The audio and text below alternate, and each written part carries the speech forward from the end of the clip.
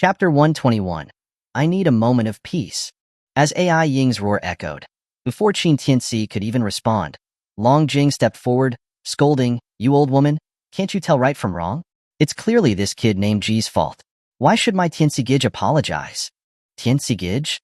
AI Ying was baffled by Long Jing's term of endearment for Qin Tianci. Looking at the two women who bore an uncanny resemblance to her own daughter, she was momentarily at a loss. Lin Mushi then stepped forward and asked, "Big sis? Second sis? What are you doing here?" "Big sis? Second sis?" AI Ying was even more astonished. She only had Lin Mushi as her daughter. When did she suddenly gain an older and second older sister? Wu Wenyao stood dumbfounded in the back of the crowd, his mind completely blank. The blow he had received from Qin Tianci was already more than enough. And now, he had run into two women who were on par with Lin Mushi. He immediately shifted his focus, pondering if he should attempt a hero's rescue, hoping to gain some favor. Just taking one woman like Xiao Qianxue or Long Jing to bed would be like enjoying a celestial experience. But what was happening here? Both of these women seemed to know Qin Tianci very well. Ren Yang, watching Qin Tianci's display, keenly noticed Wu Wenyao's thoughts and coldly snorted a warning. "Don't get any wild ideas. These women aren't for you to touch. From now on, keep your eyes open." Huh. Wu Wenyao was even more shocked. "Teacher, he's two-timing three people? Imph. So what if he is? With master status, even if he's two-timing 7 or 10, it's only to be expected." Ren Yang's words made Wu Wenyao's face turn bright red, feeling like he had been dealt 1,000 blows. As the deputy chief physician at the Sacred Medicine Hall, his status and position were highly regarded. Now, he was even less worthy than some country bumpkin. It made him feel deeply hurt and resentful. Why? Why was it that, despite being around the same age, this guy could shit all over him? Just then, Ji Feng crawled up from the ground, clutching his aching chest, and roared angrily at Qin Tianci. "You bastard, do you really think I don't dare kill you? In Jiangbei, no one has ever dared to hit me twice." Qin Tianci casually took a drag of his cigarette and chuckled. "Is that so? Well, you've met one now. And not only that, every time I see you from now on, I'll hit you." Upon hearing this, AI Ying came back to her senses from her shock and immediately scolded. "How dare you speak to Master Ji like that? Do you know who he is? If you want to die, don't drag me and Mushi down with you." However, Lin Mushi spoke. "Mom, stop making things worse. Tianci has his own reasons." "He has reasons?" AI Ying said angrily, full of disappointment. "You're still defending him now? Offending the Ji family in Jiangbei means certain death. Do you even understand that?" Then she threatened Qin Tianci again. "I don't care who you are to Professor Rin or what your identity is. In front of Master Ji, you better behave yourself, or no one will be able to save you. Apologize right now." AI Ying was in a state of extreme panic. Having spent years in the medical field, she knew exactly what kind of person Ji Feng was. She was even more aware of who Ji Feng's father, Ji Tianrong, was. Although her words were harsh, she was actually trying to save Qin Tianci, and more importantly, her own daughter. If they were implicated by Qin Tianci, she and Lin Mushi would face the Ji family's brutal retaliation. Too late. But then, Ji Feng yelled angrily, staring menacingly at AI Ying, Qin Tianci, and the group of Xiao Qianxue, Long Jing, and Lin Mushi. You, and you all, you're all going to die today." "Qin Tianci, is it? Don't worry, I won't let you die so easily. I'll make you watch how these three women are ravaged and humiliated by me. I'll make you understand what it means to offend the Ji family in Jiangbei. All of you, come out." Ji Feng then waved his hand, and a large group of black-clad men holding weapons rushed into the hotel, surrounding Qin Tianci and his group. The aggressive sight scared AI Ying's face pale. She immediately pleaded, "Master Ji, this is a misunderstanding. Please don't be angry." "Bullshit. Shut your mouth, you old hag." Ji Feng's face was twisted with rage, completely losing his mind. "My whole body is hurting because of this bastard. You're telling me it's a misunderstanding? This?" AI Ying's face was ashen. But my daughter and I are innocent. How about you let us go?" "Let you go?" Ji Feng sneered. "I've been chasing after your daughter patiently for so long, but she went and gave herself to a nobody. Do you think I'll let her go? Not just Lin Mushi, but even you old hag. There are people on my side who'd be interested. None of you are going anywhere." Watching the deranged Ji Feng, Wu Wenyao felt a smug satisfaction. So you were arrogant, huh? You finally met your match, haven't you? Go. Take the men out, leave the women. As Ji Feng's order was given, Wu Wenyao's face froze. Crap. What did this have to do with him? Wu Wenyao tried to flee but suddenly heard a woman shout. Stop! Ning Xian walked out of the crowd, her gaze sharp as she stood in front of Qin Tianci. Ji Feng, are you sure you want to cause trouble in my Tianbei hotel? Ji Feng's expression changed drastically upon seeing Ning Xian. Then he said through gritted teeth, Boss Ning, I don't want to cause trouble either, but this bastard is going too far. Don't blame me for not giving you face. Ning Xian's expression was cold as she looked directly at him. Ji Feng, my family and yours have always minded our own business, but you cannot touch Mr. Qin. You are not qualified to do so. Everyone was stunned, especially Aiying and Wu Wenyao, who were behind them. They knew that Ning Xian was the owner of the Tianbei Hotel and was backed by the Ning family. Although the Ning family's power wasn't equal to the Ji family's, it was definitely not a soft target for them to manipulate. They didn't expect her to come out and defend Qin Tianci. Ji Feng's face darkened. Boss Ning, I advise you to think this through. Are you trying to turn against my family for the sake of this nobody? Slap. Before he could finish, Ning Xian raised her hand and slapped Ji Feng across the face. So what if we turn against you? What do you think your Ji family is? Do you think the Ning family can't afford to offend you? If you dare touch a single hair on Mr. Qin's head today, my family will never be at peace with yours. Her words caused everyone to gasp. Everyone thought that Ning Xian was only maintaining order on the scene, but now she had publicly stood up against Ji Feng for Qin Tianci and even slapped him. This was no joke. Ning Xian represented the Ning family, and this slap was equivalent to a public declaration of war with the Ji family. On the other hand, seeing Ning Xian acting so possessive, the three women, Xiao Qianxue, did not look surprised. Instead, they exchanged knowing glances. Were they about to gain another sister? Ji Feng, having been slapped by Ning Xian, looked like a bruised plum.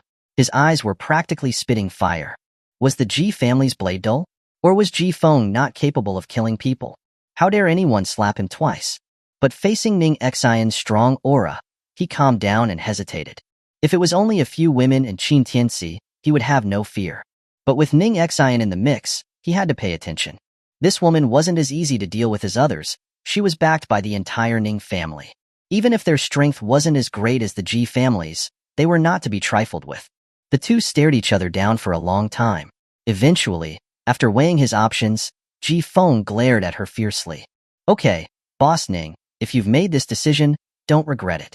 Let's just wait and see. After much deliberation, Ji Feng decided to go back and report to his father first. He would absolutely not let go of this Ning family. Qin Tianci and those women, Aiying and others were relieved that Ning Xian had forced Ji Feng back. No matter what happened in the future, at least they've been given a reprieve for the night. But then, Qin Tianci suddenly spoke up. Did I say you could leave? His words killed the hopes of everyone just hanging by a thread. Aiying stared at Qin Tianci in horror, angrily scolding. What else do you want? Boss Ning has already stood up for you. Can't you just quit while you're ahead? Qin Tianci then walked up to Ji Feng, his expression indifferent, and pointed at Xiao Qianxue and Long Jing. Did you touch them tonight? Ji Feng laughed maniacally, his laughter filled with arrogance. You are really someone who doesn't know his place. You really think I wouldn't dare to touch you? Ning Xian had given him an opportunity to retreat, but Qin Tianci had thrown it away. This suited him just fine. Let's see how Ning Xian would dare to protect him now. But Qin Tianci remained unmoved, his gaze indifferent as he repeated his question. I'm asking you, did you touch them tonight? So what if I did? Ji Feng spread his arms wide with extreme arrogance. Both of my hands touched them, and I'll keep touching them in the future. Touching them until they're soaking wet. Ha ha ha, what can you do about it? Hearing his words, Qin Tianci took a calm drag of his cigarette, a smile appearing on his face, a smile that was chilling. Nothing. I just need a moment of peace. Haha, you coward. You just need a moment of peace? You are the kind of man that these women fell for? Ha ha ha ha. Ji Feng laughed without stopping, mocking Qin Tianci's powerlessness. But in the middle of his laughter, he suddenly saw a pink dagger, forming a beautiful arc, flying past Qin Tianci and headed towards him. Chapter 122. Just a Ji family. Ah. The moment the dagger stabbed into Ji Feng's shoulder, he immediately let out a pig-like scream. I've been holding back all night. I finally don't have to hold back anymore. Long Jing, her face filled with a murderous smile, leaped into the air, her expression excited. Qin Tianci and her understanding was in that moment of, I just need a moment of peace. When he said those words, Long Jing knew she could finally release all the anger she had been suppressing all night. Quick! Stop her! Seeing Long Jing's bloodthirsty demeanor, Ji Feng was immediately terrified, screaming in panic. The other bodyguards immediately rushed toward Long Jing, but she quickly sliced and diced them. Just with the first touch, she had severed their limbs and left them on the ground wailing in pain. Qin Tianci, however, calmly turned around, wrapping an arm around both Xiao Qianxue and Lin Muxi, and turned with a smile. Let's go. Although the two women were shocked, they didn't ask any questions. They smiled sweetly and nodded, following him out of the hotel to the stunned looks of the crowd. However, when they reached the door, Qin Tianci stopped, turned his head, a cold smile playing on his lips. Jing Jing, enjoy. Thank you, Tianci Gij. Long Jing, receiving his order, licked her lips and became even more excited. Smiling, she twirled the dagger between her fingers as she walked toward the terrified Ji Feng, who was lying in a pool of blood. Master Ji, are you ready to die? You're really called Jing Jing? You can't come over here. The next day, the Ji family, looking at Ji Feng, who was on a stretcher with his bones shattered, tendons severed and close to death, Ji Tianrong's face was dark. After a moment, he said in a low voice, Who did this? The surviving bodyguard hastily reported, Master, it was a woman called Long Jing. A woman? Ji Tianrong was the chairman of Ji Pharmaceutical, and his high position in life gave him a superior aura. Just the simple question made the surrounding bodyguards and housekeepers break out in a cold sweat. I've told this unfilial son, don't just think about chasing girls all day long. You'll die because of them eventually. Ji Tianrong's voice wasn't loud, but it was filled with authority, making those around him not dare to interrupt. Ji Tianrong forced back his anger. Who is this Long Jing? He, as a father, had put so much effort into ensuring Ji Feng's safety. The people he arranged for him were all elites, and their minimum strength was an inner force martial artist. But now, he had been beaten into a near-dead state by a woman. This made him furious and very surprised. He knew that Jiangbei was almost entirely under the control of his Ji family. He would hear about any disturbance. When had such a powerful woman appeared, not only was he unaware of her existence, but his son had been taken out by her as well. The bodyguard didn't dare to hide anything and explained to him all of the events and people Ji Feng had come into contact with. Ji Tianrong's pupils shrank, his brows furrowed. Qin Tianci? A member of the Qin family in the capital? No. The housekeeper stepped forward at this time and said, Master, I have investigated this Qin Tianci. He was born in an ordinary family in Jiangling. His younger sister is Qin Yeye, and his mother is Xue Qin. He served 3 years in prison for rape 3 years ago. He is not anyone important. 3 years in prison? Ji Tianrong was even more confused. This kind of convict can manage to get into the good graces of the Xiao family in Jiangling, and have such a powerful woman by his side, and even have Jiangbei's genius Dr. Lin Muxi enamored by him?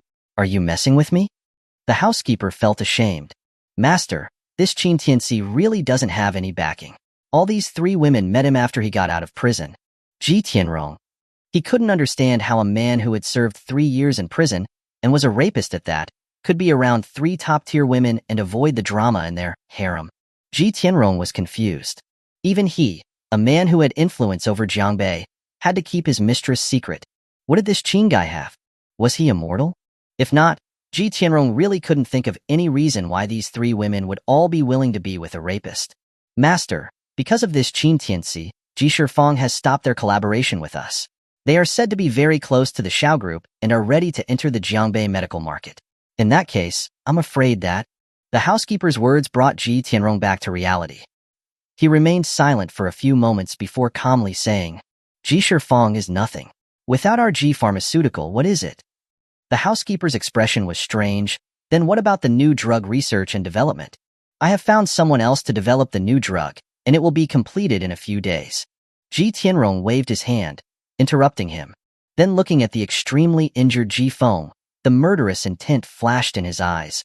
You dare to beat my son like this? Ji Shifeng, Lin Muxi, and this Qin Tianci. I won't let any of them go, but not now. Hearing his murderous words, the The housekeeper trembled in fear and hesitated before asking, "Master, are you thinking of waiting until the World Medical Expo is over?" Ji Tianrong nodded. "This World Medical Expo is very important to our Ji Pharmaceutical. As long as the new drug can be launched smoothly, our Ji family will own half of the medical market of Jiangbei and the entire Dragon Kingdom. I cannot allow any errors during this critical moment." After saying that, he took a deep breath, as if trying to control his anger, and then said, "Go and bring that person over, and see if there is anything left to be done for my son?" "Yes, master."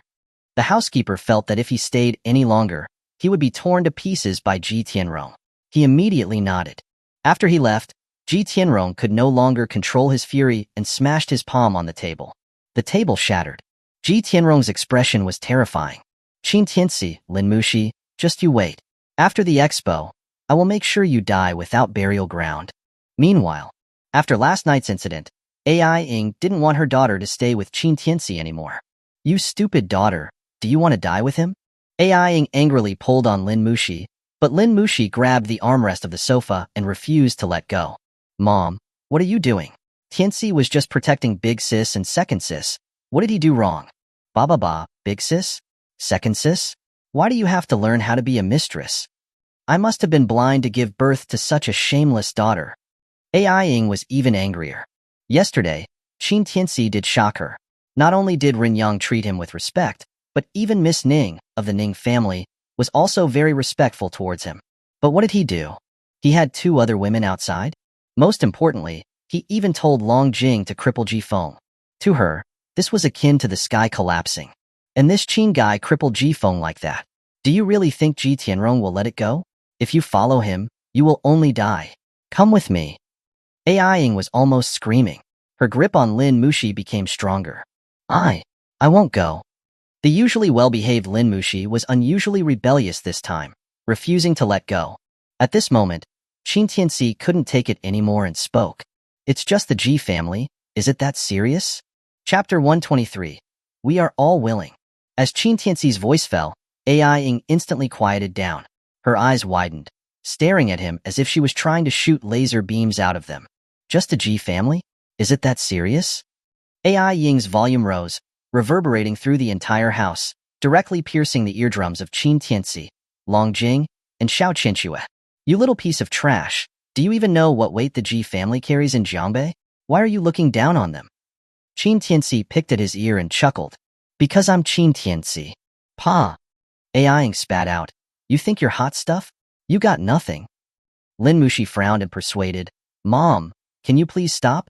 I'm grown now. I can handle my own affairs." Ai Ying was getting angrier by the second. "What can you handle? Tell me. What can you handle? I have introduced you to countless fine young men over the years, but you wouldn't even look at any of them, and now you went and found some ignorant fool. Are you doing this on purpose to upset me?" Lin Mushi said firmly. "No matter what you say, from today onwards, Tianci is my fiancée, and no one can change that." Hearing her unwavering words, Ai Ying began to feel dizzy with anger and almost fainted. Her finger trembled as she pointed at Lin Mushi. "You, Lin Mushi, I think you've been possessed by a demon. Even Professor Rin has to call Tianci master. How can he be as bad as you say?" "Yes, though I don't know what tricks this guy is using to get even a professor of Rin Yang's stature to play along, but I'm telling you, the Ji family is not something we can trifle with." Seeing that she was unyielding, Ai Ying could only try to reason with her. She did her best to suppress the explosion about to happen. Even if he does have some ability, what about them? She pointed at Long Jing and Xiao Qianxue, who were enjoying a show. Both of them paused and were, once again, caught in the line of fire. Ai Ying scolded. "Who knows how many women this guy has outside? Can they even accept you?" "Yeah, why not? I don't care. As long as Big Sis doesn't mind, I'm good with it." To everyone's surprise, both Xiao Qianxue and Long Jing spoke up simultaneously. Ai Ying was shocked, her face filled with disbelief. She immediately ran over to Xiao Qianxue and asked her, "What do you mean, yeah? I'm asking you, are you willing to share a husband with another woman?" Xiao Qianxue smiled at this. "I am willing." Ai Ying was dumbfounded. She turned to Long Jing. "What about you? Are you willing to have your man have other women? Are you willing to be a mistress?" "I am willing." Long Jing grinned. "Auntie, what year is it? Who cares about that anymore? Forget another sister Mushi, even if there are more in the future, what does it matter? You. AI-ing was completely speechless and distraught. She didn't understand. Had she been transported to the ancient times? Or had these women been hypnotized by Qin Tianci? In this day and age, were there still women who were willing to share a husband? Especially women as beautiful and outstanding as them? Xiao Qianxue then stepped forward and smiled, trying to persuade her. Annie AI, please stop worrying about it. Mushi has her own choice. As the oldest, she had the duty to help Qin Tianci resolve the conflict between him and his in-laws. Although this AI-ing wasn't exactly pleasant, she was Lin Mushi's mother after all. Anyone else would have slapped her already. However, AI Ying's world had been shattered. She couldn't believe the smiling faces of Xiao Qianxue and Long Jing. She tried to read their faces for the slightest bit of reluctance. But to her disappointment, all she saw was their blind obedience and love towards Qin Tianci. She refused to accept it. Although the system was of one husband, one wife, it wasn't uncommon for some powerful figures to have multiple wives. However, that was only on the condition that the man was sufficiently outstanding and powerful. But she couldn't find anything in Qin Tianci that would justify him having 3 wives. At least, she didn't think so. I'm too lazy to argue with you. AI-ing, realizing that arguing was useless, said, I have a very important appraisal meeting today and don't have time to waste here. When I come back, if I see you still in my daughter's house, don't blame me for turning against you. She glared fiercely at Lin Mushi before storming out with her bag. Seeing this, Lin Mushi sighed helplessly and said apologetically to Qin Tianci and the 2 women, I'm sorry, that's how my mom is. Tianci, big sis, second sis, please don't mind her. Xiao Qianxue knew that Lin Mushi was stuck in the middle and pulled on her hand to reassure her. It's okay, I understand how you feel. When Tianci came to my house before, my dad wasn't any nicer to him. I'm sure that after some time, Auntie AI will change her mind about our husband. Oh dear, Mushi, don't think so much. If your mom really disagrees, we'll just elope with Tianci Gij. Once you have a bun in the oven, she will have to agree whether she likes it or not. Long Jing was very casual about it. Hearing this, both women were stunned. Lin Mushi was introverted. She wasn't used to such teasing. She immediately scolded. Second sis, what are you even saying? Don't think I'm joking. Ignoring Qin Tianci's darkening face, Long Jing winked. Our men are far more powerful than you imagine. You'll know soon enough. Huh. Hearing this, Xiao Qianxue noticed something amiss and asked suspiciously, Second sis, have you tried him? Huh. Long Jing knew she had said the wrong thing. She immediately laughed it off. No, I'm just guessing. Tianci Gij, aren't we going to buy a house? Now that everyone's here, let's go have a look together. Just as Qin Tianci was about to speak, his phone rang, interrupting their conversation. It was a good chance for him to escape, so he immediately took out his phone. It was an unknown number. Hello? Is this your majesty? It's Ning Xian. Ning Xian? Hearing the trembling voice from the other side, Qin Tianci was stunned. He didn't expect Ning Xian to call him. What's the matter? Ning Xian quickly said, I'm sorry, your majesty. I hope I'm not disturbing you. The thing is, Chief Xia personally told me to take care of everything for you in Jiangbei. I heard that you're here to investigate the Gu sect, and there's an appraisal meeting today. All the important people in Jiangbei will be there. So I was wondering if you have the time today? Hearing this, Qin Tianci glanced at the confused 3 women. He thought that buying a house wasn't urgent, so he immediately said, Okay, I'm at Runabei. Just come pick me up. Chapter 124. With my king here, who dares claim the heavens? Qin Tianci had initially intended to go with the 3 women, but Lin Mushi said she needed to stay home to study the revival pulse needle technique to prepare for the World Medical Expo in a week. Xiao Qianxue said she had an appointment with Zhang Honghua to discuss cooperation matters. As for Long Jing, upon hearing that the person Qin Tianci was speaking to on the phone was a woman, she wisely smiled and said she wanted to take a beauty nap at home. Qin Tianci knew she didn't want to be a third wheel and felt somewhat helpless. He had no choice but to go alone. However, when Ning Xian opened the Rolls-Royce door for him downstairs, Qin Tianci keenly noticed that all 3 women seemed to be watching him from the window. Although they couldn't possibly see anything from the 40th-something floor, a woman's curiosity seemed to overcome such obstacles. In the car, Ning Xian sat primly in the back, a stack of documents resting on her slender black-stockinged legs.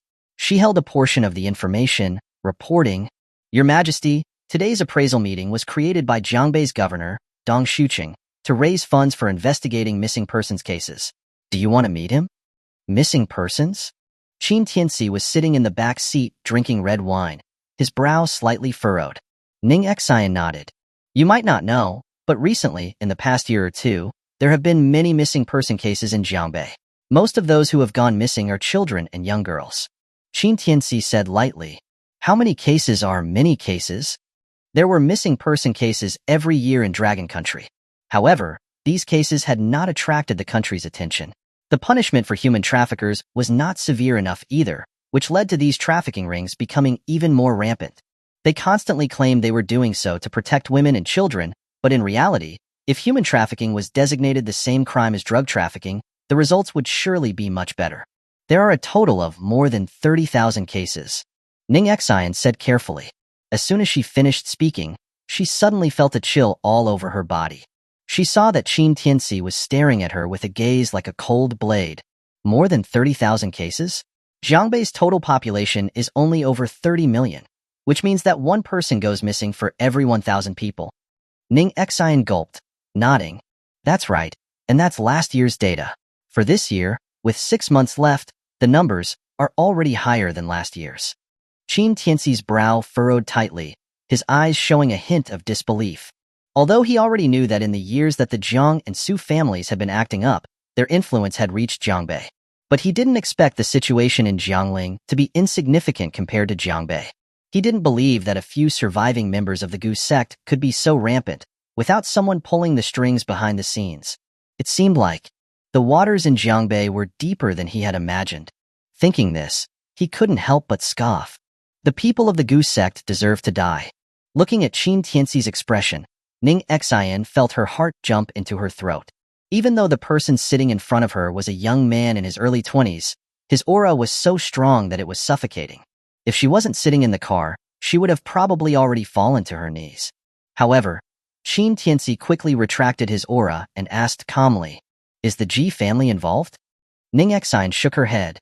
Although the Ji family has a monopoly on many medical resources in Jiangbei, their reputation amongst the people is still quite good, especially after their cooperation with Ji Shifeng, which has earned them a lot of fame. Moreover, I haven't found any clues that the Ji family is working with these sorcerers. Upon hearing this, Qin Tianci chuckled. Ji Tianrong is hiding quite well. Why does your majesty think that these sorcerers are backed by the Ji family? Ning Xian asked, confused. Although the Ji family's young master had done a lot of bad things over the years, Ji Tianrong was genuinely developing Jiangbei's medical industry. Moreover, he had secured a lot of medical resources for the Jiangbei people, so he was more praised than criticized. Qin Tianci leaned back in his chair, took a drag of his cigarette and said lightly, Do you know what these sorcerers who use gu raise their gu with? Ning Xian shook her head, indicating she didn't know. Qin Tianci looked at her, then reached out and pointed to her chest. Heart blood.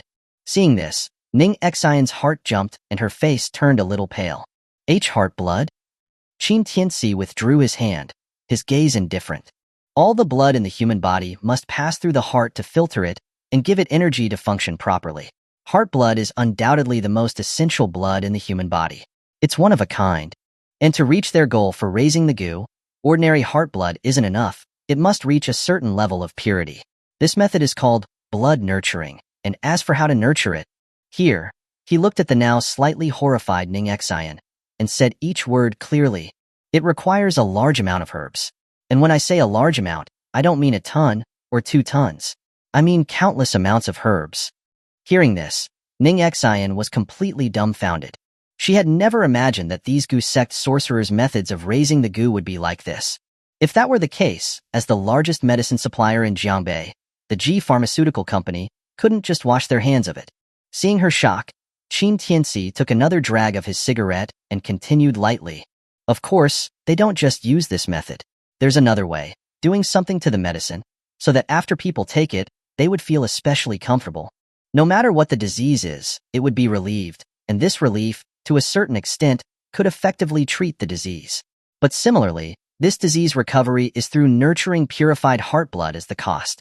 Hearing this, Ning Xian's pupils had shrunk to the size of pinpricks, her voice even trembling. So, in other words, with this second method, as long as the disease is cured, the food for the goo worms would also be ready? Qin Tianci smiled. You're right. Boom. Ning Xian felt a chill run down her spine, her scalp tingling. Although she was under Xia Zifu, she wasn't high up, and was like most ordinary people. Hearing such shocking things, she felt a chill thinking of the missing persons in Jiangbei. However, she was a woman who had seen a bit of the world and quickly calmed down. Her eyes showed determination. If the Ji family is truly behind this, I, Ning Xian, swear to never live under the same sky as them. Qin Tianci looked at her with interest. Aren't you afraid of the Ji family's revenge? As far as I know, the Ji family has the power to control everything in Jiangbei. The heavens? A trace of contempt appeared on Ning Xian's exquisite face. With your majesty here, who dares claim the heavens? Qin Tianci laughed heartily, but his laughter was filled with murderous intent. Heh, the heavens of Jiangbei should indeed change. After he said that, he opened the car window, looking at the bustling streets outside, his gaze full of fierce dominance. Chapter 125. My father is Lu Daorong. After they reached their destination, Ning Xian led Qin Tianci to the center of the venue. She had told him that this appraisal and auction meeting not only gathered Jiangbei's elite families, but also the Jiangbei governor, all kinds of inspectors, and big figures from the Martial Arts Association. The items to be appraised and auctioned were also diverse. There were famous paintings, antiques, and land, all said to be extremely rare treasures.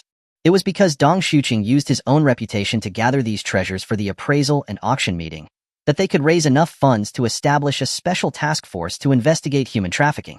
From the way it looked, he had made up his mind to get rid of these dark tumors. Therefore, in recent days, Dong Shuqing's reputation had also risen considerably.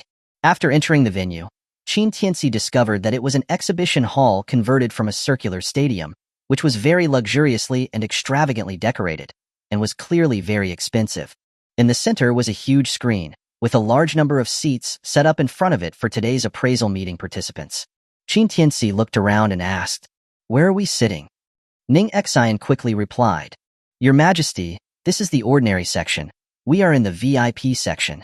As she said that, she pointed to the glass booths behind the seats. With the Ning family's wealth and influence, it was only natural for them to have their own private booths for such appraisal meetings. Therefore, he wasn't surprised. He just instructed, You don't need to use honorifics for me here. Okay, Mr. Qin. Ning Xian nodded obediently. Just as she was about to bring Qin Tianci to the VIP booth, a tender male voice suddenly came from the side. Little Xian Jie? Hearing this, the two turned to see a young boy, not yet 20 years old, walking over with great joy. Ning Xian was stunned for a moment after seeing him, and then a bright smile appeared on her face. She touched his head and asked with a chuckle, Little Boo, why are you here? The boy immediately avoided her hand, looking disgusted. Little Xian Jie, don't touch my head. I'm not a kid anymore. Haven't you heard? A man can have his head cut off, but his hairstyle cannot be messed up? Ning Xian couldn't help but laugh and said, You little kid, you care about your hairstyle. I'm not a kid. I'm all grown up now. In another 2 years, I can marry you. Surprisingly, the boy's face changed as soon as he heard this. He retorted with displeasure and seriousness. However, he quickly noticed Qin Tianci next to Ning Xian, and his eyes filled with hostility as he sized him up. Little Xian Jie, who is he? Ning Xian's face showed a hint of embarrassment. She couldn't help but look away. This is Mr. Qin. Your boyfriend? Seeing her like this, the hostility in the boy's eyes deepened. Ning Xian was stunned, her fair face suddenly turning red. She waved her hands in denial. No, no, no. How could that be? How could Mr. Qin be my boyfriend? Little Boo, don't talk nonsense. That's good. Hearing her explanation, the boy breathed a sigh of relief. Then, he straightened his chest and walked in front of Qin Tianci, his face full of arrogance. Mr. Qin, is it? My surname is Lu. My name is Xiaobu. You can call me Lu Bu or Lu Xiaobu. Since this is the first time we've met, let me get things straight. Little Xian Jie is going to be my wife in the future, so you better not have any thoughts about her. Otherwise, my fists won't show any mercy. As soon as he finished speaking, the smile on Ning Xian's face froze. Her eyes flashed with panic. She quickly stepped forward to try and persuade him. Little Boo, how can you talk to Mr. Qin like that? Apologize quickly. Why should I apologize? He is getting too close to my woman. As a man, he should have the courage to explain himself. What if he tries to take advantage of you? Liu Xiaobu said matter-of-factly, not feeling that anything was wrong. Who is your woman? What are you thinking about all day? Ning Xian immediately denied it. I'm not a kid anymore. I'm all grown up. Little Xian Jia, I said I would marry you. I will be responsible for you. If anyone dares to get close to you, I'll make them taste my fist. Liu Xiaobu retorted unhappily. After he finished speaking, he didn't forget to clench his fists as a threat to Qin Tianci. Qin Tianci was amused. So you're good at fighting? Liu Xiaobu chuckled, his expression proud. I'm not that good, but my father is Liu Daorong, the president of the Martial Arts Association of Sanjiang Province. Hearing these words, Qin Tianci was stunned. He didn't expect this kid to be Liu Daorong's son. He killed Jiang Tianyu, the vice president of the Jiangling City Martial Arts Association. He hadn't even received any complaints from Liu Daorong, and yet he met his son here. Seeing that Qin Tianci was surprised after hearing his father's name, Liu Xiaobu became even more smug and threatened Qin Tianci again. Do you know who I am now? If you know who I am, then quickly get out of little Xian's way. Qin Tianci snapped back to his senses and laughed. This kid is quite energetic. Quite energetic? What did that mean? Although he didn't understand, he could see that Qin Tianci was making fun of him. His expression changed and he pointed at him angrily. What are you laughing at? Qin Tianci waved his hand. Nothing. I just remembered something happy. You were clearly laughing at me. Liu Xiaobu was even more furious. Ning Xian saw that the situation was getting worse and immediately reprimanded in a low voice. That's enough. Stop messing around. If you don't stop, I'll tell your dad to bring you home. Liu Xiaobu immediately withered and begged. No, no, no. I won't say anything. Can you please stop, sis? It's not easy for me to come out and have some fun. Ning Xian had a headache. She rubbed her forehead and asked, Where's your father? Didn't he come with you? Liu Xiaobu glared at Qin Tianci fiercely and then pointed towards the crowd. There. Isn't he over there? Following the direction he was pointing, Qin Tianci and Ning Xian saw 4 or 5 people walking toward them. The person leading them was a meticulous middle-aged man with a peaceful face, and the people around him were all radiant. They were clearly all dignitaries. Ning Xian immediately led Qin Tianci forward and greeted them politely. Uncle Dong, Uncle Liu, greetings to all of you. After seeing Ning Xian, the group stopped talking. The person at the front was Dong Shuqing, the governor of Jiangbei, and the calm, bespectacled middle-aged man was Liu Daorong, the president of the Martial Arts Association of Sanjiang Province. Little Ning, the Ning family also sent you here to participate in this appraisal meeting. Hee, I thank you for those missing children. Dong Shuqing smiled brightly, his voice filled with joy. You're too kind, Uncle Dong. The Ning family is a local family in Jiangbei, and these public welfare issues are our responsibility. Haha, I already guessed that you would come, little Xian. This brat in my family insisted that I bring him along. Sigh, I had no choice. Liu Daorong chuckled and teased, causing Ning Xian's face to turn red again. She smiled helplessly. Uncle Liu, please don't tease me like that.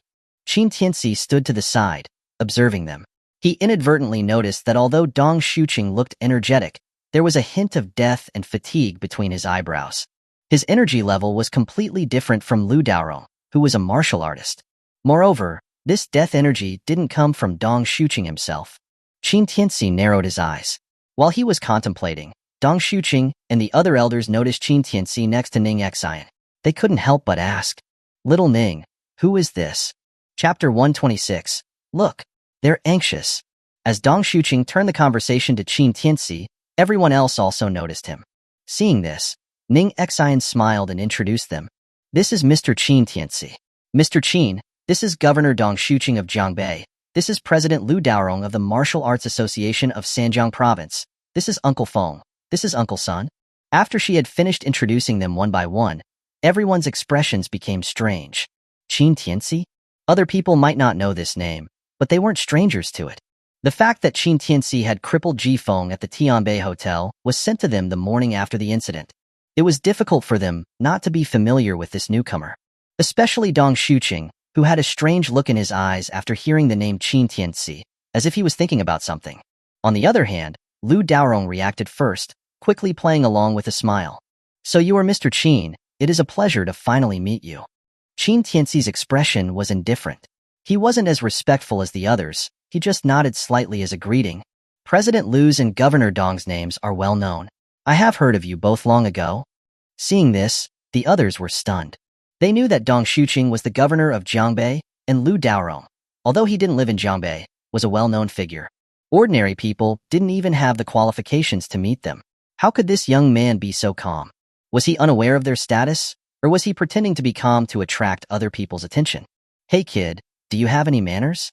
These are President Lu and Governor Dong. What is your attitude? Feng Kong wouldn't let go of this chance to show off in front of the two. He immediately scolded Qin Tianci. Sun Hua wasn't willing to fall behind. Miss Ning, your friend seems to lack manners. Bringing a stranger to an event like today doesn't seem very appropriate, does it? As soon as these words came out, the atmosphere among them dropped to freezing. Ning Xian's heart tensed when she saw the two attacking Qin Tianci. She was about to explain, but Qin Tianci beat her to it, asking, "Who are these two?" Ning Xian quickly said, "Mr. Qin, Uncle Feng, and Sun Hua are the directors of the Jiangbei General Inspection Committee. They are also the family heads of the Feng family and the Sun family." Here, she also reminded him, the Feng and Sun families, together with the Ji family, are three well-known families in Jiangbei. Seeing how respectful Ning Xian was towards Qin Tianci, Dong Xuqing and Lu Daorong were both shocked. They knew very well who Ning Xian was. This young lady of the Ning family wasn't as powerful as the Ji family, but she could be said to be very influential in Jiangbei. Moreover, it had never been rumored that she had a boyfriend. Today, she brought a male companion, and she was also so respectful of him. This made the two of them have a hint of speculation. Qin Tianci just smiled after hearing this. So that's how it is. No wonder I felt like they were from the same mold as the Ji family at first glance. As expected, the people in Jiangbei are all cut from the same cloth. Everyone was stunned at the same time after hearing these words. No one had expected that Qin Tianci would suddenly say such disrespectful things. Kid, what did you say? Feng Kong reacted to the words, his temper flaring up immediately. He pointed at Qin Tianci and angrily questioned him. Qin Tianci smiled even brighter. Didn't you understand? Then listen carefully. You, and you? As he spoke, he pointed at Feng Kong and Sun Hua. You are cut from the same cloth as the Ji family, one and the same. Do I need to be any clearer? After these words, the faces of the two were instantly flushed with anger. Feng Kong angrily cursed. What do you think you are? How dare you speak about the three great families?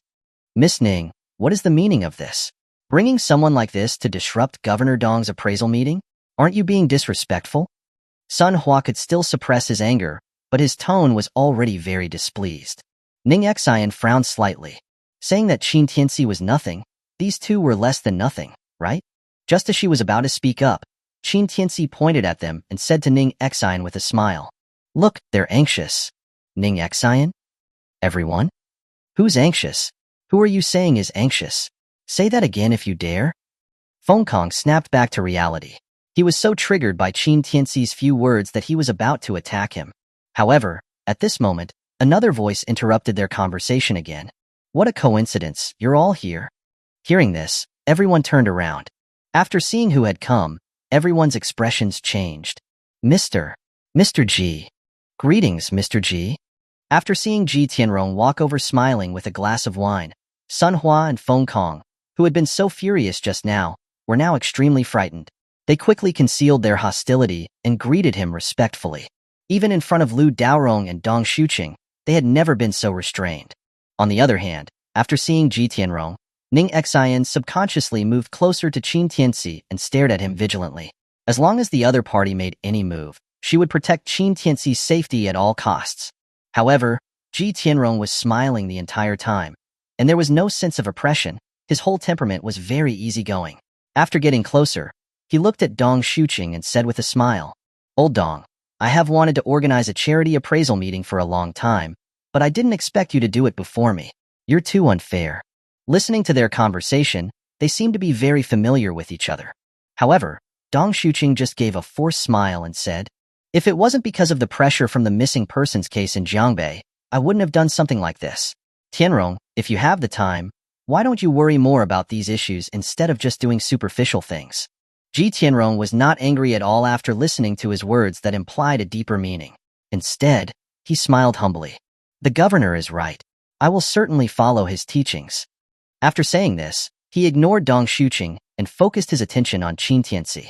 At this time, Qin Tianci was also sizing him up. His gaze was calm and unreadable. I presume that this is Mr. Qin? Ji Tianrong stepped forward and asked Qin Tianci gently with a smile. Seeing his harmless attitude, Qin Tianci also smiled. I crippled someone last night, but I heard he has a very powerful father. Could that be your son? Hearing him carelessly bringing up Ji Feng's matter in front of Ji Tianrong, Dong Shuqing and Lu Daorong's faces changed. This kid, was he not too reckless? However, Ji Tianrong's smile didn't fade. He just stared at Qin Tianci and said sincerely, "My son is unruly, and it is the fault of me, the father. It was my honor that Mr. Qin made a move to help educate him, allowing him to learn a lesson." Qin Tianci shrugged, then took out a cigarette, lit it leisurely, and blew smoke towards him. "Then you should be honored. You should also thank me." After hearing these words, everyone gasped and their hearts jumped to their throats. On the other hand, Ji Tianrong asked with a smile, "Oh, why should I thank Mr. Qin?" Qin Tianci laughed. "Because it was my wife who did it last night. If I had done it myself, your good-for-nothing son would have probably died. He wouldn't have been left with any breath left." Hearing this, Ji Tianrong started to laugh out loud. "Haha, in that case Ji, should really thank Mr. Qin." Qin Tianci nodded as if it were a matter of course. Then he raised his hand at him. "Since you admit it, then what are you waiting for? Come, kneel down and kowtow to me a few times." Chapter 127, Appraisal Meeting, Part 1. Qin Tianci's shameless words left everyone around them completely stunned. They stared at Qin Tianci with disbelief. "You crippled someone's son, and now you want his father to kneel down and thank you? Are you some kind of Buddha?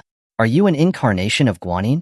Sure enough, even an old fox as shrewd as Ji Tianrong couldn't help but twitch his eyes after hearing Qin Tianci's words, a flash of venomous anger crossing his face. However, he quickly hid it, forcing a smile and said, "Mr. Qin is truly amusing. Little Ning, you have excellent taste." Hearing this, Ning Xian didn't deny it. She just smiled coldly. "You flatter me, Uncle Ji." Ji Tianrong nodded with a smile, then exchanged a few more pleasantries with Feng Kong and the others, and then turned to leave. However, as he left, he took a deep look at Qin Tianci, the coldness in his eyes enough to freeze a person solid. After he left, Feng Kong and Sun Hua also snorted disdainfully at Qin Tianci and left after Ji Tianrong. After they had left, Lu Daorong suddenly stepped forward to Qin Tianci and said, "Mr. Qin, may I have a word with you in private?" Lu Daorong's attitude was completely different from before. It was as if he was behaving like a subordinate talking to a superior. Qin Tianci glanced at him, not agreeing. "We can talk later when there's time." With that, he gave Ning Xian a look and then followed her upstairs to the VIP booth. Lu Xiaobu snapped out of his daze and followed them. At this time, Ai Ying appeared in the venue, in the middle of the crowd. She seemed to have seen a familiar figure and couldn't help but rub her eyes. "Huh? Why would that kid be here? No, I must be seeing things." Ai Ying thought that she was hallucinating. She didn't pay it any mind and turned to continue looking for something. She muttered, "They said that the governor of Jiangbei would be here today. I wonder if he's come." On the other side, after watching Qin Tianci go up to the VIP booth, Dong Shuqing asked with some confusion, "Old Lu, do you know that kid named Qin?" Hearing this, Lu Daorong's mind jolted. He immediately said sternly, "Old Dong, watch your words." Huh. Dong Shuqing's expression changed slightly. He had known Lu Daorong for so many years, but he had never seen him so nervous before. "You're..." Lu Daorong looked around and then leaned in to whisper something into his ear. In the next moment, Dong Shuqing's pupil shrank, and he almost fell down on his knees. What did you say?" He's. "Shoo." Lu Daorong made a gesture to silence him in horror. His face panicked. "Do you want to die? Why are you so loud? Do you know why I asked you to organize this appraisal meeting? It's because that great Buddha is coming to Jiangbei. And isn't your daughter still lying in bed, unconscious? I'm telling you, old Dong, if you want to save your daughter, save the 30 million people of Jiangbei and push down the Ji family. This person is your only chance." Hearing this, Dong Shuqing's heart felt like it was being hit by a tidal wave. He never thought that this seemingly ordinary young man would actually be the legendary one. In an instant, the tiredness in his face was swept away and replaced by a light of hope. Thinking of his daughter who had been lying in bed for almost 3 years, the corners of his wrinkled eyes became wet with tears. Lu Daorong sighed helplessly, patting his shoulder. Old Dong, I've said all I can say. The rest is up to you. After saying that, Lu Daorong turned and left. Dong Shuqing stood there motionless, his eyes becoming more determined than ever before. Qin Tianci originally thought that it would only be him and Ning Xian in the booth, but he never thought that Lu Xiaobu would follow him for some unknown reason. He couldn't help but ask curiously, "Why did you follow us?" Lu Xiaobu said unhappily, "Why do you care what I do? Anyway, I will never allow you to be in the same room as little Xian." Ning Xian said helplessly, "Mr. Qin and I still have important matters to discuss. Don't be so stubborn. Go find your dad." "I won't." Lu Xiaobu didn't listen at all. He sat down on the sofa and took the stance of not leaving unless someone carried him away. "Little Xian, did you fall in love with him? What's so good about him? Where am I worse than him?" Qin Tianci was speechless, but he didn't feel like arguing with a kid. Ning Xian saw that he didn't want to chase the other away, so she had no choice but to give up. Soon, the appraisal and auction meeting began. At the beginning, it was all just some ordinary collectibles. Although there were many wealthy people in Jiangbei, they weren't interested. The people bidding were scattered and few, and there were even a few items that weren't even sold. Naturally, Qin Tianci was not interested either. But coincidentally, Ji Tianrong, Dong Shuqing, and Lu Daorong were all sitting in the booth opposite him. They could see each other through the glass. Ji Tianrong also saw Qin Tianci, but he didn't have much eye contact with him, focusing on the items being auctioned. Lu Daorong and Dong Shuqing, however, bowed respectfully to Qin Tianci. Seeing this, Qin Tianci immediately guessed that Lu Daorong had probably found out his identity and told Dong Shuqing. However, Lu Xiaobu was very puzzled. His own father was bowing to them. Did it mean there were other big shots on their side? Of course, his attention wasn't there. It was focused on Ning Xian, who was right next to him. He would try to curry favor with her from time to time, which bothered Ning Xian very much. In the VIP booths, there were special bidding buttons. If you wanted to bid, you could just press the button, and the staff would receive the corresponding information. Soon, the warm-up items were over. What came next were all high-end, important items. Distinguished guests, the next items are surely something that you have all been anticipating. These are unparalleled treasures, the greatest of their kind. The host became enthusiastic, and the atmosphere on the scene changed from its previous coolness to one of anticipation. Next, the staff pushed a painting with a black cloth, covering it to the center of the venue. Distinguished guests, it is said that before the Battle of Dongying, the Underworld King personally painted an ink painting to encourage the soldiers. And this ink painting is now widely circulated, but it is hard to find a real one. The host kept everyone in suspense, but he was interrupted by a guest in the audience who shouted, "Stop selling it. Hurry up." "Yeah, who doesn't know the value of this thing? Hurry up." The host continued to control the scene with a smile. "It seems like everyone can't wait anymore. Then next, I will show you all the Underworld King's heroic spirit when he fought Dongying." The moment he finished speaking, the black cloth was lifted. And then, in the painting frame, a huge tiger claw was shown to everyone. Chapter 128, Appraisal Meeting, Part 2. Whoosh! As soon as this painting was revealed, everyone on the scene was in a frenzy. The tiger claw in the painting was so lifelike with the ink mixing together seamlessly. The flexible fingers seemed like they were about to reach out of the painting and tear everything apart at any moment. Just looking at it was enough to be captivating and terrifying. Holy SHD. Holy SHD.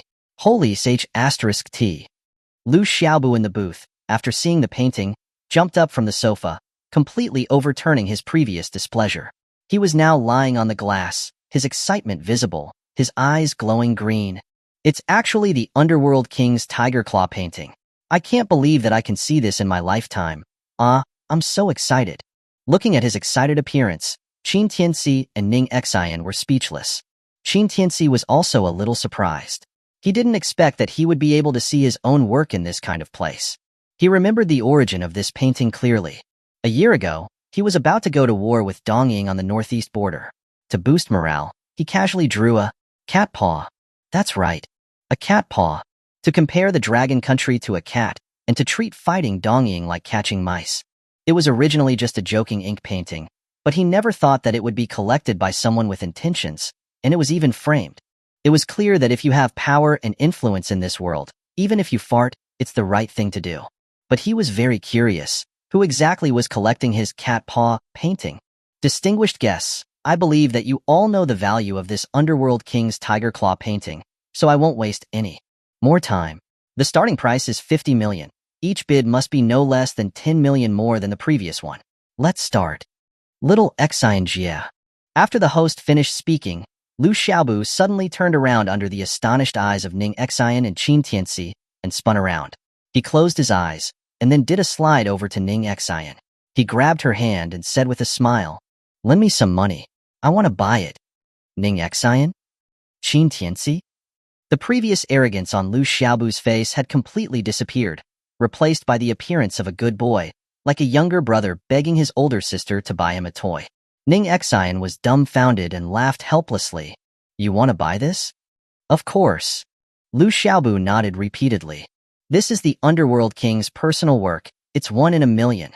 I have to get it." Ning Xian looked strange, and then looked at Qin Tianci. "The actual person was in front of you, and you were so arrogant. But now, for a painting, you're being so submissive?" Qin Tianci smiled lightly at this time. "Isn't it just a cat paw? I'll draw an even bigger one for you another day. Spending 50 million to buy this thing is just a stupid decision."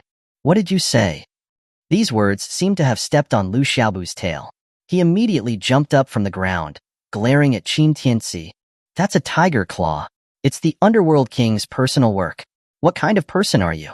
How dare you tarnish this painting?" Ning Xian quickly scolded. "Little boo, watch your tone when speaking to Mr. Qin." "Am I wrong?" Lu Xiaobu said angrily. "Who is the Underworld King? He's the Dragon Country's heaven-protecting king, unmatched in the world. How dare you humiliate his paintings? What kind of person do you think you are?" He continued to mock Qin Tianci. "You're going to draw a bigger one? You don't deserve to. Even if the Underworld King was to drip some ink on paper, it would still be priceless. How can a nobody like you pretend to be him?" Qin Tianci looked at him raging, but he wasn't angry at all. He teased with a smile. "So you admire this Underworld King a lot?" "That's right."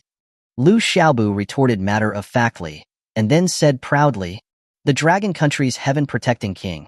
Who in the world doesn't know him? My father, Lu Daorong, has been practicing martial arts since he was young. The Underworld King's power is my life's goal. I'm his diehard fan. If you dare to humiliate my idol again, I don't mind letting you taste my fist that is as big as a sandbag." "Shut your mouth." Ning Xian was shocked.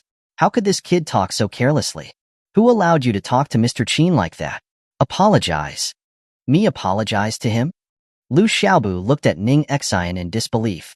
"I spit on him. How dare he humiliate the Underworld King? He's my mortal enemy. I will definitely kill him." As he spoke, he made a gesture to go up and confront Qin Tianci. Ning Xian quickly stopped him. "If you dare to disrespect Mr. Qin again, I will go and call your dad over right now." "Little Xianjia." Lu Xiaobu shook her hand and started to whine. "I really like this painting. Can you please help me? Help me bid on it?" Ning Xian massaged her temples, feeling helpless. She then looked at Qin Tianci, who had been smiling the entire time. "The funds I brought today are not mine to decide. You have to ask Mr. Qin." Bro Qin, Brother Tianci." Surprisingly, Lu Xiaobu, who had just been scolding Qin Tianci, instantly changed his tone, and instead knelt in front of him. "You're my dear brother. Please help me. Save me." "Qin Tianci?" This kid's ability to change his face is a little too fast. Moreover, it's so smooth. You can't see even the slightest hint of pretense. He couldn't help but laugh. "You really want this painting that much? A tiger's claw is something you'll only see once in a lifetime, bro." Lu Xiaobu was calling him bro with every word, as if his previous insults towards Qin Tianci had never happened. Looking at this straightforward boy who seemed to have no ill intent, Qin Tianci smiled helplessly and turned to Ning Xian, who immediately understood. "You can bid." "Thank you, bro. Thank you, little Xianjia." After receiving the permission, Lu Xiaobu didn't hesitate and happily rushed over to press the bidding button. Ding dong. "All right, VIP booth number 2 has bid 130 million. The host's announcement immediately came from below. This caused the smile on Lu Xiaobu's face to freeze. Only now did he realize that while they were arguing, the price of the painting had already been raised to 9 figures. Lu Xiaobu looked at Qin Tianci and Ning Xian awkwardly, Bro, did you bring this much money with you? Qin Tianci laughed. Just bid. Seeing him say that, Lu Xiaobu immediately felt confident, and he immediately pressed the bidding button 3 times. 140 million, 150 million, 160 million. VIP booth number 2 has bid 160 million. Is there anyone else who's bidding higher? Seeing this, the host couldn't close his mouth from smiling. He continuously gave the updates. At the same time, AIing in the ordinary seats was attracted by this continuous price increase. But from her angle, she could only see Lu Xiaobu, who was leaning on the glass. She immediately became enraged. What the hell? It's just a painting. Isn't 10 million money? After this painting was displayed, AIing also held up her bidding paddle, but only when it was in the tens of millions. But when she realized that there were so many people competing for this painting, she had to suppress her thoughts and wait for the opportunity to strike. It wasn't that she liked the painting, but that she had another use for it. She had no choice but to do this. On the other side, Lu Daorong and Dong Shuqing had also bid on this cat paw, but after seeing that Ji Tianrong had made his move, they stopped bidding. At this time, Ji Tianrong, after bidding 130 million, never thought that the booth that Qin Tianci was in would bid 3 times in a row. His face immediately turned gloomy. At this time, an elderly man with white eyebrows and eyes like an eagle walked into the booth. After seeing him, Ji Tianrong immediately stood up. Elder Hong, how is my son? The man, called Elder Hong, grinned strangely, his wrinkled skin crinkling. The young master is safe, and there's no need to use this painting to invite the saintly Dr. Long Dao. Haha, good, good, good. Elder Hong's medical skills are indeed extraordinary. Since that's the case, then we should focus our funds and bid for the final item. Chapter 129, Appraisal Meeting, Part 3. 330 million. 340 million. 350 million. 360 million. 370 million. As Ji Tianrong gave up, the price of the painting didn't stop rising. On the contrary, the competition became fiercer. Of course, the number of bidders left towards the end had become very few. Lu Xiaobu was one of them, and so was AIing. Lu Xiaobu was already in a frenzy. He was frantically pressing the bidding button.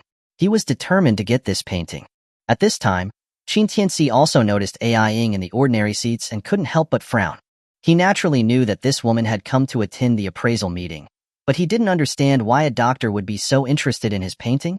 But it had to be said, AIing was really rich. She could casually take out several hundred million to buy a painting. This was not your average family. Damn it, where did this woman come from? How dare she try to steal this painting from me? Has she grown tired of living? Seeing that AIing refused to give up, Lu Xiaobu became furious. Ning Xian rolled her eyes at him. Bidding is when the highest bidder wins. Are you going to control someone else's mouth? Lu Xiaobu's face was red. He then looked at Qin Tianci with a smile on his face. Bro, can we keep bidding? Ever since Qin Tianci agreed to help him bid on the painting, Lu Xiaobu's attitude towards him had changed by 180 degrees, and he kept calling him bro, as if his previous bad attitude hadn't happened. 400 million. This lady has bid 400 million. At this moment, AIing raised her paddle again, and directly raised the price to 400 million. The whole place was in an uproar. Although the Underworld King's original work was rare enough, to raise the price to 400 million was just too exaggerated. Seeing this, Lu Xiaobu became anxious. He was about to press the bidding button, but was stopped by Ning Xian. That's enough. Do you really think that Mr. Qin's money just falls out of the sky? Little Xian Jia, I'm borrowing it. It's not like I won't pay it back. Let go of me. Time's running out. Listening to the countdown from the host, Lu Xiaobu was anxious. However, Ning Xian said, Uncle Lu wouldn't let you. He told me to stop you. Hearing this, Lu Xiaobu saw that Lu Daorong on the opposite side was glaring at him with a look that seemed like he could devour him. He shivered and quickly let go of his hand. As the host finished the countdown, the cat paw painting was finally sold to AIing for 400 million. AIing was also very excited. She jumped up from her seat, excitedly murmuring, That's great. There's finally hope for my daughter. Seeing that he didn't get the painting, Lu Xiaobu slumped and sat down, his whole expression depressed. Seeing this, Ning Xian smiled and comforted him.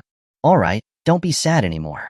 Instead of spending so much money to buy the Underworld King's original work, why don't you work hard and try to see him in person in the future?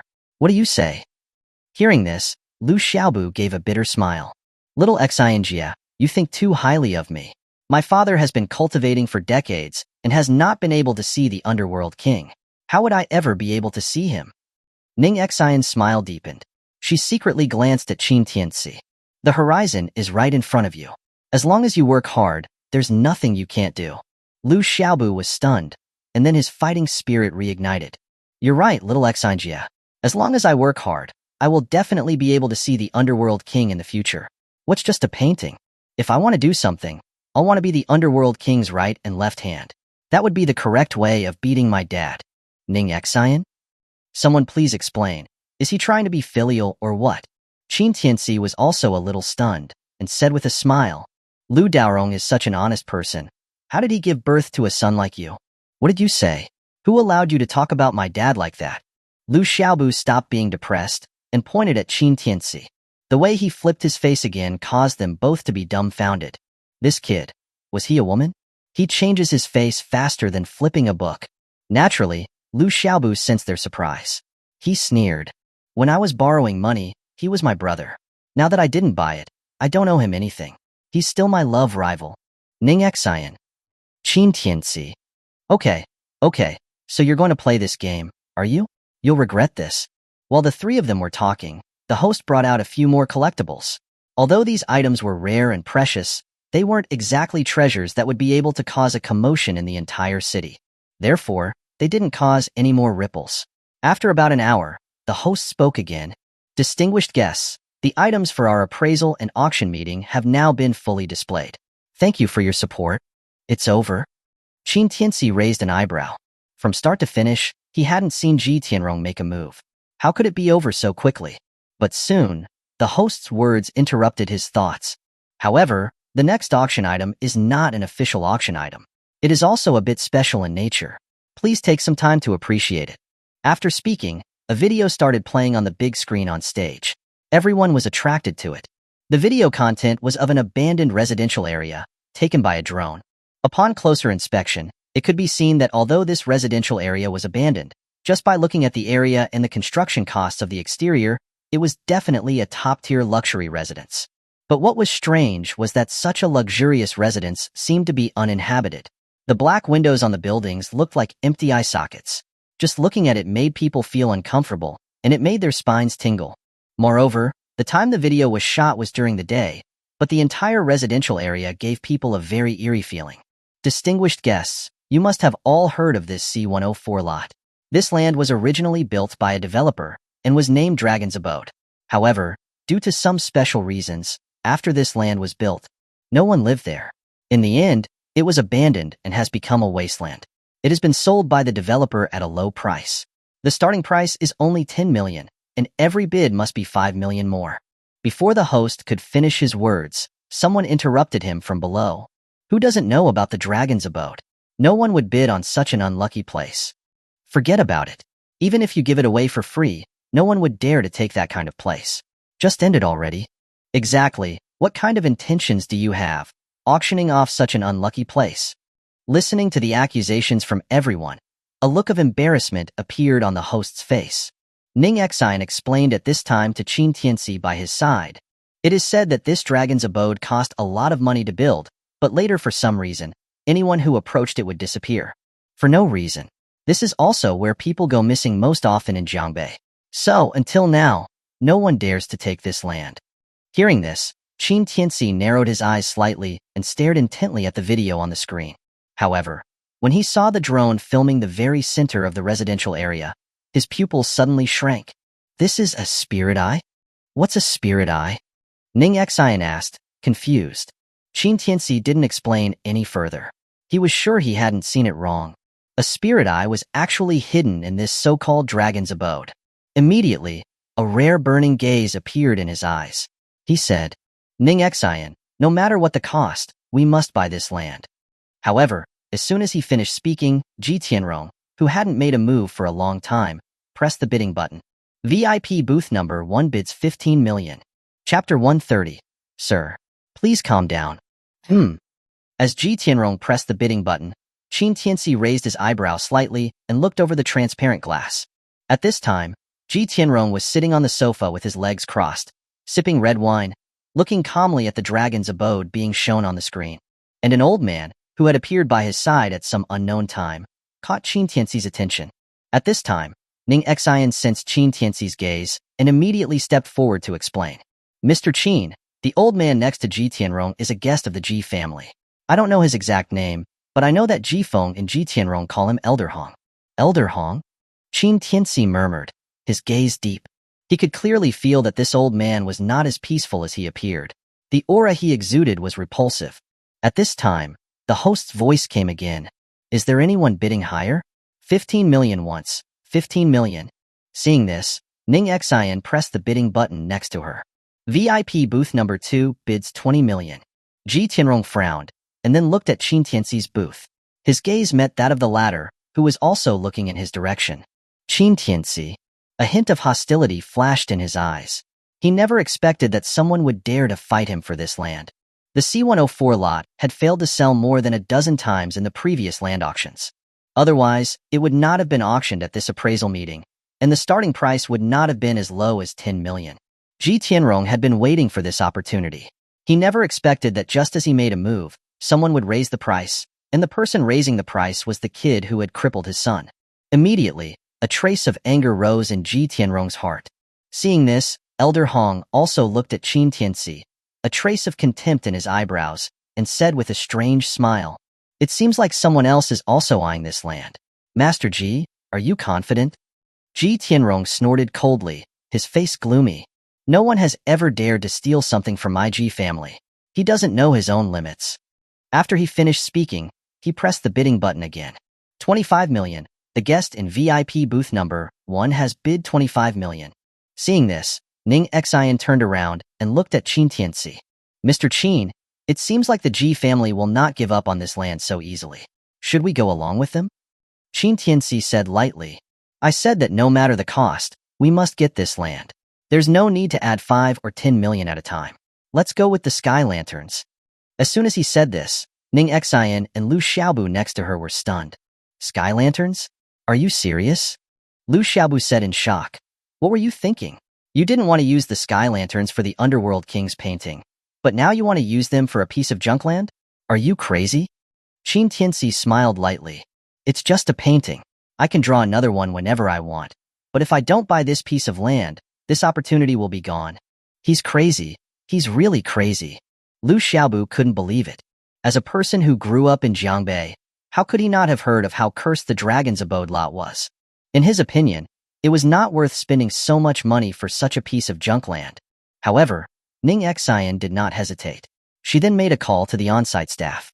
After explaining the situation, the whole booth became transparent, and the iconic lanterns outside the windows were all lit up. Sky lanterns? VIP booth number 2 has actually lit up the sky lanterns.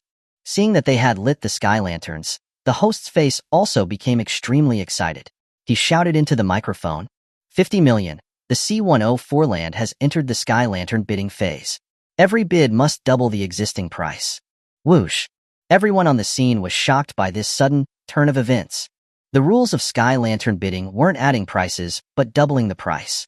This kind of bidding method that grew geometrically was something that very few people would do, unless they encountered an item that they were determined to get and had extremely fierce competition. But the C-104 lot clearly didn't deserve such characteristics. It had only increased the price by 2 rounds, and yet someone had already lit the sky lanterns. How could they not be shocked? AI Ing, in the seats, was also shocked by this sight. She stood up, trying to see who exactly was in VIP booth number 2, but to her disappointment, from her angle, she couldn't see the situation inside at all. Even Lu Daorong and Dong Shuqing were caught off guard by Qin Tianci's sudden move. The two looked at each other in surprise. Mr. Qin doesn't know how unlucky this land is? That shouldn't be the case. Little Ning should have told him. Dong Shuqing asked Lu Daorong, confused. Lu Daorong shook his head, also feeling puzzled. This must be Mr. Qin's request. There's no way that little Xian wouldn't know about the problem with this land. Then why is this happening? Dong Shuqing was puzzled. This land is known as the most cursed place in Jiangbei. What is Mr. Qin trying to do by bidding on it? That we do not know. No one can guess what Mr. Qin wants to do. Lu Daorong was also confused, but soon he said, could it be that after seeing that Ji Tianrong wanted to bid on this land, he just wants to blatantly compete with him? Hearing this, Dong Shuqing took a deep breath. I don't understand this either. It's not possible that Ji Tianrong wouldn't know. So why does he also want to bid on this land? It's pointless to guess. Let's just wait and see. Lu Daorong said. He believed that Qin Tianci would not do something so pointless. The key point must lie in this land.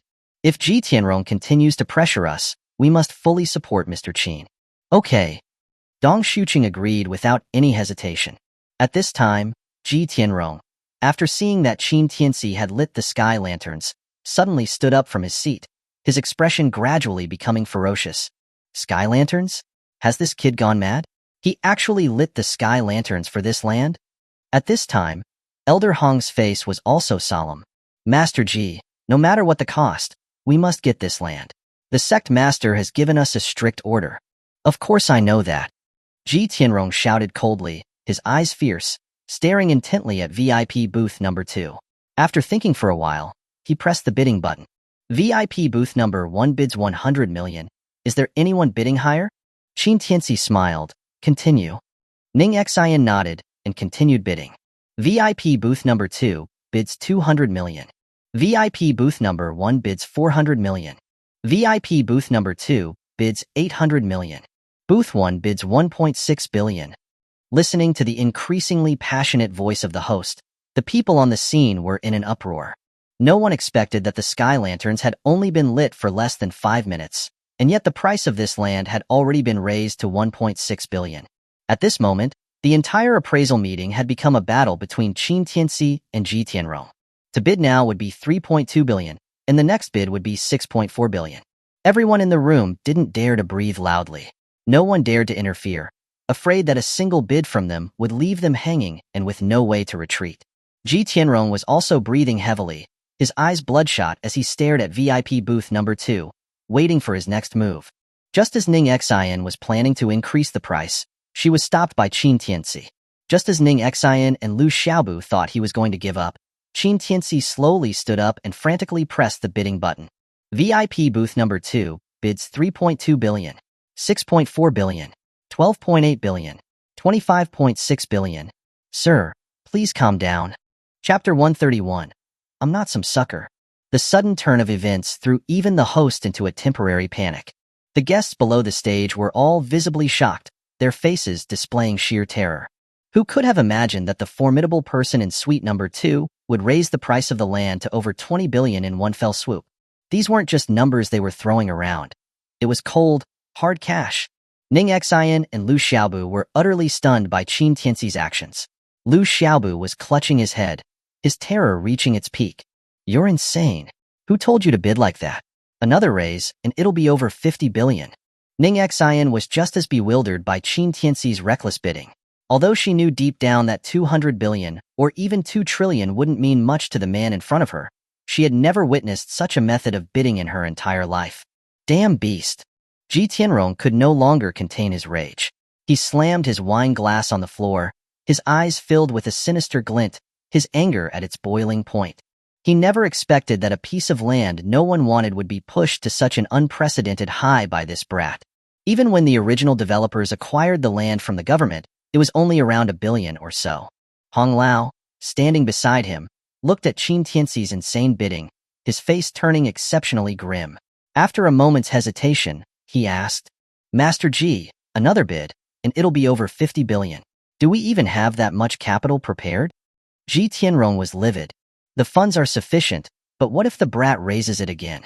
Do we follow or not? Let's try it. Hong Lao's expression softened a little, his eyes now filled with a coldness that seemed like a bottomless abyss.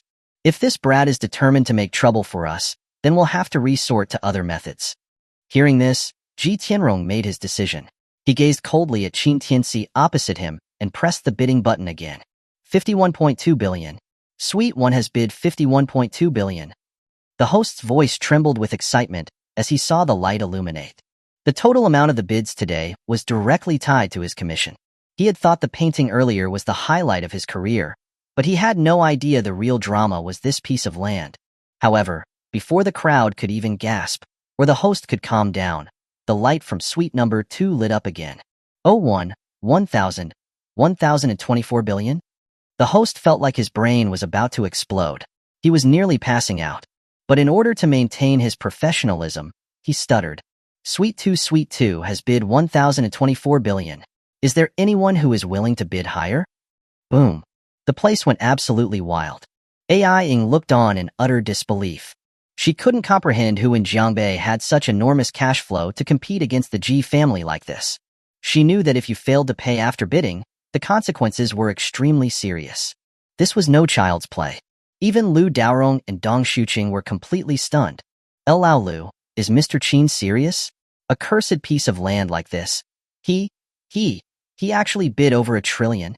Even Lu Daorong was dumbfounded. Although he knew Qin Tianci's background was extraordinary, he never imagined he would do something so reckless. He forced a bitter smile. Looks like the Ji family is in trouble. Ah! Lu Xiaobu screamed hysterically in their suite. Over 1 trillion. Bro, do you think this is money from the Bank of Heaven? Stop now. Ning Xian's face was pale, and her heart trembled. Even as a daughter of the Ning family who had seen a lot of the world, she couldn't help but feel breathless under the pressure of such an enormous sum. But she dared not question Qin Tianci. She knew if this man made a move, he would never give up this land. She swallowed, looked at Qin Tianci, and saw that his eyes remained calm and placid, as if he didn't consider the trillion-plus amount as anything special. Mr. Qin, this? Qin Tianci smiled faintly. It's just a bit of pocket money. Don't worry. Pocket money? This was over 1 trillion, not a couple of bucks. This man was calling it pocket money? She felt completely lost. She couldn't decide if Qin Tianci was just putting on a strong front, or if he was truly that indifferent. At this point, Ji Tianrong was watching as the Dragon Mansion land reached a sky-high price and felt his mindset explode. Crack. The corner of the table that Ji Tianrong was holding was crushed into dust. His eyes were wide in disbelief, staring at the opponent. Even at this stage, Qin Tianci still dared to bid against them. Did that dog really have so much money? Master Ji, what do we do now? Hong Lao knew that this land was in trouble, so he couldn't help but ask. Ji Tianrong gritted his teeth, staring out the window. The hatred for Qin Tianci was about to boil over. Another bid would be over 2 trillion. It was already an astronomical number. The Ji family wasn't incapable of producing that much money, but it definitely wouldn't be an easy task. If it affected the World Expo medical conference a week later, it wouldn't be worth it. Thinking this, he forced himself to calm down, took a deep breath, and said, "One last bid. If he continues, I refuse to believe he can cough up over 4 trillion. Very well." Hong Lao seemed to understand Ji Tianrong's position. He didn't say much, nodded, and personally pressed the bidding button. 2,048 billion. 2,048 billion. Sweet One has bid 2,048 billion. Ladies and gentlemen, today is a day to witness a miracle. A day to witness a miracle. The host was completely out of his mind, shouting into the microphone. His whole body was soaked in sweat from excitement. Mr. Qin, the Ji family has gone crazy. They've completely lost it. Ning Xian's face was drained of all color. She quickly warned Qin Tianci. But as soon as she turned around, she noticed that Qin Tianci was already sitting calmly on the sofa, casually eating grapes from the fruit platter, with no intention of continuing the bidding. Mr. Qin, aren't we going to bid again? Ning Xian was stunned, staring at Qin Tianci in disbelief. However, Qin Tianci looked at her as if she were an idiot. Why would I bid? Am I stupid? Ning Xian? Lu Xiaobu? Who was it a moment ago who was so determined to get the land, no matter what the cost? Why did he change his mind so quickly? However, Qin Tianci had a look of pure logic on his face. Spend 2 trillion to buy this piece of broken land? I'm not some sucker. If the Ji family wants it that badly, let them have it. Ning Xian. All right then. They were indeed letting the Ji family have the land, at a price of over 2 trillion. Meanwhile, the host was counting down. 2,048 billion once. 2,048 billion twice. 2,048 billion 3 times. Sold. Congratulations to Sweet One for acquiring parcel C104. Crash. The moment the last word was spoken, a chair came smashing down in the Sweet One, and Ji Tianrong, with red eyes, looked furious as he took deep breaths. He knew. He had been played. Chapter 132. Please, save my daughter. The crowd scattered in terror, startled by the sudden crashing of chairs and flying glass. Nobody expected Ji Tianrong to lose his composure to such an extent. Thinking about it, they could understand his pain. What should have been a steal for tens of millions was now turned into a situation that was costing him 10,000 times more because of Qin Tianci's meddling. No one could take that sitting down. Even Hung Lao was shocked by Ji Tianrong's outburst and quickly tried to calm him down. Master Ji, keep your wits about you. Ji Tianrong's forehead veins were popping. His eyes, filled with malice, were fixed on Qin Tianci in the suite opposite. If looks could kill, the latter would already be torn to pieces. Seeing this, Lu Daorong and Dong Shuqing laughed out loud. Ha ha ha, never thought Ji Tianrong would have a day like this, as expected of Mr. Qin. Hee hee, it had to be Mr. Qin to make the Jiangbei overlord take a hit like this. Dong Shuqing said with a chuckle, clearly enjoying the situation. He seemed to feel a sense of vengeance. But after laughing, Lu Daorong's smile faded. Mr. Qin crippled his son before, and now he made the Ji family bleed. By doing this, he completely offended them. Ji Tianrong isn't going to just let this go. Hearing this, Dong Shuqing also became serious. He nodded solemnly. Ji Tianrong didn't get to where he is today by being weak. It seems a storm is about to brew in Jiangbei. After a moment of silence, he turned to Lu Daorong. Lao Lu, take me to meet Mr. Qin after the auction. Lu Daorong glanced at him. I would do that, even if you didn't ask, but I cannot decide whether he will agree to meet you. I understand. Dong Shuqing didn't say anything more. Some things are better left unsaid. Meanwhile, Ji Tianrong, having been pulled back to reality by Hung Lao's words, had regained some composure. He realized he had just lost control of himself and immediately reined in his anger. But for him right now, buying that piece of land for over 2 trillion was too much to bear. The thought of having to drain the family's coffers to pay for it made his heart feel like it was being shredded in a meat grinder. He could barely breathe. But, at this point, it was a done deal. If he did not pay for the land after bidding in front of so many people, his family's reputation would plummet. Thinking of this, Ji Tianrong's hate for Qin Tianci became uncontrollable.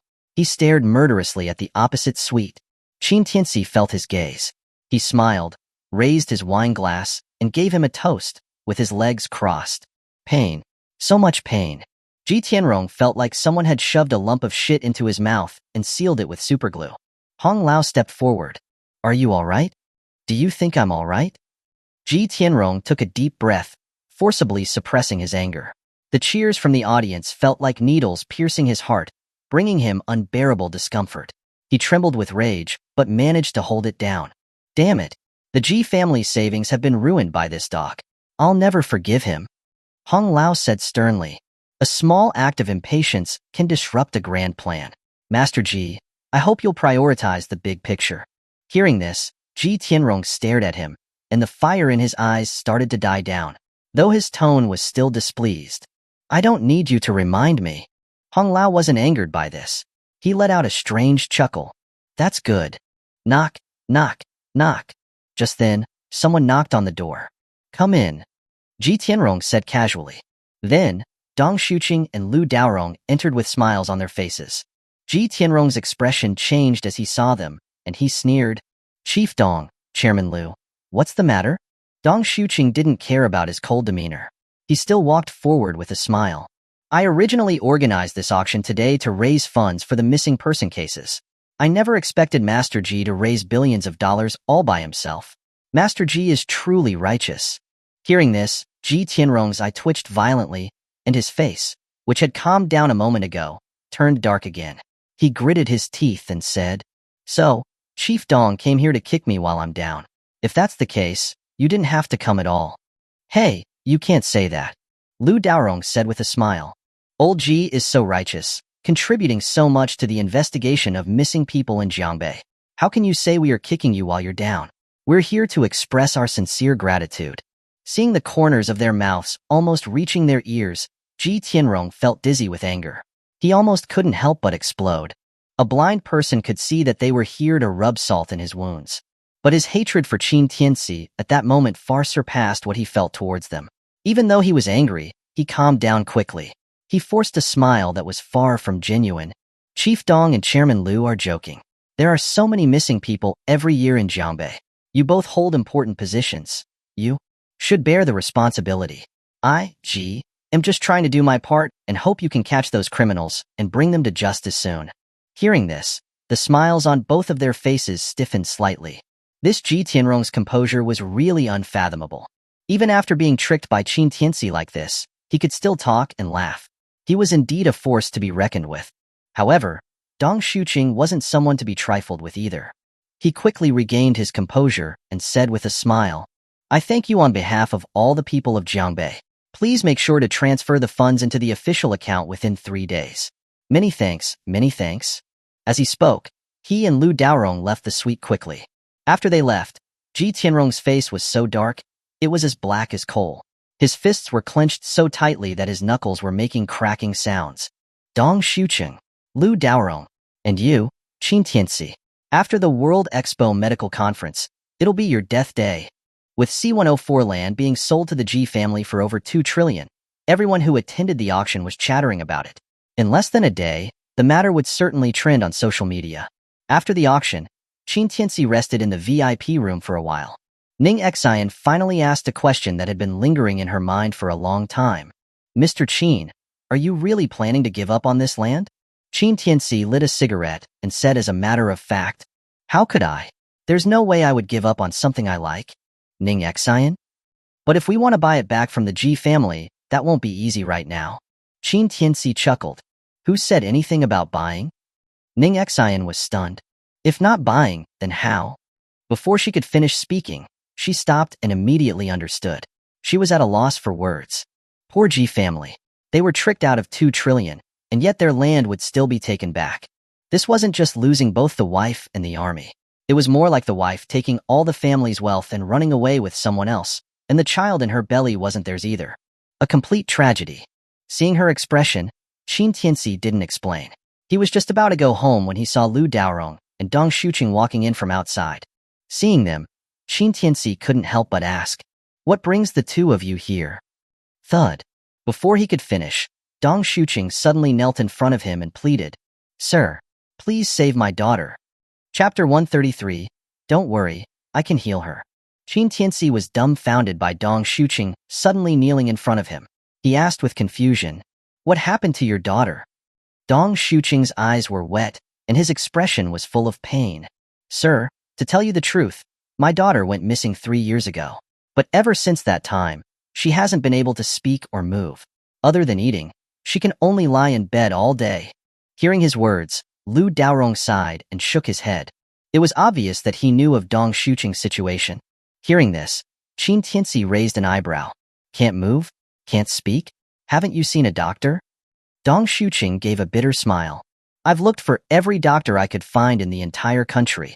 Even the head of the Holy Doctor's Hall was helpless against her strange illness." Qin Tianci looked at Ning Xian, who immediately said, "Yes, that's true. I know the Dong family's daughter. She's 8 years younger than me.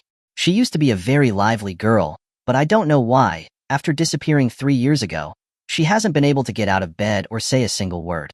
Qin Tianci asked Dong Shuqing, "Have you seen Lin Mushi from Jishir Clinic?" From his time with Lin Mushi, Qin Tianci had some understanding of her medical skills. If even she couldn't fix this, there probably weren't many people in the country who could. "I have." Dong Shuqing replied with a sigh. "Dr. Lin told me that my daughter's problem wasn't a disease, but that she was possessed by an evil spirit. But she's still researching how to deal with it." Possessed by an evil spirit? Qin Tianci frowned. Normal people would find the term, possessed by an evil spirit, strange, and think it was superstition. But he understood better than anyone that in traditional Chinese medicine, evil spirit possession is a valid disease. Of course, the solution wasn't to just hire a Taoist priest or some drunken monks to perform a ritual. This is a brain disorder. Something has controlled a person's brain, which results in them losing their senses and the ability to behave normally. Thinking about this, the first thing that came to Qin Tianci's mind was one word: gu. Gu. If it was based on Dong Shuqing's description, then his daughter was likely inflicted with gu. He waved his hand. "Get up, don't kneel on the floor." Dong Shuqing looked at him blankly, confused about what Qin Tianci meant. Ning Xian came over and helped him up. "Mr. Qin is telling you to get up, so get up." "Sir, what about my daughter?" Dong Shuqing was very anxious and could barely wait any longer. "Don't worry, I can heal her." Qin Tianci lit a cigarette, calmly saying. Dong Shuqing was stunned. He rushed over to grasp Qin Tianci's hand and asked again with a trembling voice, "Yes, sir. What did you say?" Qin Tianci laughed. "I said, I can heal her." The moment he heard these words, Dong Shuqing burst into tears like a child. Years of suppressed emotions exploded at that moment, and he knelt down again, crying uncontrollably. In the past 3 years, he didn't know how many doctors he had taken his daughter to, or how many people he had asked for help. Even his wife of over 10 years couldn't handle the pressure and left him. He worked while taking care of his daughter's daily needs. The bitterness he had endured was unimaginable. No one could truly know how despairing it was to talk to his daughter night after night and get no response. But all of that pain completely vanished with those 4 short words that Qin Tianci had just spoken, and he could no longer control his emotions. Looking at this man in his 40s, breaking down after getting even the slightest bit of hope, everyone in the room couldn't help but feel a pang in their hearts. Qin Tianci didn't interrupt him but waited for him to vent his emotions. After an unknown amount of time, Dong Shuqing was finally calmer, but the look he gave to Qin Tianci was filled with determination. The next moment, he straightened his back and kowtowed to Qin Tianci. "Sir, if you can heal my daughter, from now on, my life is yours. I'll be your slave and die for you without hesitation." Everyone was stunned by what they just witnessed. The chief of Jiangbei actually kowtowing to Qin Tianci. Lu Xiaobu couldn't help but walk up to Lu Daorong and ask, "Dad, what kind of person? Is that Mr. Qin?" Lu Daorong glared at him and hissed, "Don't ask what you shouldn't ask. All you need to know is, he is not someone I can offend, and not someone that the Martial Arts Association can offend either." Lu Xiaobu's pupils shrank. He asked in shock, "Holy crap, is he that powerful?" Knowing his son as he did, Lu Daorong felt a twinge of anxiety when he saw the strange look on Lu Xiaobu's face. "You brat, you didn't offend him, did you?"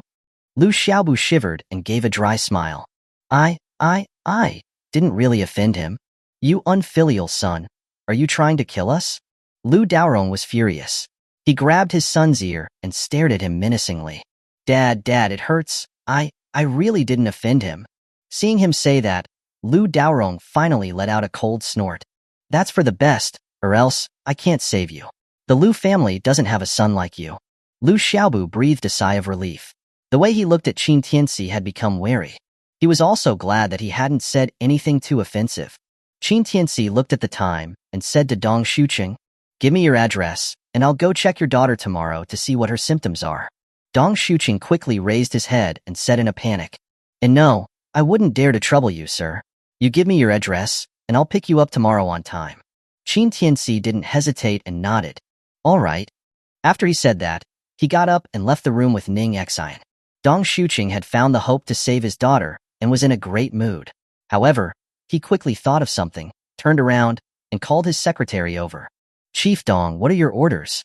Dong Shuqing ordered, "Go to the real estate bureau and tell them to hold the transfer process for the C-104 land. Without my approval, no one can move forward with the process, you understand?" "Yes." Even though the secretary had no idea what Dong Shuqing was planning, he agreed. Moreover, the auction price of the C-104 land today had reached an unprecedented high. It would be the center of attention in the city tomorrow. This was a major issue, and he dared not delay. Lu Daorong said with a chuckle, "Old Dong, you are on the ball. You knew this, sir." Set his eyes on the C-104 land. "But trying to get that land from Ji Tianrong isn't as easy as that." Dong Shuqing nodded. "It won't be easy indeed. But, since this sir has done me a great favor, I must repay him. Let the Ji family get the cold shoulder." Lu Daorong was silent after hearing this. He knew that Dong Shuqing's decision meant that he would be turning against the Ji family. But in front of that man, the Ji family? Heh, what were they even worth? Meanwhile, AI Ying was being blocked by the secretary outside the door. Secretary Li, could you please let the chief know that I need to speak with him?" The secretary shook his head and refused. "Chief Dong is currently meeting an important guest. Please come back later." Important guest? AI Ying was stunned. She had not heard that Dong Shuqing was expecting a guest today. Chapter 134. Old Classmate. "Secretary Li, could you please relay to Chief Dong that I'm here waiting for him? I have something I urgently need him to take a look at," AI Ying asked, unwilling to give up. Secretary Li hesitated for a moment, and then said, "I'll go ask him first. Ms. AI, please wait here for a bit." Afterwards, the secretary went back inside. However, he ran into Qin Tianci and Ning Xian coming out from the door. Seeing his hurried expression, Ning Xian couldn't help but ask, "Secretary Li, is something the matter?" Seeing them, Secretary Li quickly replied respectfully, "It's nothing, Ms. Ning, Mr. Qin." Chief Dong's old classmate came to see him and wanted to meet him. Old classmate? Qin Tianci was slightly surprised. He looked through the door and saw that it was Ai standing outside. "It's her." Qin Tianci was somewhat surprised that Ai was actually Dong Shuqing's old classmate, and that she was looking for him at this time. "Mr. Qin, do you know her?" Seeing that Qin Tianci knew Ai, Secretary Li's expression changed. He quickly said, "Then I'll ask her to come in." Since she was this great man's friend, he would not dare to neglect her. He'd be as good as asking for trouble if he did. However, Qin Tianci stopped him. "I'm not very familiar with her. You should go ask Chief Dong if he wants to meet her first. I'll step aside for a bit." Saying this, he went back to the VIP room with Ning Xian. Dong Shuqing was surprised when he saw Qin Tianci returning. He asked, "Sir, is something wrong?" Qin Tianci smiled. "Someone is here to see you." Secretary Li quickly relayed the situation. Dong Shuqing looked a bit strange. "Ai? Why would she want to see me?" It was true that he and Ai were old classmates, but although they worked in the same city, they hadn't seen each other for many years. It surprised him that Ai had suddenly come to find him. However, he did not dwell on it too much, and instead turned towards Qin Tianci. "Sir, please excuse me for a bit. I'll go meet her first." "All right." Qin Tianci didn't say much and followed Ning Xian into the VIP room's private room. This room was specially designed to discuss confidential matters. You could hear sounds from the outside, but people on the outside couldn't hear you from inside. Qin Tianci opened a small window and observed the outside. Soon, Secretary Li brought Ai in. When Dong Shuqing saw her, a genuine smile appeared on his face. He opened his arms and gave her a warm hug. "It's been a long time, Ingzi. We haven't kept in touch much since graduation. What brings you here today?" Seeing Dong Shuqing's white hair, Ai Ying's expression was moved. She did not refuse his hug. Afterwards, she adjusted her hair and laughed. "Old classmate, it's been so long since we saw each other. Why is your hair all white?" Dong Shuqing waved his hand and said, "Being a mayor, how can I not have white hair?" "Haha." Ai Ying pursed her lips and sighed. "I heard about your situation from the professor. I'm so sorry about your daughter. I couldn't help you." Dong Shuqing shook his head and laughed. "It's been 3 years. I'm used to it. Besides, I found someone who can save my daughter, so you don't need to worry. She'll get better soon." "You found someone?" Ai Ying's eyes lit up with surprise. "Someone can cure the illness that even the head of the Holy Doctor's Hall couldn't cure?" Dong Shuqing nodded emphatically. "That's right. He can definitely save my daughter." "That's great." Ai Ying was genuinely happy. "Our country is really full of hidden talents. I never thought there would be someone so capable." Dong Shuqing laughed. "Let's not talk about that. You haven't contacted me in so many years, so why did you think of visiting your old classmate today? Did you run into some trouble?" Hearing his teasing words, Ai Ying's face turned a bit red. She said coyly, "Can't I just come and visit an old classmate?" Seeing her slightly shy expression, Dong Shuqing was a little distracted. If a peerless beauty like Lin Mushi could be born, then her mother would naturally be just as stunning. Back then, Ai Ying was a top beauty of the medical school, and she was a well-known beauty by the entire school. Even a talented youth like Dong Shuqing was deeply in love with her, but the relationship didn't last. After spending a sweet time together in college, they broke up for various reasons and never contacted each other again. Seeing one's white moonlight from one's first love after 20 years was bound to stir up some emotions in Dong Shuqing. "Of course you can, huh? Don't just stand there. Come sit. Just tell me whatever it is. If it's within my power, I'll definitely help." As he spoke, he guided Ai Ying to the sofa. They began chatting happily. In the private room, Qin Tianci seemed to have detected something. He asked Ning Xian, "Is there something fishy between these two?" Hearing this, Ning Xian chuckled.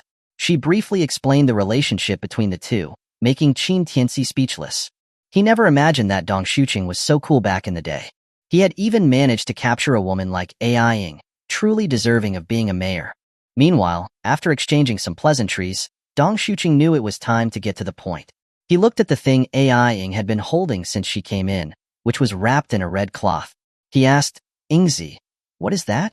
Seeing this, Ai Ying looked a bit embarrassed. But, after hesitating for a moment, She took it out and placed it in front of Dong Shuqing. "Brother Dong, take a look. Do you like this?" Dong Shuqing was slightly stunned. When he opened it, he realized that it was actually the Underworld tiger claw painting that had been sold for 4 billion at the auction. "Ingzi, what is this?" Dong Shuqing was confused. He didn't understand why AI-ing would suddenly give him such a thing. He couldn't help but ask, "Are you facing some difficulties?" He was extremely fond of this painting, not just AI-ing. However, due to his status, he was unable to collect it. Therefore, he could only suppress his desire. But he never expected that AI-ing would proactively bring it to him. With his sharp instincts, Dong Shuqing realized that AI-ing wanted him to do something for her. Sure enough, after hesitating for a moment, AI-ing sighed. "To tell you the truth, my troublesome daughter, she recently got a boyfriend." Dong Shuqing was even more confused. He said with a mix of laughter and tears, "The children have grown up, and they know to pass on the family name. Isn't this a good thing?" AI-ing got angry when she heard this. A good thing, yes, but what kind of boyfriend did she get? A second-rate thug, not worthy of my daughter at all. Hearing this, Dong Shuqing said helplessly, "Ingzi, we shouldn't interfere too much with the affairs of the younger generation. Back in the day, wasn't I also a second-rate thug in your parents' eyes? Didn't you still choose to be with me?" AI-ing was speechless. She had an embarrassed look on her face, but she quickly said, "It's different. Back then, I thought that you had the potential to be great. But that brat is different. He acts like he's a big deal all day. His ambition is high, and he even crippled Jifeng. So, tell me, how are my daughter and I going to live in Jiangbei in the future?" After hearing this, Dong Shuqing was stunned. He crippled Jifeng? Wasn't that what the gentleman before had done? Thinking of this, he looked at AI-ing strangely and asked, "Ingzi, what's your daughter's boyfriend's name?" AI-ing said casually, "It seems like he's called Qin Tianci, something like that." Chapter 135, A Knife Mouth with a Tofu Heart. Dong Shuqing. He was stunned. No matter what, he never imagined that his first love whom he hadn't seen for over 20 years would tell him, on their first meeting in 2 decades, that her daughter had a boyfriend, and that this man was someone he looked up to. "No. What exactly were you sighing about? The ancestral graves were burning. Wouldn't you want to put out the fire?" Dong Shuqing strongly suspected that AI-ing was here to show off, but he had no evidence. But looking at AI-ing's worried face, he thought it was unlikely that was her intention, and he immediately realized. AI-ing did not know Qin Tianci's identity. Then, he laughed dryly. "Qin Tianci. Heh, that's quite a name. A good name, my foot." Unexpectedly, AI-ing was suddenly agitated when she heard his words.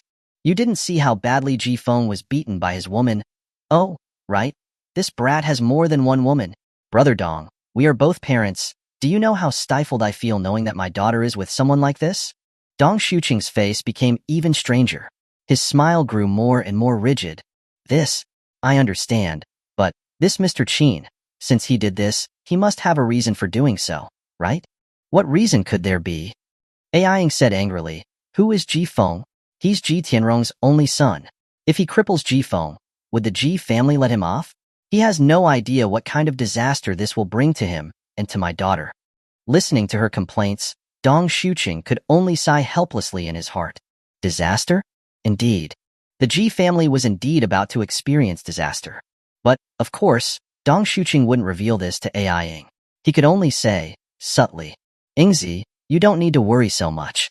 Young people have their own way of doing things. It's just a small conflict. No need to be so worried." "Is this just a small conflict?" AI-ing didn't believe him. "Brother Dong, you've been the mayor of Jiangbei for so many years. Don't you know the power of the Ji family in Jiangbei? They are so powerful. Even you?" She paused in the middle of her sentence, feeling that what she was about to say might not be very respectful. She didn't continue. However, the meaning of her words was already very clear. Even the mayor of Jiangbei would not dare to offend the Ji family easily. Dong Shuqing didn't mind it much. He took a sip of his tea and smiled meaningfully. "The Ji family has indeed been a bit rampant these past years, but you must understand that Jiangbei is a part of the Dragon Kingdom. The Ji family cannot overturn the heavens." AI-ing felt Dong Shuqing's sudden display of confidence. She thought that he was simply looking down on the Ji family. She was instantly overjoyed. She knew she had found the right person today. Her tone gradually softened. "Brother Dong, I know that you have made great contributions to the development of Jiangbei, and I also know that you are a good mayor in the eyes of the people. That's why I wanted to ask you for help this time. As she spoke, she pushed the Underworld tiger claw painting in front of Dong Shuqing. This is all my assets. Please help my daughter to get through this crisis.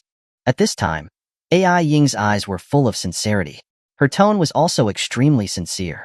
In the private room, Qin Tianci couldn't help but be stunned when he saw this scene. He never expected that AI Ying had spent 400 million to buy this painting, just to find Dong Shuqing and ask him to mediate and resolve the conflict between Lin Muxi and the Ji family. Although this woman usually spoke sharply and sarcastically, he had to admit that she was indeed a responsible mother. Dong Shuqing also understood AI Ying's intentions, and he smiled bitterly inside. My dear sister, you have no idea just how heaven-defying the boyfriend your daughter has is. Not to mention a mere Ji family. Even the 4 great families of the capital are not worthy of his attention. And yet she spent 400 million to find him to mediate. Wasn't she using a small shaman to help deal with a big shaman? What's worse, the main guy is in the room next door watching the whole show. In his many years as a mayor, he had seen all kinds of people and all kinds of situations, but he had never seen such an absurd and outrageous thing before. Of course, he didn't refuse. He pretended to drink tea, not saying a word. At this moment, AI Ying didn't continue pressing him. Among all the people she knew, only Dong Shuqing was not afraid of the Ji family's power. But that did not mean he would be willing to risk going against the Ji family to help her. Did the favors she asked him to do really worth the painting's price of 400 million? She questioned it. After an unknown amount of time, Dong Shuqing's tea was finished. He finally asked, Yingzi, it's been many years since we last met. Is it really just to protect your daughter from being targeted by the Ji family that you gave me such an expensive gift? However, these words caused AI Ying's face to show a bit of difficulty. She pursed her lips and hesitated for a long time. She finally sighed. Brother Dong, if it's possible, can you also help me protect Qin Tianci? Although this brat is a bit annoying, I know that he's not a bad kid. I don't want to see him being persecuted by the Ji family. Qin Tianci? After hearing AI Ying say those words, Qin Tianci was stunned. His face was full of shock. He was originally just staying here to watch the drama and to hear people talking about him. But he never imagined he would hear such an evaluation of him from AI Ying. His future mother-in-law truly had a knife mouth with a tofu heart. Seeing this, Ning Xian couldn't help but tease. Mr. Qin, Director AI, is famously known for being a venomous-tongued and kind-hearted person in Jiangbei. The patients she has treated all have high praise for her. Qin Tianci did not say anything. He continued to observe in secret. After AI Ying said those words, Dong Shuqing was also stunned. He couldn't help but burst out laughing. Yingzi, you were saying so many bad things about that Mr. Qin a moment ago. Why do you want to protect him now? AI Ying felt a bit embarrassed. She snorted. It's because my daughter likes him so much. Regardless of whether I agree to their marriage, I cannot let my daughter drag others into trouble. I can't do such heartless things. Haha. Dong Shuqing laughed. You're still the same as before, beautiful and kind-hearted. After being teased like this, the distance between the two was greatly reduced. AI Ying even raised her fist and hit his arm. Don't talk so much nonsense. Will you help me or not? Help? Of course, I'll help. What a joke. This great man was going to be his white moonlight son-in-law in the future. How could he possibly refuse? Moreover, his daughter was still waiting for him to be saved. There was no reason to not send out this kind of favor. That's settled then. Seeing that he agreed, AI Ying was instantly overjoyed. I'll wait for good news. After she finished speaking, she thankfully extended her hand and shook Dong Shuqing's hand. Dong Shuqing also did not reject the painting. He smiled and said, How about this? I'll introduce you to a big shot tomorrow. I'll help you with the introduction, and I'll have him deal with this matter. Okay. AI Ying nodded quickly. She knew that the people Dong Shuqing knew were not ordinary people. She immediately left, saying thank you several times before she left. Chapter 136. A man cannot say he can't do it. The next morning, Dong Shuqing was already at home early, waiting for Qin Tianci to arrive. After Qin Tianci and Lin Muxi arrived, Dong Shuqing eagerly went forward to greet them. Mr. Qin, Dr. Lin, you're finally here. Seeing his anxious expression, Lin Muxi could fully understand his feelings. Uncle Dong, Tianci said he could heal Xiaoyu, so I'd like to come and see his healing method. Do you mind? Of course, I don't mind. It's exactly what I hoped for. Dong Shuqing quickly shook his head with a smile. His eyes, which were full of wrinkles, were glistening. Lin Mushi looked at Qin Tianci. The latter smiled faintly. Let's go. Let's go take a look at the patient first. Afterwards, Dong Shuqing brought Qin Tianci and Lin Mushi to Dong Xiaoyu's bedroom. Upon entering, Qin Tianci saw a girl, around 17 or 18 years old, wearing a thin nightgown, lying in bed. Her eyes were open as she stared at the ceiling. Her eyes were dull, and her expression was blank. She was extremely thin. Her skin was pale and sickly. It was completely bloodless. If it weren't for the faint breathing, one would think that she was a corpse on the bed. Seeing her in such a state, Qin Tianci finally understood why Dong Shuqing had been so distraught when he learned that there was hope for his daughter. This kind of pain was not something that an ordinary person could bear. Mr. Qin, what do you think? Dong Shuqing nervously rubbed his hands, not wanting to rush, but he looked very uneasy. Qin Tianci didn't say much. Instead, he sat down and gently patted Dong Xiaoyu's arm. He said softly, "Your dad called you to eat." There was no reaction. Dong Shuqing gave a bitter smile. Mr. Qin, it's useless. She hasn't said a single word since she was found 3 years ago. Qin Tianci nodded. He then took her pulse, checked her eyelids, and even touched her chest. Throughout the whole process, Dong Xiaoyu had no reaction.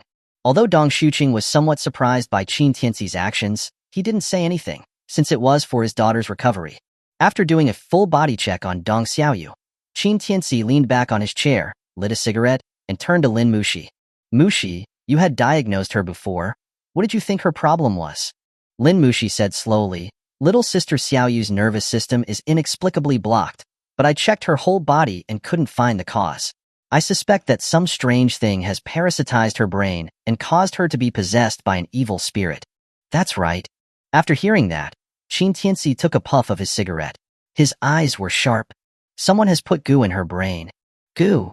Hearing those words, Dong Shuqing's face turned pale. He had only seen such weird things on TV. He never thought it would happen to his daughter.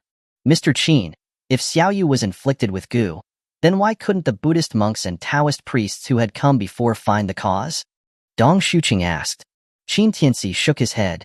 A real goo is not something that those charlatans can see the problem with. Moreover, this method of goo is extremely advanced.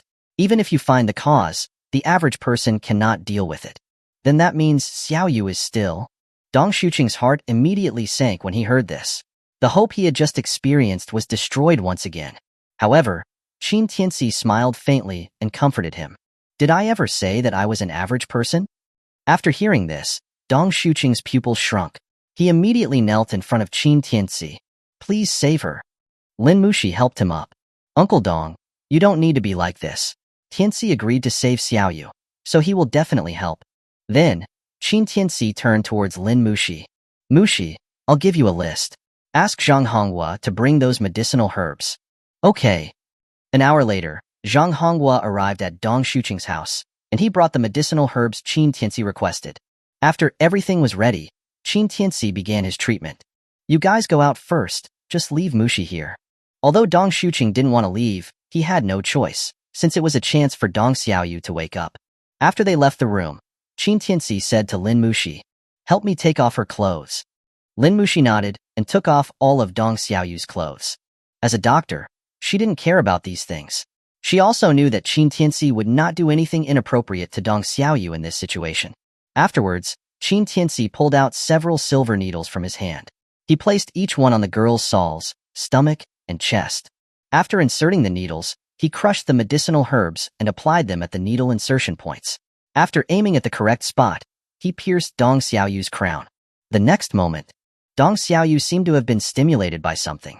She started struggling violently. Help me hold her down. Qin Tianci shouted in a low voice.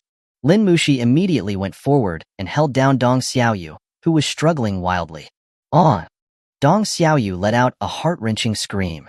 Dong Shuqing, who was outside the door, looked delighted when he heard it. It was his daughter's voice. He could not be mistaken. It had been 3 years since he last heard Dong Xiaoyu's voice. But the voice was too agonizing, making him worry again. Meanwhile, Zhang Honghua said, trying to reassure him, don't worry, Brother Dong. Mr. Qin's medical skills are unparalleled. If he can't heal Xiaoyu, then no one in the world can. Even though he didn't know where Zhang Honghua got the confidence to say such definite words, he could only put his hopes on Qin Tianci for now. At the same time, inside the room, The silver needle that was pierced into Dong Xiaoyu's head caused her scalp to wriggle. Qin Tianci narrowed his eyes and sneered, "You still want to run?" He then waved his hand, and several silver needles immediately blocked the path of the wriggling goo worm inside her brain. However, the worm seemed to be conscious. It started to drill downwards again. Qin Tianci observed with an indifferent expression. Since he was released from prison, this was the third time he helped someone get rid of goo. The first time was Xiao Zhanshan. The second time was Long Jing. But the goo in Dong Xiaoyu's body was clearly much stronger than the previous two.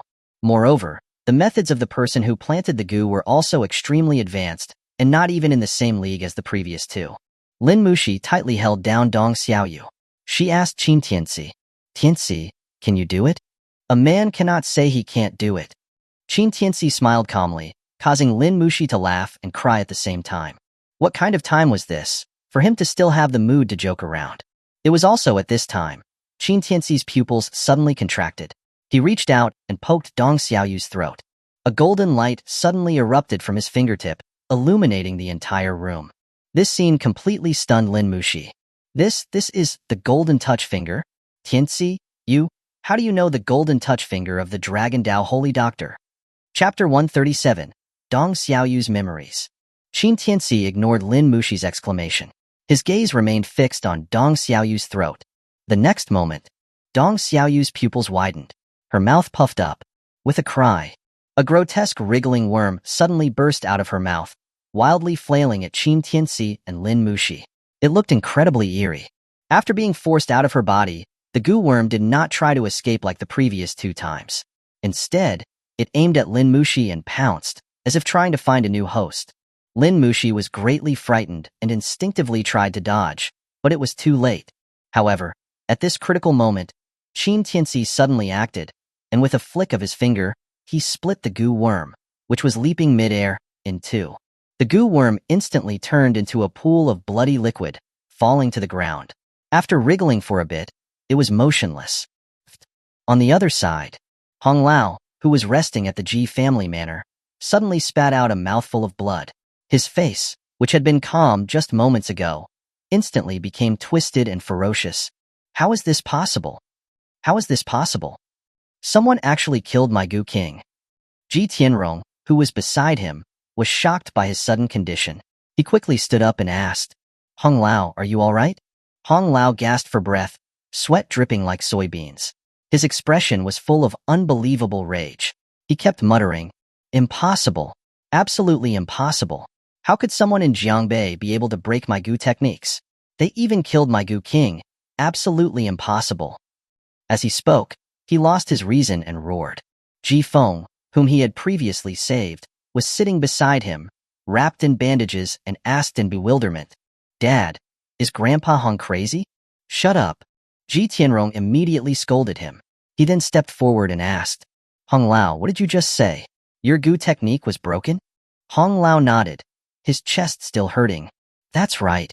My Goo King, I cultivated with my own life force. If it takes any damage, it will also reflect on me.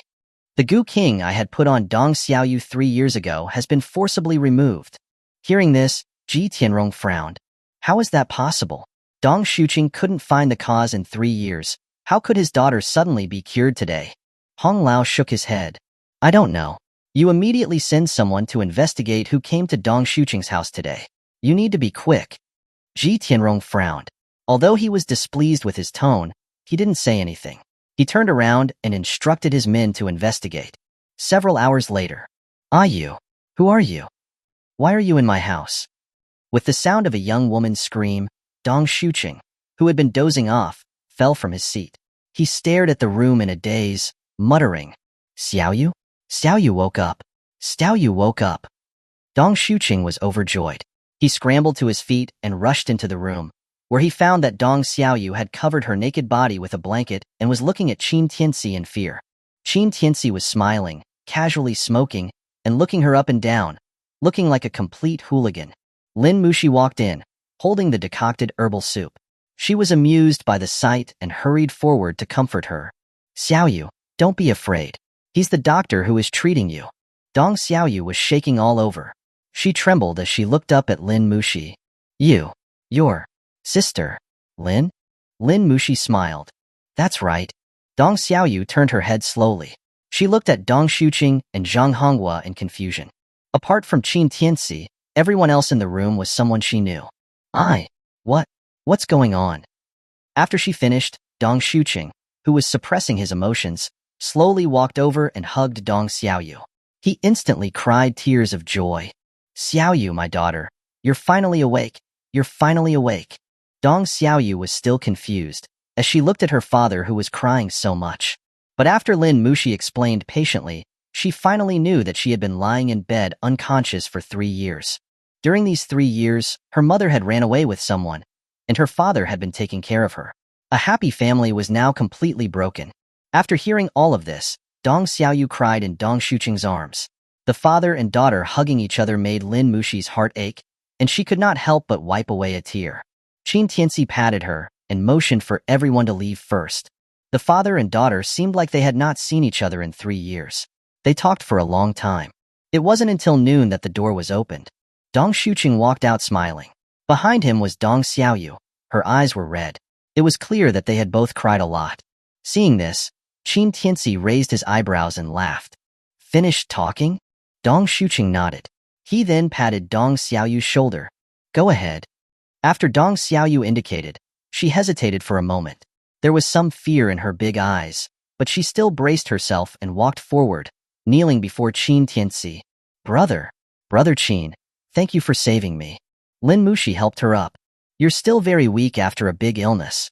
You don't have to give such a big bow. Dong Xiaoyu's body was indeed very weak. For the past 3 years, she had been relying on injections and the forced bites of food as sustenance. Even a grown man would not be able to take this. Not to mention, she was still just a middle school student 3 years ago. She might even be blown away by the wind if she stood on the street. Qin Tianci asked, Xiaoyu, right? I want to know who kidnapped you 3 years ago and why you turned into this. Lin Mushi helped Dong Xiaoyu to sit on the sofa. She could only take a few steps before she started panting heavily. It took a while for her to catch her breath. She said, while recalling, I don't remember many things from 3 years ago. I only remember that day. I was walking home after school. A van suddenly pulled over and took me. Then I lost consciousness. When I woke up, I found myself in an unfinished residential area. An unfinished residential area? Hearing this, Dong Shuqing was slightly taken aback. Xiaoyu, try to remember. Was there anything special about this residential area? There were too many unfinished residential areas in Jiangbei. If they looked for it like this, it would be like looking for a needle in a haystack. Qin Tianci didn't interrupt her. He sat on the side, waiting quietly. However, Dong Xiaoyu shook her head. I don't remember the specifics, but I seem to have escaped for a short time. I vaguely saw some kind of xian, some kind of mansion. Upon hearing this, Qin Tianci's eyes narrowed. Dong Shuqing cried out in shock. Dragon Mansion? Chapter 138. You were just kicked out. It seems like it was Dragon Mansion. Hearing Dong Shuqing's exclamation, Dong Xiaoyu also seemed to remember something. Her thin body started trembling, and her face was full of fear. After I saw that name, I was knocked out by a man and dragged into the basement. Inside, it seemed like it was full of corpses. I don't remember how many there were, but there were a lot. As she spoke, she lost control of herself. Her expression became frantic. She clutched her head in pain. Qin Tianci stepped forward and gently placed his finger on her temple. Dong Xiaoyu immediately calmed down and fell into a light sleep. After Qin Tianci asked Dong Shuqing to take care of Dong Xiaoyu, he lit a cigarette and said faintly, It seems like it's necessary to go to this dragon mansion personally. No, Mr. Qin. However, Dong Shuqing quickly said, That place has many disappearances. It's too dangerous. If anything were to happen to you, I wouldn't be able to explain it to anyone. Qin Tianci laughed calmly. If it's as dangerous as you said, how did your daughter escape? Dong Shuqing was speechless, but he still insisted. My daughter was just lucky. If she hadn't met Mr. Qin, she would have been bedridden for the rest of her life. Lin Mushi also said, Tianci, Dragon Mansion is really dangerous. Can you please not go? Seeing the worry in her beautiful eyes, Qin Tianci took her hand and patted it reassuringly. Don't worry, I know my limits. Besides, since the Ji family values this land so much, I'm willing to bet that they are related to these missing person cases. Dong Shuqing sighed. Actually, I also long suspected that the Ji family was secretly involved in this, but I couldn't find any evidence. Moreover, it is said that the person behind the Ji family has very powerful connections. Qin Tianci smiled. Oh, really? Powerful connections, huh? If that's the case, then I'll take away his hands and gouge out his eyes. I want to see how powerful he'll be. He laughed so casually that one might think that he was just joking. However, after hearing these words, Dong Shuqing's heart skipped a beat. He stared at Qin Tianci with a look of terror. After a moment, he bowed to him respectfully. Mr. Qin, please rest assured, from today onwards, my Dong family will follow all of your instructions. As long as it's something that you want to do, even if I have to sacrifice my old life, I will not say no. Qin Tianci didn't have any emotional fluctuations. He simply nodded calmly. Dong Shuqing's daughter had just been healed by him. Both father and daughter had reunited after 3 years, and everyone was happy. However, if he ever encountered anything that threatened his family's lives, could Dong Shuqing really remain steadfast? These types of situations always needed a question mark. He had stayed in the Lingdu prison for 3 years. During those 3 years, he had seen countless people and experienced countless things. He knew that the most unpredictable thing was the human heart. Then, he said to Dong Shuqing, I heard that Jiangbei is going to host a World Expo medical conference in a few days, right? Dong Shuqing nodded. Yes. From what I know, the Ji family is going to release a new drug at the expo. Originally, these new drugs were developed by Jisher Clinic, but, at this point, Dong Shuqing looked at Lin Mushi beside him awkwardly. Dr. Lin has broken ties with the Ji family. Naturally, the Ji family will no longer cooperate with Jisher Clinic. So, whether or not this new drug can be released, I'm not entirely sure. New drug? Qin Tianci frowned slightly. Has the Ji family released many new drugs these past few years? Lin Mushi said, quite a few. The drugs that the Ji family released these years have become more and more expensive. Although the R&D costs are also high, I can also sense that the Ji family seems to be running low on money. Their appetite is also getting bigger and bigger. Hearing this, Qin Tianci was silent for a moment before saying, are those drugs that the Ji family released effective? Lin Mushi seemed to know what he was thinking and quickly explained. Those drugs do have some therapeutic effects. Each time they release a new drug, it has to pass my inspection. Qin Tianci took a puff of his cigarette. In other words, the Ji family doesn't have to go through Jisher Clinic for the inspection of this new drug, right? You can say that. Zhang Honghua, who was beside them, said angrily, I didn't want to cooperate with the dogs at the Ji family a long time ago. There isn't a single person with a good heart in the Ji pharmaceutical group. Looking at Zhang Honghua's resentful expression, Qin Tianci felt an inexplicable uneasiness. This Ji family seemed to be planning something big, a grand plan. But he had no idea what it was. Let's leave it like this for now. We'll go check it out after the World Expo medical conference. Qin Tianci stood up, planning to leave. Dong Shuqing immediately went forward to escort him. However, as they reached the doorbell rang. Ding dong. Everyone was startled. Dong Shuqing opened the door, and Aiying walked in smiling, carrying large bags of gifts. Brother Dong, I'm here. As soon as she finished speaking, her smile vanished. Her face turned dark. Why are you here? Although she had given that painting to Dong Shuqing earlier, hoping that he could help her protect Qin Tianci, that didn't mean that she accepted this brat. Besides, if it wasn't for Qin Tianci, would she even need to lose face and beg for help? Wasn't the root of all of this mess caused by this brat? Mom, why are you here? Lin Mushi was also very surprised to see Aiying suddenly appear. She couldn't help but ask. Aiying snorted coldly. Why am I here? Isn't it because of you, you troublemaker? Lin Mushi looked confused. What did this have to do with her? Aiying didn't plan to say much to her. She stared at Qin Tianci warily. Hey, I'm talking to you, brat. Why are you like a follower, following my daughter everywhere? The mayor's house is not a place you should be going, right? You're getting more and more out of line. Leave now. As she spoke, she tried to drive away Qin Tianci. Seeing this, Dong Shuqing quickly went forward to stop her. Hey, Ingzi, what are you doing? I'm so sorry, brother Dong. This kid is out of line. Has he caused you any trouble? Don't worry, I'll teach him a good lesson after I get back. Aiying apologized while glaring fiercely at Qin Tianci, gesturing for him to leave quickly.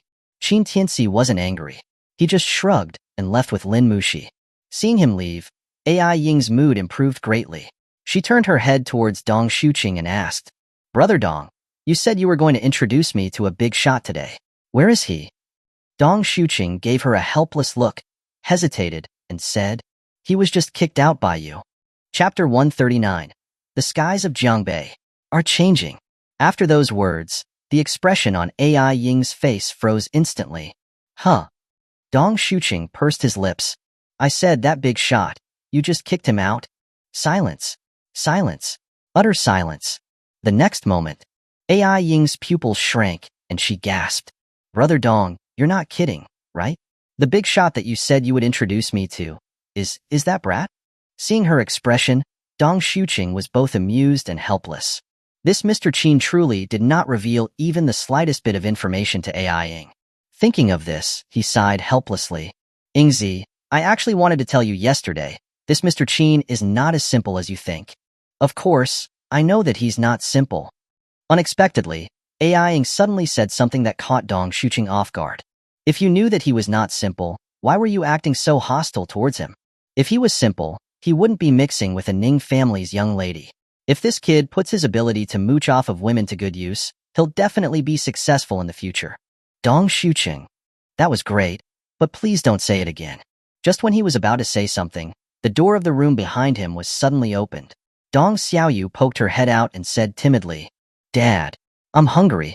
The moment she saw Dong Xiaoyu, AI Ying was first taken aback. Then the look on her face became increasingly shocked and terrified. Brother Dong, your daughter, Xiaoyu, is awake?" "Good girl, wait for me, all right? Dad will take you out for a big meal later." Dong Shuqing waved his hand with a smile. He was in a very good mood. He turned toward AI Ying. "This is all thanks to Mr. Qin. Otherwise, my daughter would have been lying in bed for the rest of her life." Boom. AI Ying's mind seemed to have exploded. Her mind was completely blank. She knew Dong Xiaoyu's illness very well. During the time she was sick, Dong Shuqing had tried to find all the famous doctors in Jiangbei. She was the one who helped him contact them all. As the vice director, she had also participated in the treatment. However, no matter how many experts she had called over, they were helpless against Dong Xiaoyu's illness. Even the head of the Holy Doctor's Hall could do nothing about it. Now she was being told that Dong Xiaoyu had been healed by Qin Tianci? How could this be possible? Brother Dong, what are you joking about? This kid. He actually healed Xiaoyu? Where did he get such an amazing skill? Dong Shuqing smiled meaningfully. Yingzi, it seems like you don't know anything about this Mr. Qin. Hearing the good things he said about Qin Tianci, AI Ying couldn't help but say, it was either a lucky guess, or he just happened to have the same treatment plan. I don't believe that this kid has such amazing abilities. However, Dong Shuqing shook his head. He then patted AI Ying's shoulder. Yingzi, the kids have grown up. For some things, let them handle it. We, as parents, shouldn't interfere too much. Besides, at this point, he paused. He then said with much sincerity, under AI Ying's shocked gaze, if Dr. Lin can marry Mr. Qin, your Lin family will completely take off in the future. I'm so envious. AI Ying looked at Dong Shuqing's face, full of envy. She was confused. Brother Dong, are you all right? He's an unemployed bum. How can he make the Lin family take off? I think you've been tricked by him. Dong Shuqing knew that it was difficult to change AI Ying's opinion of Qin Tianci at the moment. He didn't explain any further. He just said teasingly, if you don't want to marry off your daughter, then when Xiaoyu recovers, I'll have her marry him, haha. AI Ying? She couldn't tell whether Dong Shuqing was joking or serious. Then she turned her head to look at Dong Xiaoyu. Xiaoyu, if your dad asks you to marry that kid, are you willing? Hearing this, a blush appeared on Dong Xiaoyu's pale face. She covered her mouth and secretly hid her head. After closing the door, she felt her heartbeat getting faster and faster. Qin Tianci's mature manliness and those deep eyes were becoming clearer and clearer in her mind. She couldn't forget him. Looking at Dong Xiaoyu's silent approval, AI Ying was in a daze. Whether it was Xiao Qinxue, Long Jing, or her own daughter, or even the Ning family's young lady, Ning Xian, and now another one, Dong Xiaoyu. She suddenly realized that this Qin Tianci seemed to have a certain kind of magic that was attracting these young ladies. She didn't understand it. She couldn't figure it out. But what she found most difficult to accept was that this kid actually had such amazing medical talent. Unconsciously, AI Ying's dislike for Qin Tianci was gradually fading. She even had an astonishing idea in her mind. Should she use her connections to have Qin Tianci go to the Holy Doctor's Hall and find a teacher to get some systematic training? Such a good seed. Shouldn't be wasted like this. Thinking of this, she seemed to have made up her mind. Seeing that she was still silent, Dong Shuqing took the painting that Ai Ing had given him yesterday and handed it to her. Ingzi, take this painting back. Ai Ing snapped out of it and quickly waved her hand, refusing. Brother Dong, that's unacceptable. How can I take back something that I've already given away? However, Dong Shuqing was very firm. He placed the painting in Ai Ying's hand and said solemnly, Ingzi, the reason I accepted your painting yesterday was because I saw how anxious you were, so I just wanted to calm you down. Besides, I couldn't help you with anything, so I'm not qualified to take this painting. Hearing this, Ai Ying's face turned deathly pale. Brother Dong, the Ji family, can even you not deal with them? Dong Shuqing's words sounded like a rejection of her request. Can't deal with them? Ha ha ha ha. However, Dong Shuqing laughed after hearing that. He laughed, making Ai Ing confused. Brother Dong, what's? Dong Shuqing realized that he had lost his composure. He quickly stopped smiling and coughed lightly. He said with much sincerity, Ingzi, you've been like this since college. You want to do everything yourself. You worry so much. A mere Ji family is nothing to you. Ai Ing was even more confused. She didn't understand why Dong Shuqing would suddenly say something like that. That the Ji family was nothing to her? If that were true, why would she go to so much trouble to find connections and help eliminate the Ji family's hatred toward them? Brother Dong, please don't tease me. If I weren't afraid of the Ji family, why would I come find you? Ai Ing said with a bitter smile, her voice sounding a bit displeased. However, Dong Shuqing looked at her meaningfully. You're wrong, Ingzi. I'm wrong. Ai Ing was confused. Dong Shuqing didn't explain anything. He took a deep breath, his face showing a sharp glint. A mere Ji family. You think too highly of them. I can't say the specifics, but I can tell you. At this point, Ai Ying's pupils began to shrink. The skies of Jiangbei are changing. Chapter 140. Dad supports you. What did you say? Our procedures to acquire Dragon Mansion don't meet the regulations and were rejected. At the Ji family's residence, Ji Tianrong was playing golf. When he heard this news, he immediately stopped what he was doing. His face turned dark as he looked at the subordinate reporting the situation. Yes, Master Ji, the Real Estate Bureau has returned all our documents, saying that we have to redraft them. Go to hell. Ji Tianrong could no longer contain his anger. He kicked the subordinate to the ground. His face was twisted as he glared at him. These documents were made with a lot of effort and money. He says they're rejected, and they're rejected? The subordinate was terrified. I don't know what happened either, Master Ji. We used to acquire land like this before, but they just said it doesn't meet the regulations. They didn't give us any specific reasons. I don't know what to do. If you don't know what to do, why don't you go die? It wasn't his fault for being so angry. He spent more than 200 billion to acquire this land at the auction. That didn't even include the processing fees. Now, his progress was being blocked. How could he not be furious? If you don't complete this matter before the World Expo Medical Conference, I'll cut you into pieces and feed you to the dogs. Yes. I'll go do it now. The subordinate's face turned pale with fear when he saw his angry state. He quickly nodded in agreement. Get out. Ji Tianrong yelled. The subordinate felt as though he had been granted a reprieve. He turned around and ran without another word. After he left, Hong Lao walked in from outside. He frowned when he saw the subordinate running away in a panic. Master Ji, your temper seems to be a bit big lately. Ji Tianrong placed his hands on his waist.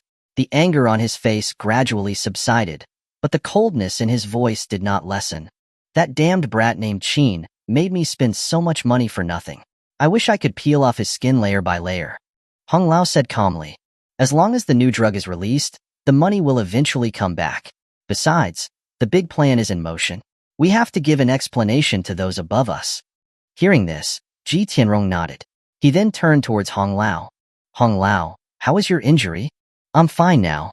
When he mentioned his injury, a trace of darkness flashed in Hong Lao's eyes. I personally put the goo on Dong Shuqing's daughter. Someone was actually able to break it. There is an expert in Jiangbei. Hearing this, Ji Tianrong glanced at him. He then picked up a stack of documents from the side and threw them over. Hong Lao frowned and picked up the documents. After looking at them for a few moments, his pupils shrank. The person who went to Dong Shuqing's house yesterday is this kid named Qin? Besides him, there was also Lin Muxi and Zhang Honghua from Jishir Clinic. But those two had previously treated Dong Xiaoyu. They don't have the ability to force out your goo. So that means... Ji Tianrong gritted his teeth. Hong Lao put down the documents. So, it means that this kid named Qin healed Dong Xiaoyu? Yes. Ji Tianrong nodded. This kid is a bit strange. I don't know where he came from. I heard from Xiaofeng that he is not only very skilled in fighting, but he also has very powerful medical skills. A trace of shock showed in Hong Lao's eyes. What's the background of this kid? Is he from the Holy Doctor's Hall?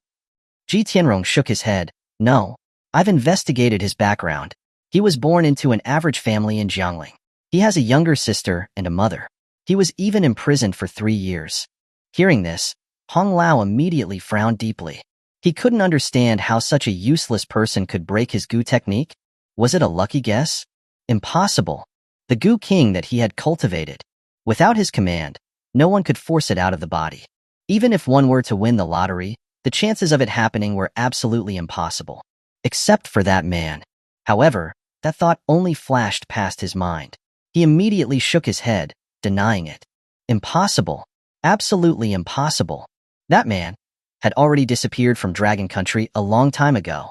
Regardless of whether he was still alive or not, even if he was, trying to find him amongst the billions of people in the Dragon Country was more unlikely than winning the lottery. This was something that could not happen. After figuring this out, Hong Lao's expression gradually relaxed. Ji Tianrong seemed to have sensed his thoughts. He couldn't help but ask, Hong Lao, what are you thinking about? Hong Lao shook his head. It's nothing, Master Ji. Now that the plan has reached the most crucial stage, no mistakes can be made. Please make sure to remain calm. I don't need you to remind me. I know what I'm doing. Ji Tianrong's expression darkened when he heard him remind him again. He was the head of the Ji family.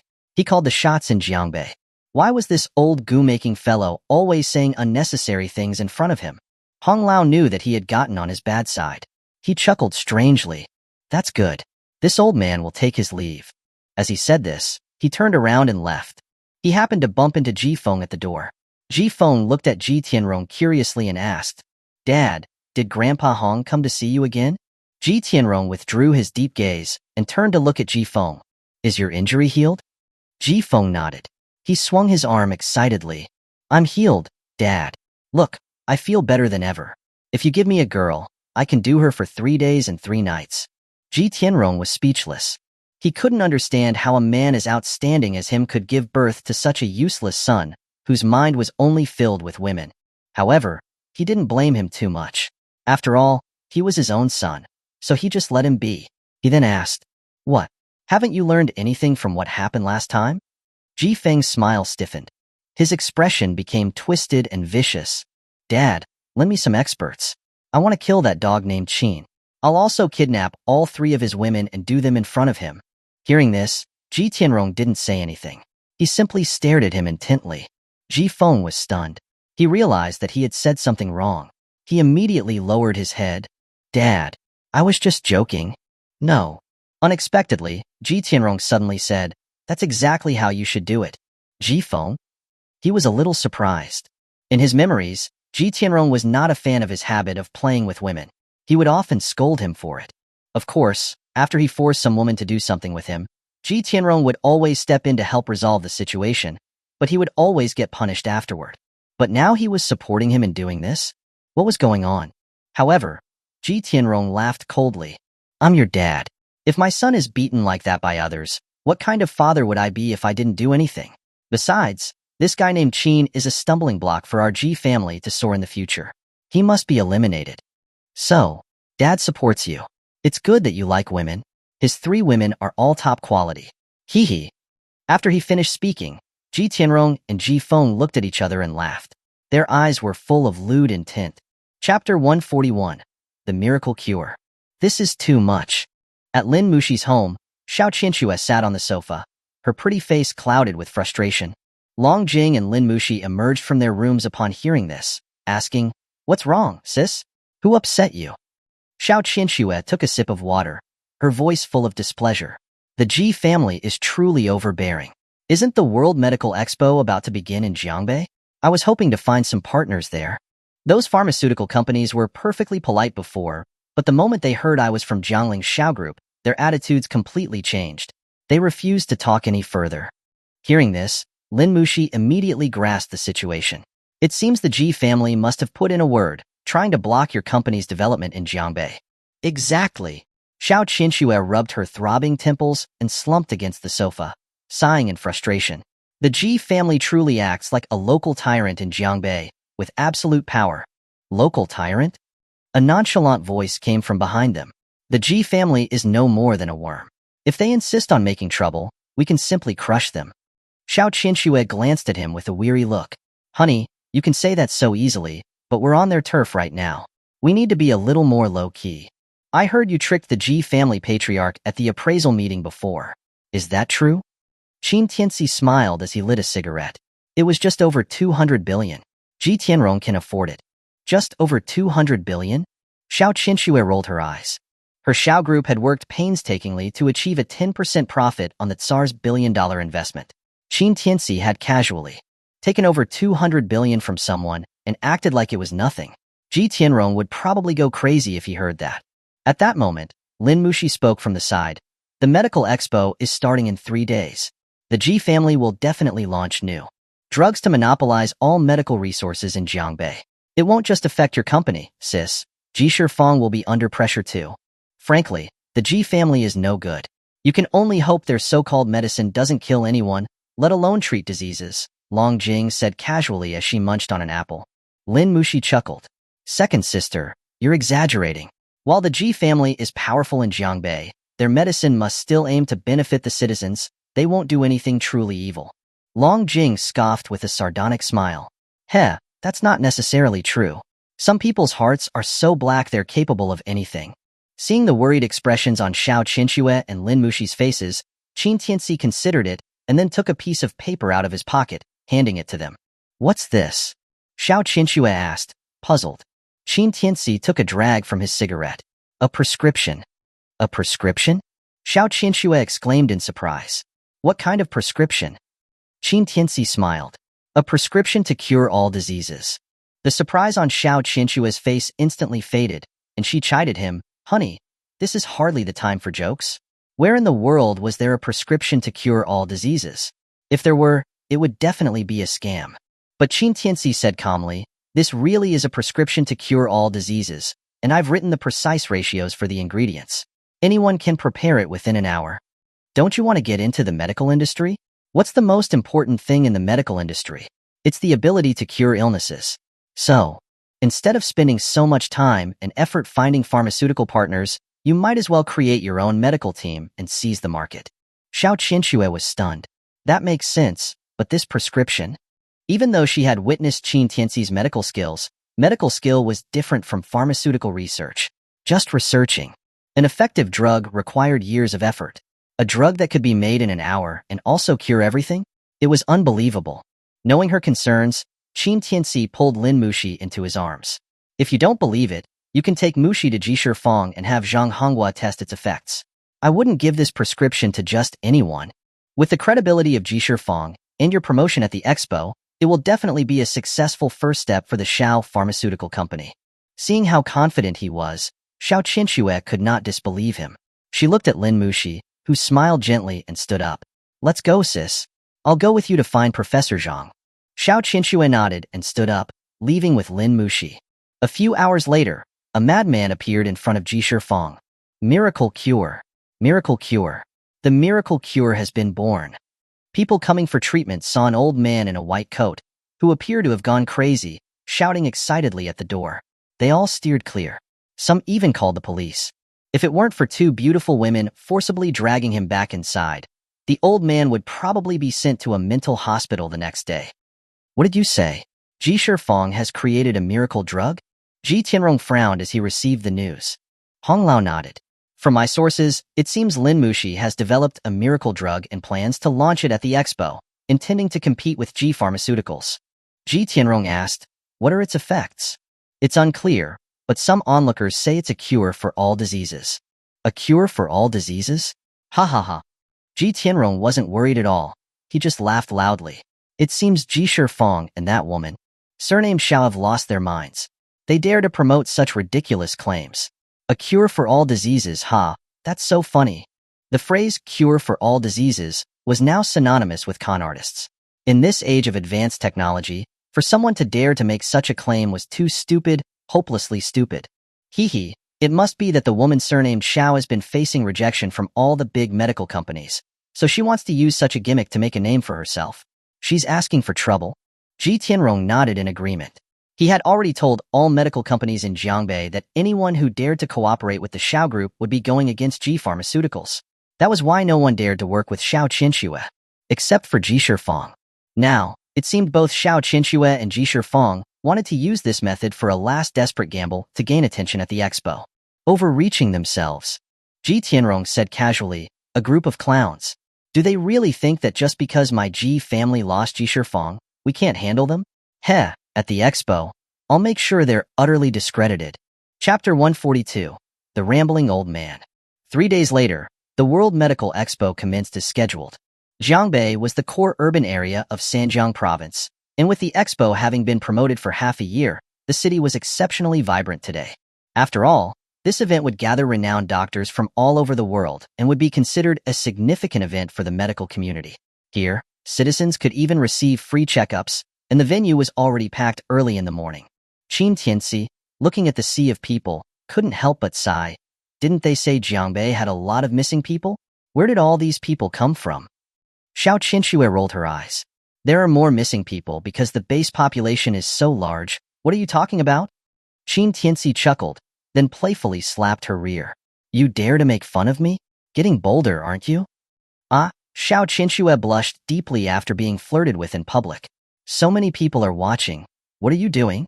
Being 3 beautiful women already drew a lot of attention in such a place. And now that people saw Xiao Qinxue being openly teased by a man, their hearts grew restless and they looked at Qin Tianci with envy. Lin Mushi smiled softly. We're one of the groups presenting at the expo, so we don't have to wait here. We'll be taken care of by the staff backstage. Qin Tianci nodded with a smile. All right. The 4 of them then went to the expo's backstage area. As soon as they entered, Zhang Honghua came to greet them, his face flushed with excitement. Master! Mistresses, you came just at the right time. Mistresses? Xiao Qinshue's face flushed again when she heard Zhang Honghua call them that. Being called mistresses by a senior who was at least 2 cycles older than them, especially in a public space, felt very odd. However, Zhang Honghua didn't care, and his fervor had not diminished over the past 3 days. He looked at Qin Tianci excitedly. Master, our Jishur miracle cure has already passed inspection. Once we reveal it at the expo today, it will shake the entire world. Ever since he had gotten his hands on the prescription for the miracle cure, he hadn't stopped being excited.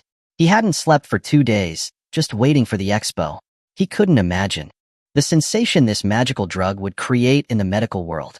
Zhang Honghua wished that time would move faster so that he could present the Jishur miracle cure to the world. Seeing the old man's 2 panda-like eyes, Qin Tianci couldn't help but chuckle. Professor Zhang, you're making such a big deal out of it. I have hundreds, if not thousands, of these prescriptions. Is the revival pill really that special? Hundreds? Thousands? Zhang Honghua's face froze, his pupils shrinking to pinpricks. After he had thoroughly researched the effects of this prescription, he had felt as if he had discovered a new continent, so incredibly excited he could not control himself. And now this man was saying that he could easily pull out hundreds of similar prescriptions, leaving him completely shocked. Master! Zhang Honghua couldn't contain his excitement any longer.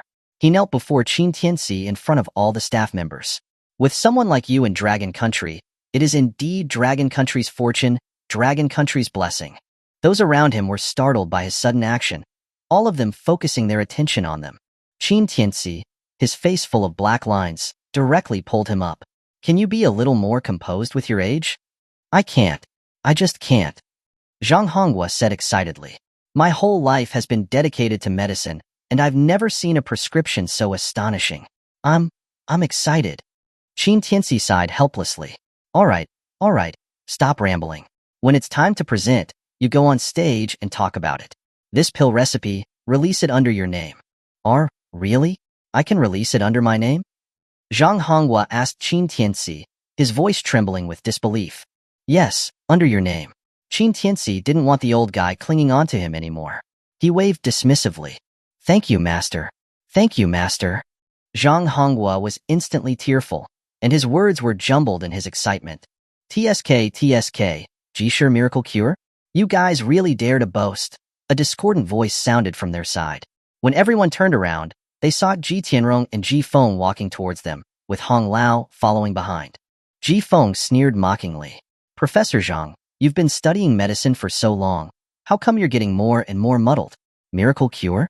Ha ha ha, you believe such nonsense?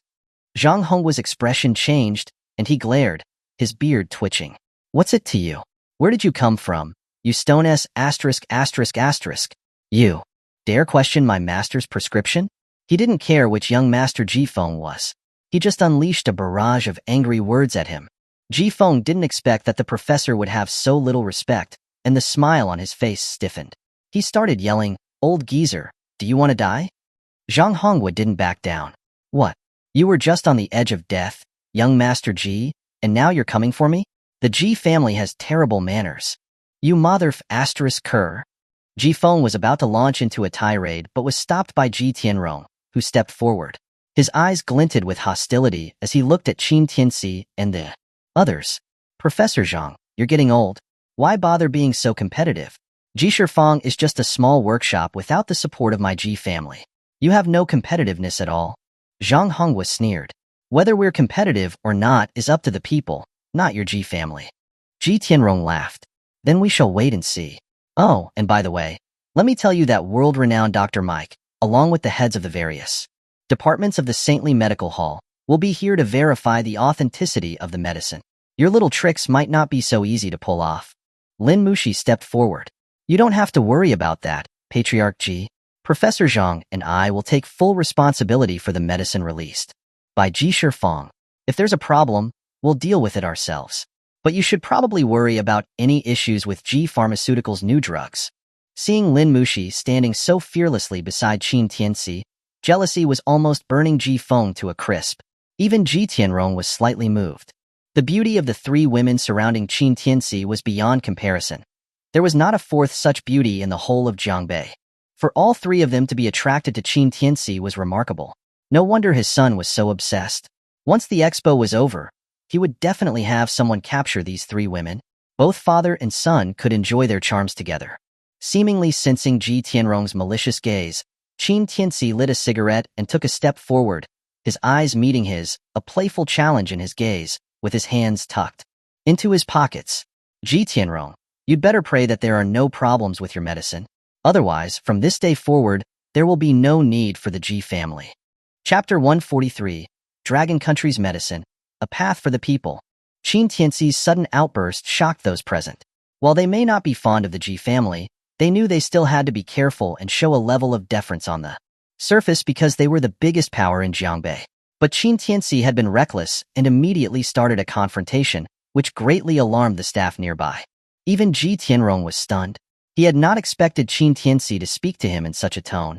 He couldn't help but chuckle, asking Xiao Qianxue and the others, is he always this bold? Qin Tianci took a drag from his cigarette and gently blew out the smoke cloud. He smiled. Did you think I was joking? As he said that, the smile gradually faded from Ji Tianrong's face. He stared at Qin Tianci like a hawk. Do you know who you're talking to? Qin Tianci smiled. Is there anyone else here in front of me? Am I talking to a dog? You Qin. Ji Feng shrieked when he saw that even while talking to his father, Qin Tianci remained so arrogant. I haven't settled things with you yet because your woman beat me up, and you dare to talk to my father like that? Do you believe I can kill you right now? Clang. Just as he finished speaking, Long Jing had already drawn the dagger from her waist and placed it against his neck, her eyes cold and sharp. Try it. Her speed was startling. No one saw how she moved, and they were all shocked. Qin Tianci patted her shoulder, signaling her to come back. Long Jing then put away the dagger, her eyes still full of murderous intent as she looked at Ji Feng. Ji Feng was scared and swallowed, not daring to say another word. But Ji Tianrong sneered, so this is what you're relying on? Qin Tianci took another drag of his cigarette. You are not qualified to see what I truly rely on. If you ever do, you'll be very unlucky. Ha ha ha. Ji Tianrong laughed loudly. How impressive for someone so young. In all these years, You're the first person to dare to speak to me like this. Young man, don't be too arrogant. The world is very big. So big that you cannot even imagine it. Qin Tianci shrugged. I'll say the same to you. The world is vast, vast enough that your G family is just a speck of dust. All right. Ji Tianrong didn't want to waste his energy on more verbal sparring. He waved his hand. Then we'll wait and see. With that, he led his people past them. But as he passed Qin Tianci, Ji Tianrong's grim voice reached his ears. You little bastard, I haven't forgotten what you did to me at the appraisal meeting. Once the expo is over, we'll settle all scores, old and new. Take good care of your women, hee. With that, he left without waiting. Facing his open threat, Qin Tianci just smiled, without showing any sign of concern. Instead, Zhang Honghua, worried, approached him. Master, I didn't expect your relationship with the Ji family to be this bad. Qin Tianci raised an eyebrow, asking with a smile, What, are you afraid? Zhang Honghua quickly waved his hand. Me? Afraid? Who's afraid of him? I've lived for over half my life, and I've finally met a divine person like you who can lead me to the pinnacle of the medical world. Would I be afraid of him? At worst, I'll just use my old bones to fight the Ji family. Seeing Zhang Honghua acting like he was prepared to die, Qin Tianci let out a chuckle. You should just focus on researching your medical skills.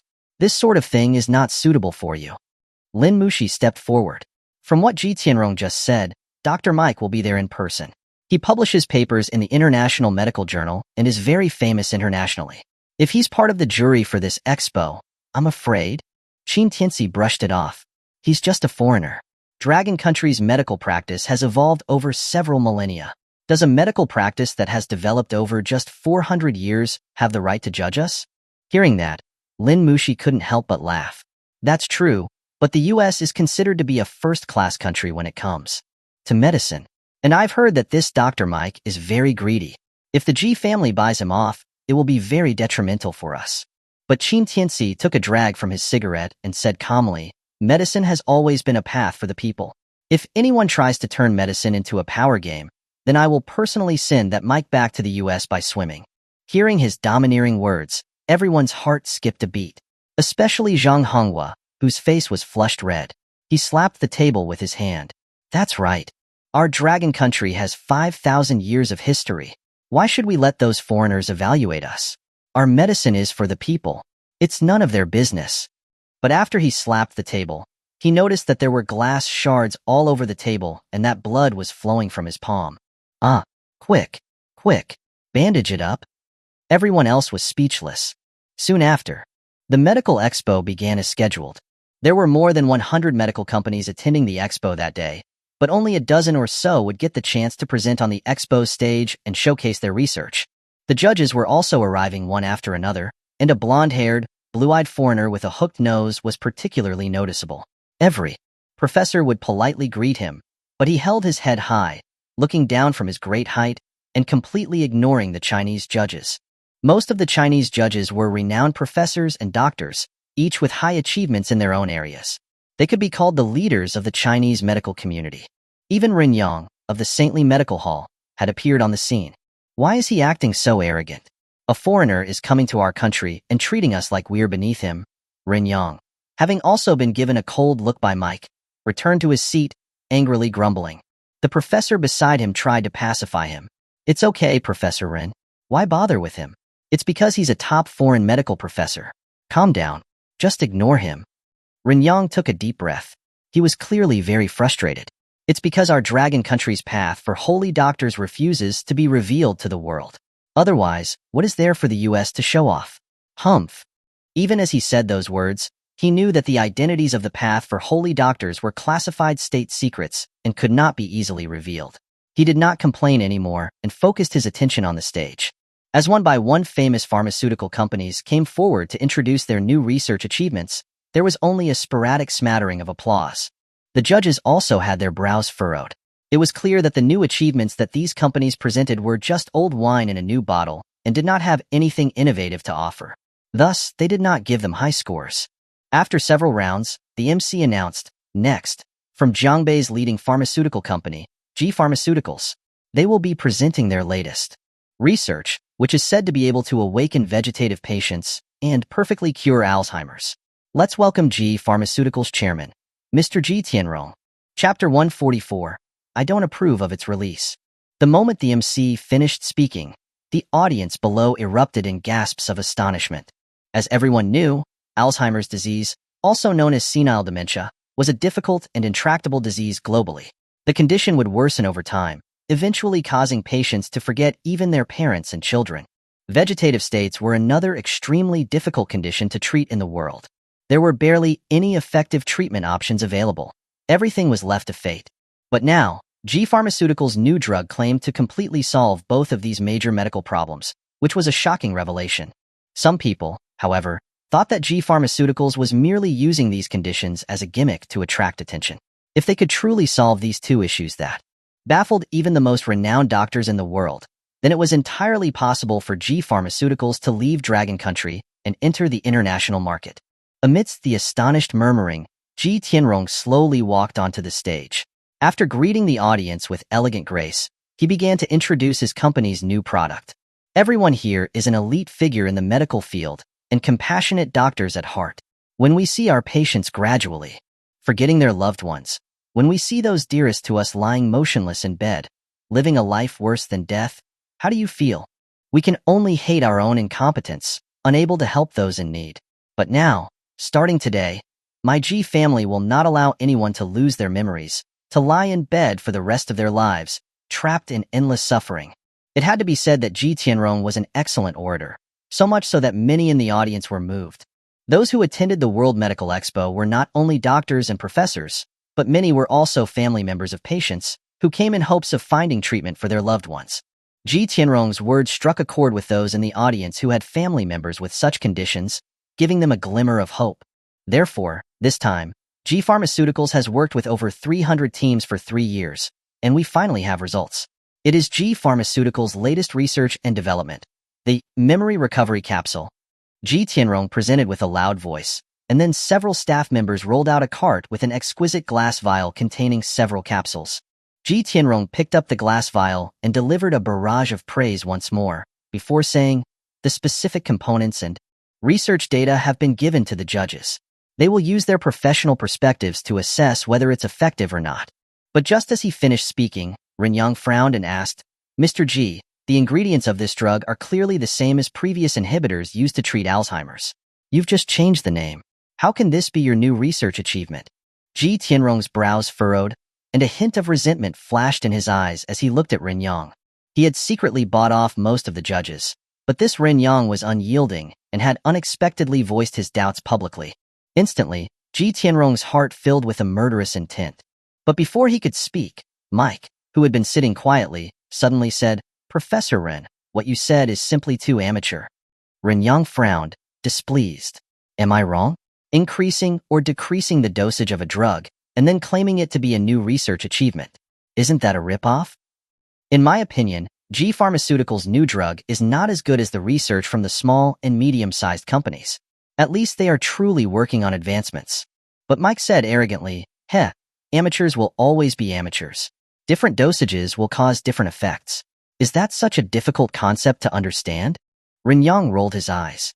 "Do you think it's traditional medicine? Saying that different dosages create different effects?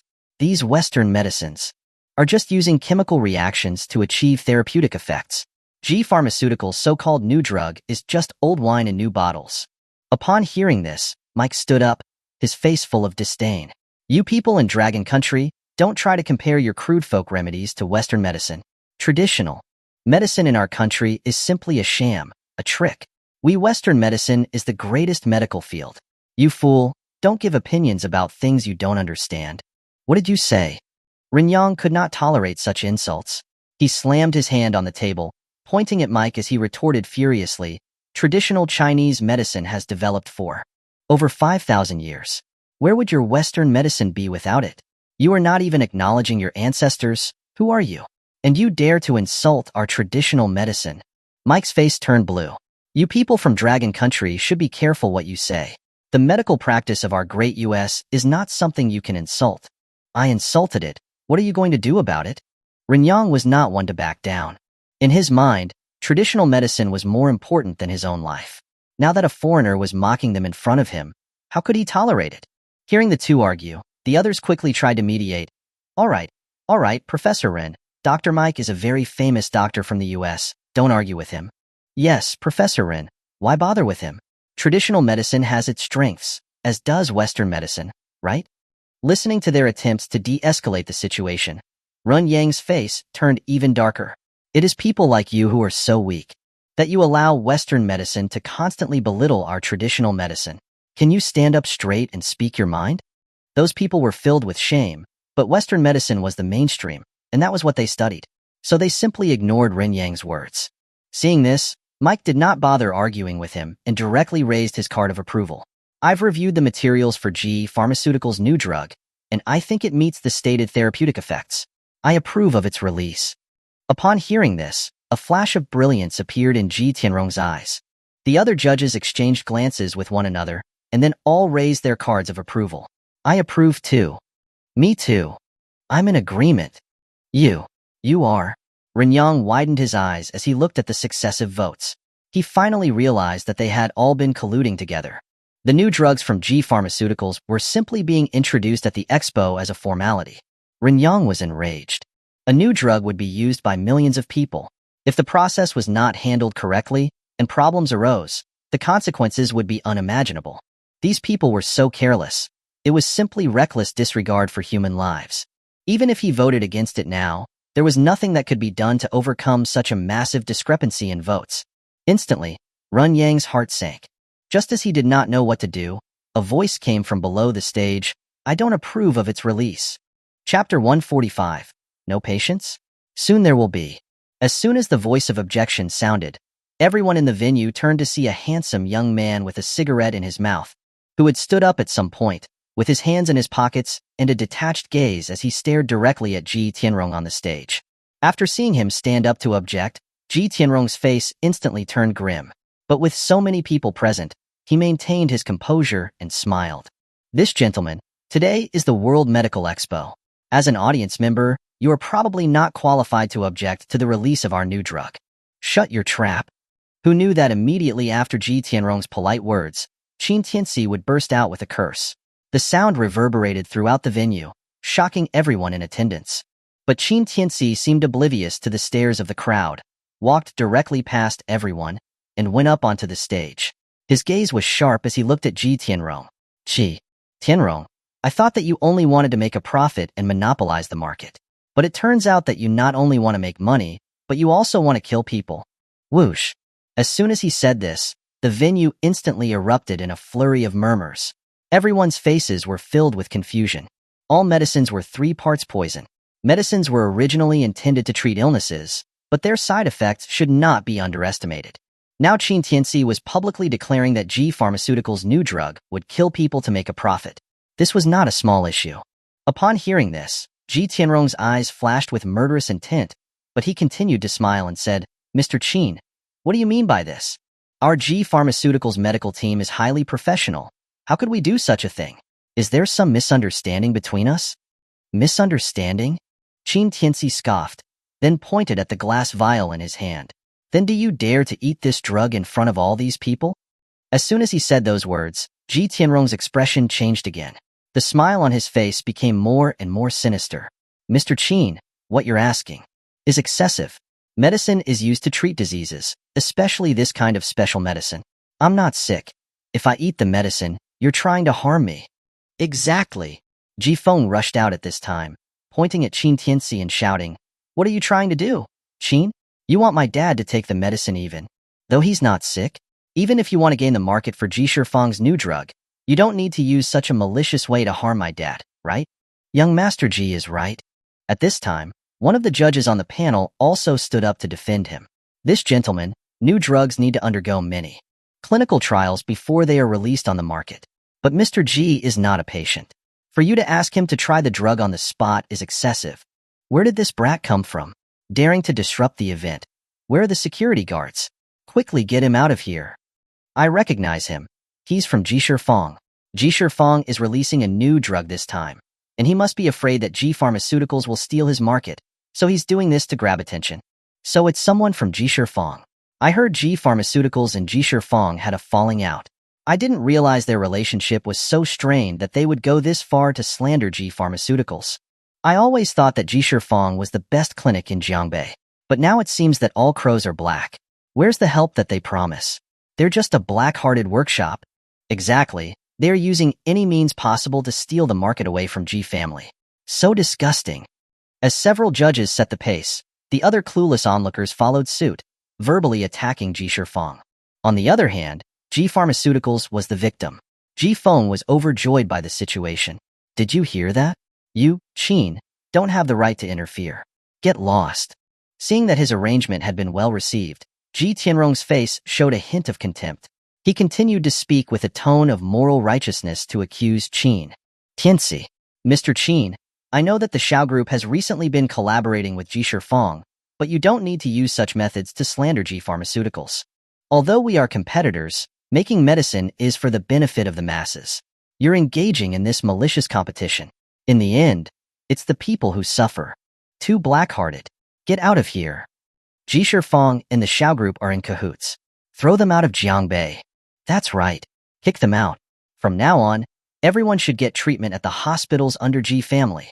Garbage of the medical field. Get out of Jiangbei. Hearing the crowd's accusations, Lin Muxi, Xiao Qianxue, and Zhang Hongwa's expressions all changed. AI Ying was even more frustrated. What is this brat doing? He's a total screw-up. Ji Shifeng was also releasing a new drug today, and as Lin Muxi's mother, she naturally came to support her. She had never thought that she would see this scene when she arrived. Qin Tianci's actions were completely foolish. Doctor-patient relationships were already very tense, and now that Ji Tianrong had placed himself on the high moral ground, wasn't he essentially making a mockery of his own reputation?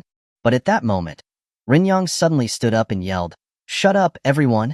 His roar caused everyone to stop talking, their gazes fixed on Renyang. And Renyang then walked onto the stage and glared at the crowd.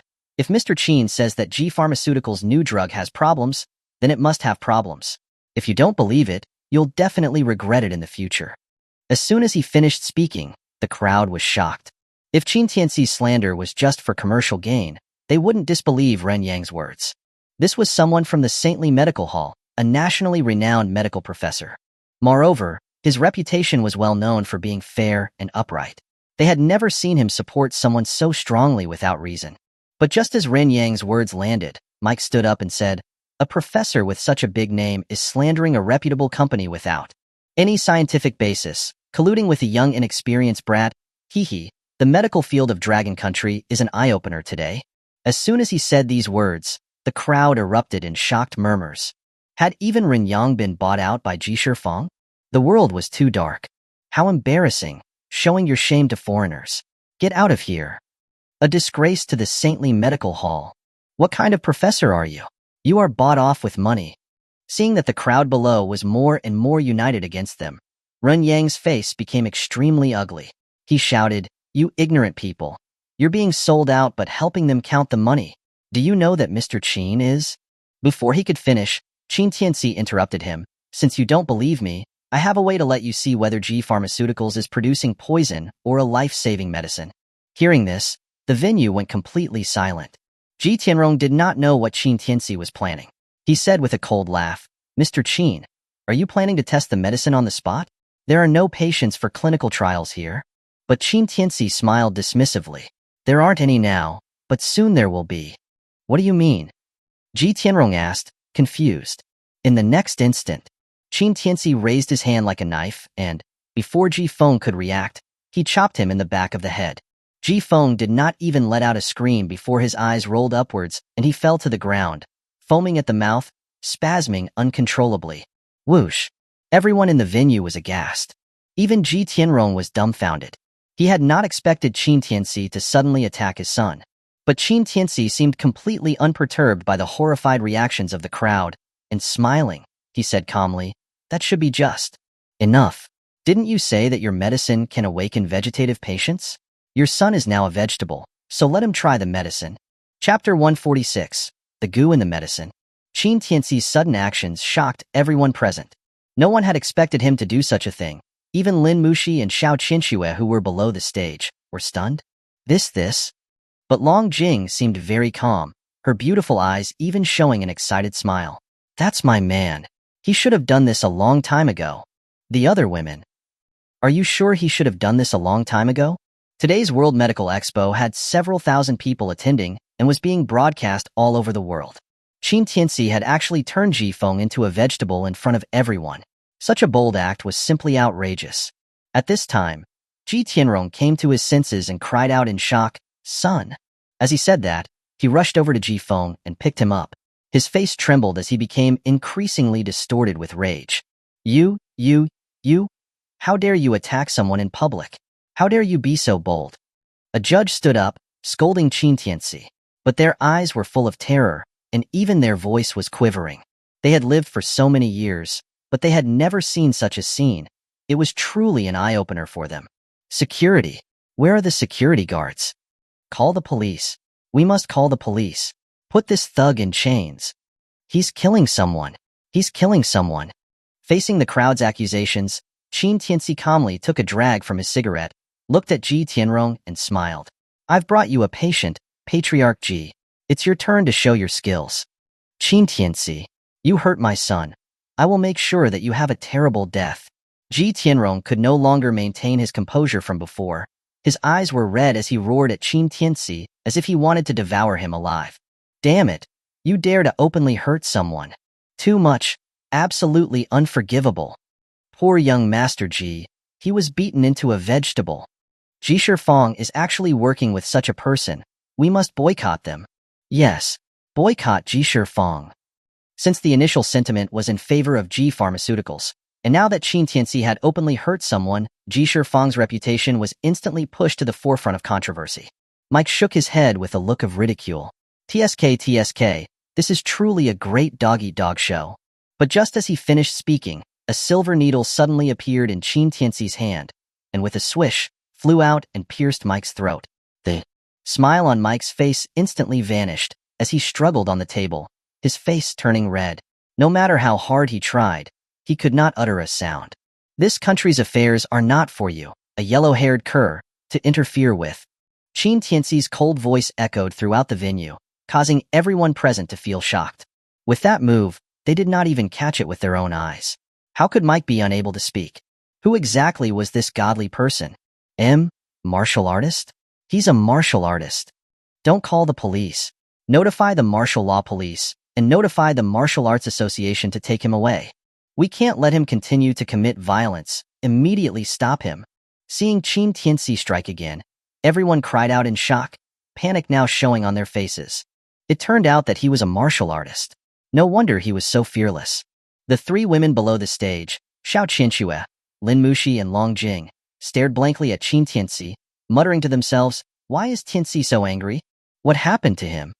Hubby is so handsome. Oh no, where did this brat find the guts to do such a thing? Now even Director Dong won't be able to protect him. Aiying said anxiously as she saw what had happened. She had just managed to persuade Dong Shuqing to help Qin Tianci and try to smooth over the relationship with the Ji family, but more trouble had started. This kid was not an easy target at all. Now, in front of everyone at the expo, he had turned Ji Tianrong's son into a vegetable, effectively ending the possibility for reconciliation with Ji family. Since you don't want to give him the medicine, then I'll do it for you. Qin Tianci completely ignored the public anger. Under everyone's watchful eyes, he picked up the new drug that Ji Pharmaceuticals was about to release, walked up to Ji Feng, poured out a capsule, and was about to put it into his mouth, but was stopped by Ji Tianrong, who suddenly stood up. What are you trying to do? Qin Tianci scoffed. What? Patriarch Ji, do you not want to save your son? A rare panic appeared in Ji Tianrong's expression. This is a prescription drug. My son needs to be examined before he takes any medicine. Is that so? Qin Tianci asked. Didn't you say that this medicine can treat Alzheimer's and awaken vegetative patients? That means this medicine will help to restore the nervous system. Why does it need to be examined? Ji Tianrong's pupils shrank. He was caught off guard by the question and stammered. Even if it's a good drug, it's impossible to recover immediately after taking it. As a doctor, don't you know this basic knowledge? Mr. Ji is right. The judge who was defending Ji Tianrong earlier stood up and said, you openly hurt someone, and now you want to treat them with someone else's medicine. In my decades as a doctor, I've never heard of such a thing. Exactly. I've never seen such a shameless person. Shut up. Qin Tianci suddenly roared. In an instant, a powerful aura exploded from him, causing everyone to stumble and fall. The intense aura shocked everyone present. But Qin Tianci did not care, and without allowing any arguments, placed the medicine in front of Ji Tianrong, saying, word for word, "You don't want to give your son the medicine? Or do you dare not give your son the medicine?" The anger in Ji Tianrong's heart could no longer be suppressed. He gritted his teeth and said through his teeth, "You damn thing, don't push me too far." Push you too far? Qin Tianci chuckled callously. As a pharmaceutical company, you're too afraid to give your own new drug to someone else. The only possible explanation is, you have a guilty conscience. Bullshit. Ji Tianrong roared and cursed. We are a reputable company. What we do is to benefit the country and the people. You injured my son, and you are now slandering our reputation. I will make sure you rot in prison. Heh. Qin Tianci suddenly laughed after hearing these sanctimonious words. His laughter was especially menacing. Benefit the country and the people? Ji Tianrong, how can you say such a shameless thing? After saying this, Qin Tianci suddenly crushed the glass vial in his hand, and the capsules fell into his palm. Upon seeing this, Ji Tianrong's heart skipped a beat. He was on high alert, wary of Qin Tianci. What exactly are you trying to do? What am I trying to do? Qin Tianci laughed coldly. I want to let everyone see what exactly the new drug that your Ji family developed is. After saying that, a green light appeared on his palm, and the capsules began to wriggle. The amazing sight caused everyone present to stand up abruptly, gasping in shock. This is... You bastard, stop that! But Ji Tianrong was horrified. He immediately stepped forward, wanting to snatch the capsules away. But before his hand could reach, Qin Tianci had already intercepted it in midair. In the next instant, the green light in his other hand disappeared. The wriggling capsules suddenly burst open, and a line of black goo worms crawled out. In that instant, everyone present gasped and felt their scalps tingle. Chapter 147. You. Unforgivable. What is this? Holy crap. Holy crap. Why is there such a thing in this medicine? It's so disgusting. Ji Pharmaceuticals' new drug. It has bugs in it. Because the scene on the stage was being projected onto a large screen, everyone could see it very clearly. The wriggling goo worms in Qin Tianci's hand instantly turned everyone's face white. Some people who were more sensitive even threw up on the spot. No one had expected that the new drug from Ji Pharmaceuticals that they had been cheering for would actually contain such disgusting bugs. Immediately, the accusations against Qin Tianci completely disappeared, replaced by questions for Ji Tianrong. Mr. Ji Tianrong, please explain why there are bugs in the new drug developed by Ji Pharmaceuticals? Yes, if they were dead bugs, that would be one thing. But they're alive. What exactly is Ji Pharmaceuticals trying to do? It's impossible to claim these bugs can cure diseases, right? It's truly an eye-opening experience. Hearing the crowd's questions, Ji Tianrong's expression turned exceptionally ugly. His pupils had shrunk to pinpricks as he glared at the calm and detached man before him. He knew that the trickery within the medicine had been personally handled by Hong Lao. These miniature goo were difficult to distinguish with the naked eye. They would only slowly develop after entering the human body, ultimately achieving their purpose. He could confidently say that even the most advanced equipment would not be able to detect any problems. No matter how hard he tried, he couldn't understand why Qin Tianci had spotted the problem with the new drug so easily. How could he have stimulated the goo worms to grow so rapidly, even bursting out of their cocoon to grow to this size? Thinking about it, Ji Tianrong's mind was buzzing. Even Hong Lao, who was watching the situation from backstage, stared in disbelief at what was happening. He kept muttering to himself, "How is this possible? How is this possible? How did he discover it? These are the most concealed goo under my command. How can a young man in his early 20s detect them with his naked eyes? This is impossible." And below the stage, Lin Mushi and the others covered their mouths, their faces full of disgust. Such disgusting bugs. How could there be such a thing in Ji Pharmaceuticals' new drug? I hate bugs the most. This old man deserves to die. Long Jing was on the verge of going crazy, shaking her foot in place as she wished she could cut up all the worms on stage one by one. Xiao Qinxue was more composed, but her pretty face was also pale. She was swallowing constantly as she felt extremely unwell from the disgust. But a hint of light was twinkling in her eyes as she looked at Qin Tianci, and she seemed confused. How did Tianci know that there was something wrong with this medicine? Ai Ing also frowned. muttering to herself, confused. Did this brat develop X-ray vision? Or did he intentionally put the bugs in there to frame G Pharmaceuticals? Impossible.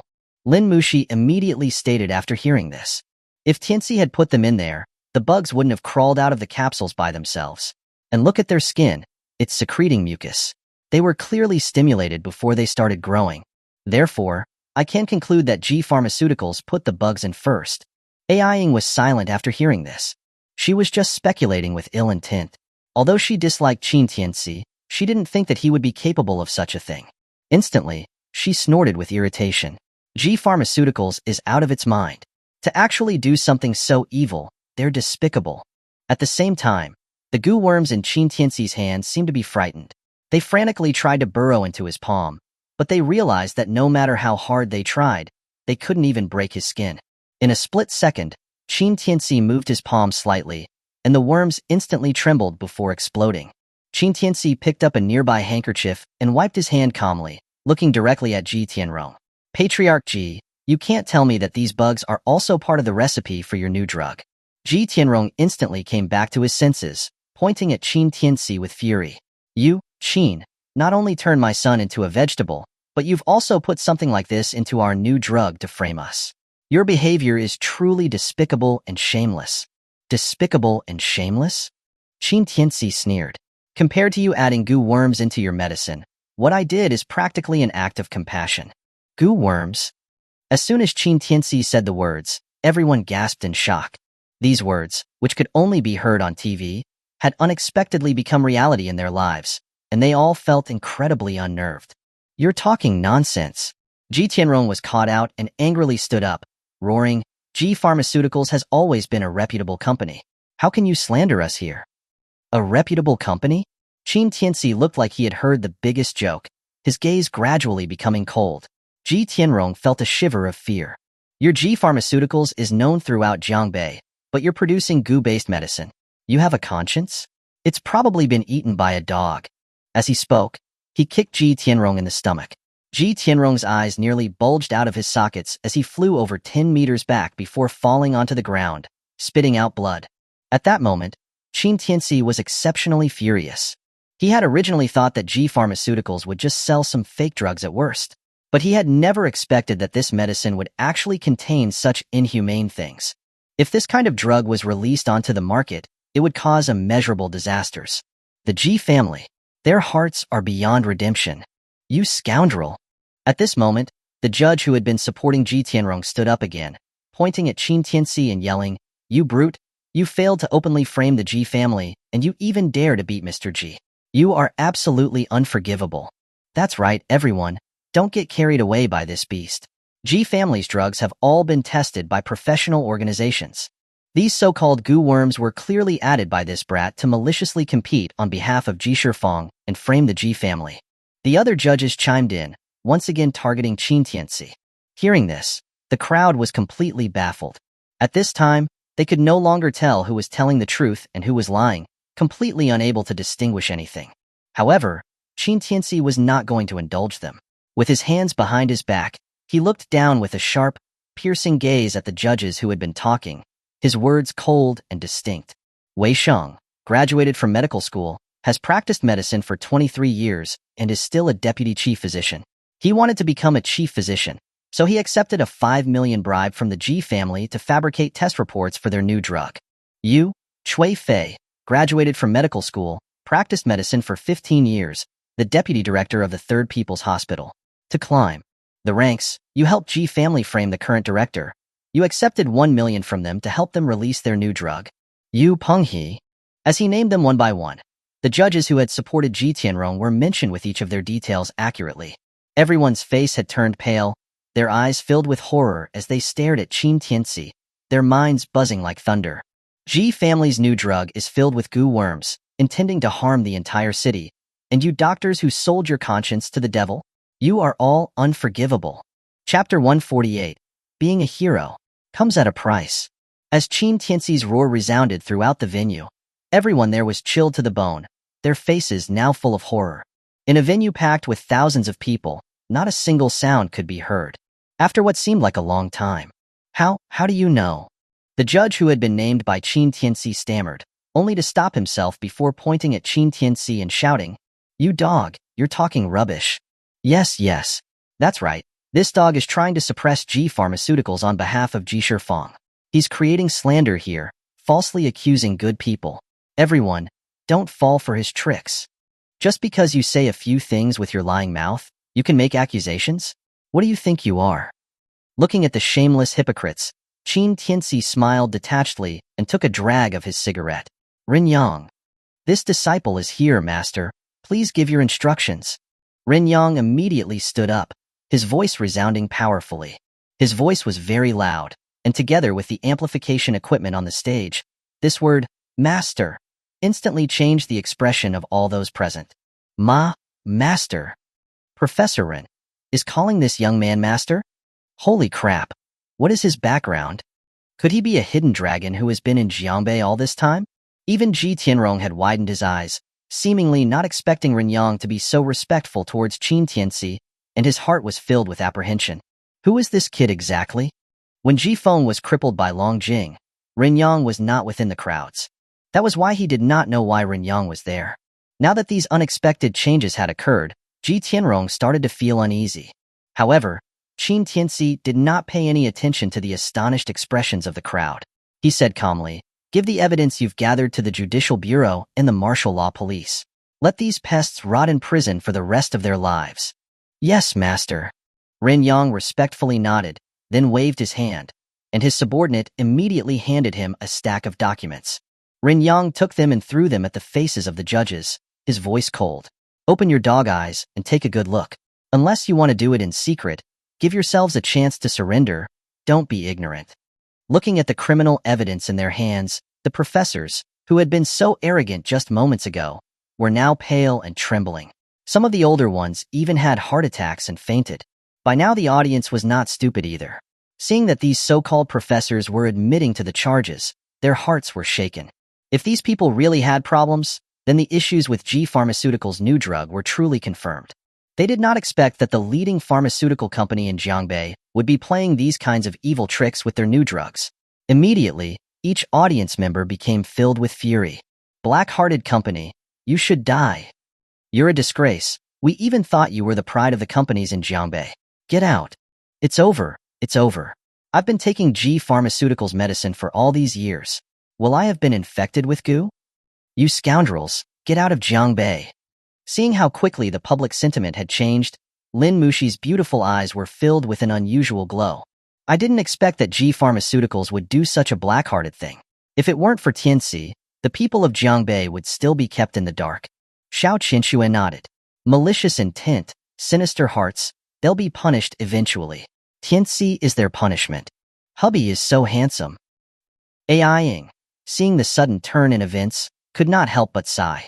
It looks like G Pharmaceuticals has landed themselves in trouble. Selling fake drugs and poisons, the government won't let them off. Hearing this, Xiao Qinxue did not agree. If the G family can do such a thing, it's definitely not just their personal actions. Someone must be supporting them behind the scenes. Ai Ying's face instantly became strange. She pursed her lips, not saying a word. But then, she seemed to understand something, and could not help but take a deep breath, blaming it all. This brat, he always needs to be the center of attention. It's like he has to show off how capable he is. It's not enough that he has offended the G family. Now he's also offended the powerful figures behind them. How many lives does he have? However, Lin Mushi disagreed. "Mom, that's not how it is. G family has done something that is against both humanity and the gods. Someone needs to stand up, otherwise, I don't know how many people will die because of them in the future." Speaking of which, she looked at the man on the stage, who was calmly smoking a cigarette, and her beautiful eyes were filled with undisguised tenderness and satisfaction. "Tianci has the courage to stand up to fight injustice for everyone. I am proud of him, and I haven't waited for him for all these years in vain." She didn't say the last sentence aloud, but at this moment, the affection in her eyes was becoming more and more intense, unable to suppress the emotions that were stirring in her heart.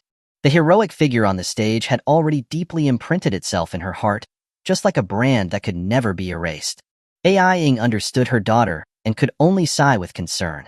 "Alas, daughter, you're still too young. In this life, Being safe and sound is what matters most. Being a hero comes with a price. But as soon as she said those words, Long Jing, who had been like a broken record, suddenly spoke. Heroes who pay the price are the ones who are not strong enough. But our man isn't.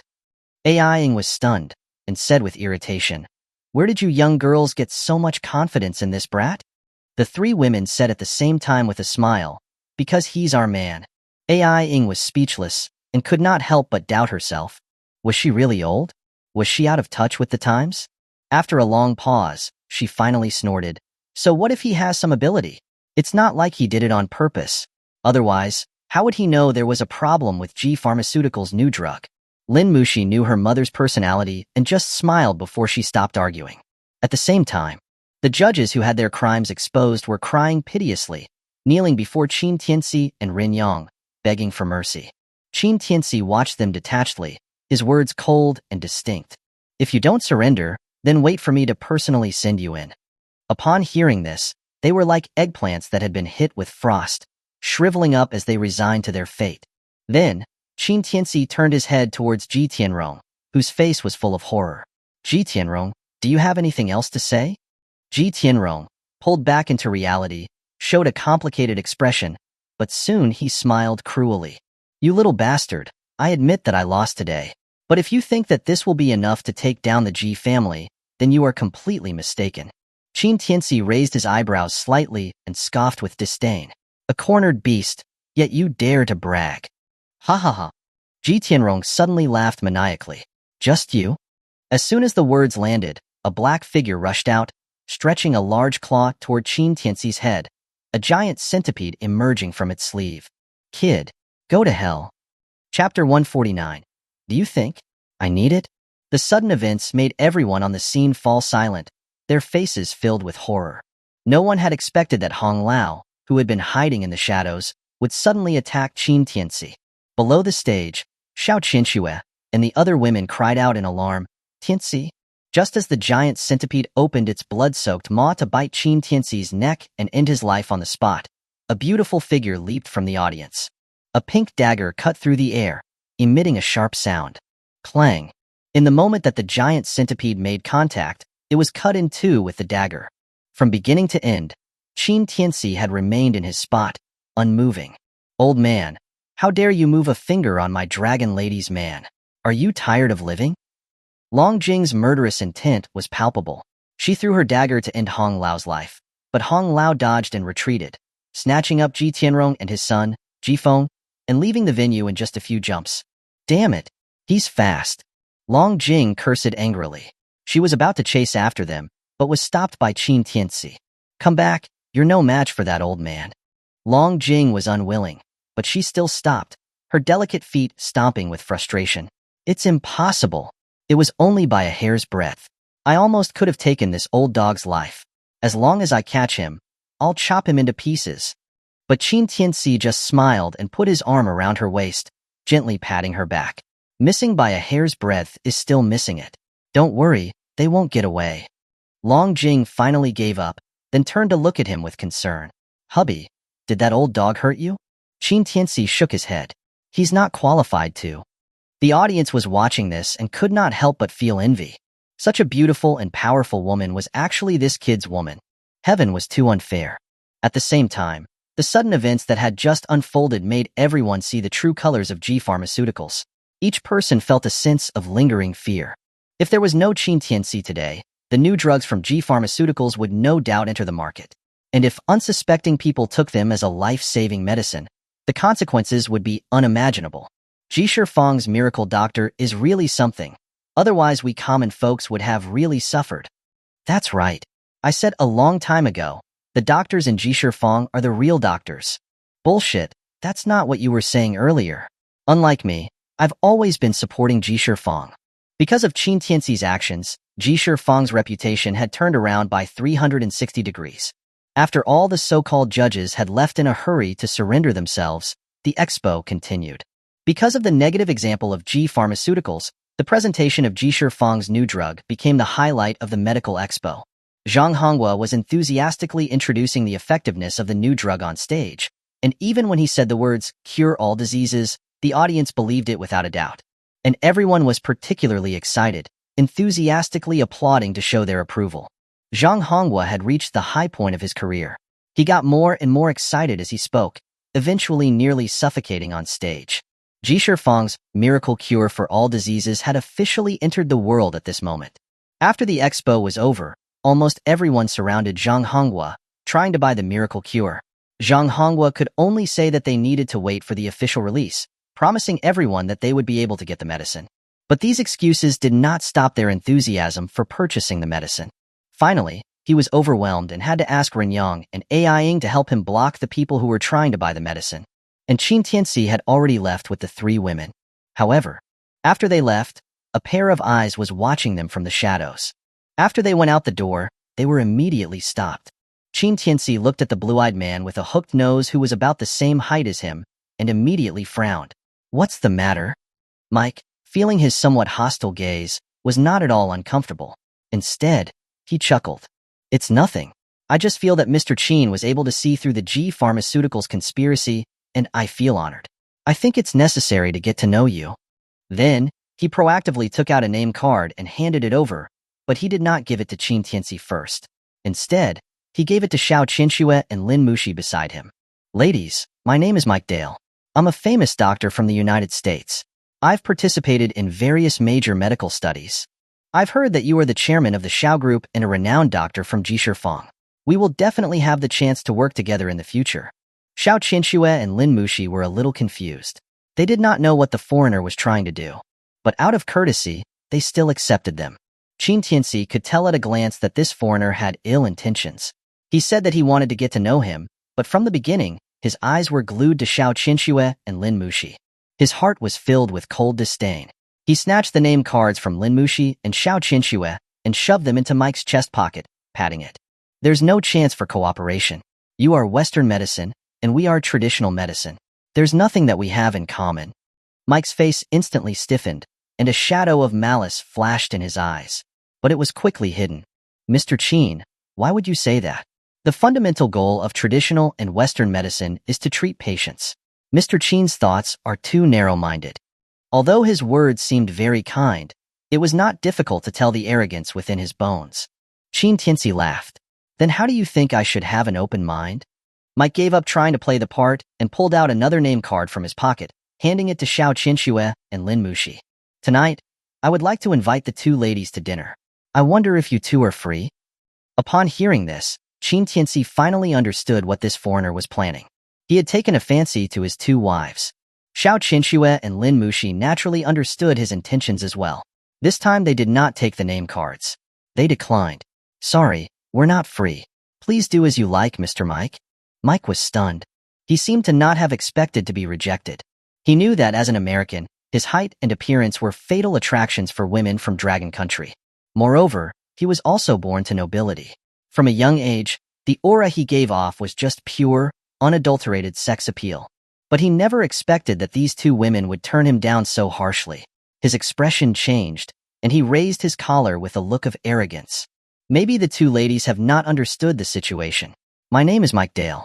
I am the 10th-ranked heir of the Dale family, and the resources I have access to are more than enough to give you financial freedom." As he said that, he did not forget to belittle Qin Tianci. "Moreover, Mr. Qin is a doctor without any fame. If you can get my family's support, his career will be much smoother in the future. Aren't you going to consider it?" Upon hearing this, all 3 women frowned. To dare to insult their man like this in front of them. Did this foreigner want to die? Long Jing's dagger was already unsheathed. Xiao Qinxue was already ready to slap him. Lin Mushi had already found the silver needle in her pocket. But at this time, Qin Tianci suddenly raised his arms and put them around the 3 women's shoulders, pulling them closer to him. He looked at Mike with a face full of mockery. "Do you think I need it?" Chapter 150, 3 Strikes, Learn to Speak Properly. Mike was stunned. This was not his first time coming to Dragon Country. He was also quite knowledgeable about Dragon Country's history. Wasn't polygamy supposed to have disappeared in Dragon Country a long time ago? But what was going on before his eyes? Qin Tianci was embracing 3 women, and his casual and intimate actions did not seem like they were being forced. Most importantly, how did he do it? These 3 women were top-tier beauties even by American standards. How did he manage to have all 3 of them? Mike had slept with nearly 100 women in Dragon Country, and his identity as an American was extremely useful with Dragon Country's women. One look, and they were hooked. When he entered the expo venue, he had already seen the 3 women sitting in a row. He had planned to act once the expo was over. And when he saw Long Jing and Qin Tianci being intimate on stage, he had assumed that they were a couple. Although it was a little disappointing, he still had 2 more options, right? So once the event was over, he immediately followed them with the intention of making Xiao Qinxue and Lin Muxi his target for the night. But now, he was watching Qin Tianci embrace all 3 women, making him feel completely lost. Miss Xiao, Miss Lin, this man has no ability at all. Why are you lowering yourselves like this? Mike asked reluctantly. However, as soon as he said these words, all 3 women's expressions darkened. Long Jing was the first to start cursing. What are you saying, you dickhead? My man's abilities are not something that you can question. As soon as she finished, Qin Tianci and the other 2 women looked at her in surprise. What intense fighting power. No wonder she was a hit woman. Mike's face stiffened. Although his Chinese was not the best, it did not mean he could not understand these curse words. He said proudly, Miss, please show some respect. I am the 3rd heir of the Dale family. You should show me the respect I deserve. Respect? Xiao Qinxue laughed at his conceited words. Don't think that just because you're the 3rd heir of the Dale family, you can do whatever you want. Even if you are the patriarch of the Dale family, when you come to Dragon Country, you will need to grovel before me. You still think it's the same as decades ago?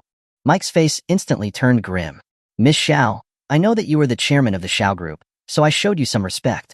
If these words reach my father's ears, it will bring about a devastating blow to the Xiao group. Heh, a devastating blow. Long Jing chuckled. If you dare, throw a nuclear bomb here. If you don't dare, then don't make a dog's racket here. You. Mike was infuriated. You're vulgar. All of you are vulgar people. As expected, any woman who shares a man are all trashy bitches. It was a waste that I wanted to invite you to dinner as a gentleman. Slap. As soon as he said these words, Qin Tianci slapped his face without another word. The mockery from before was swept away, replaced by a coldness. I'll give you another chance.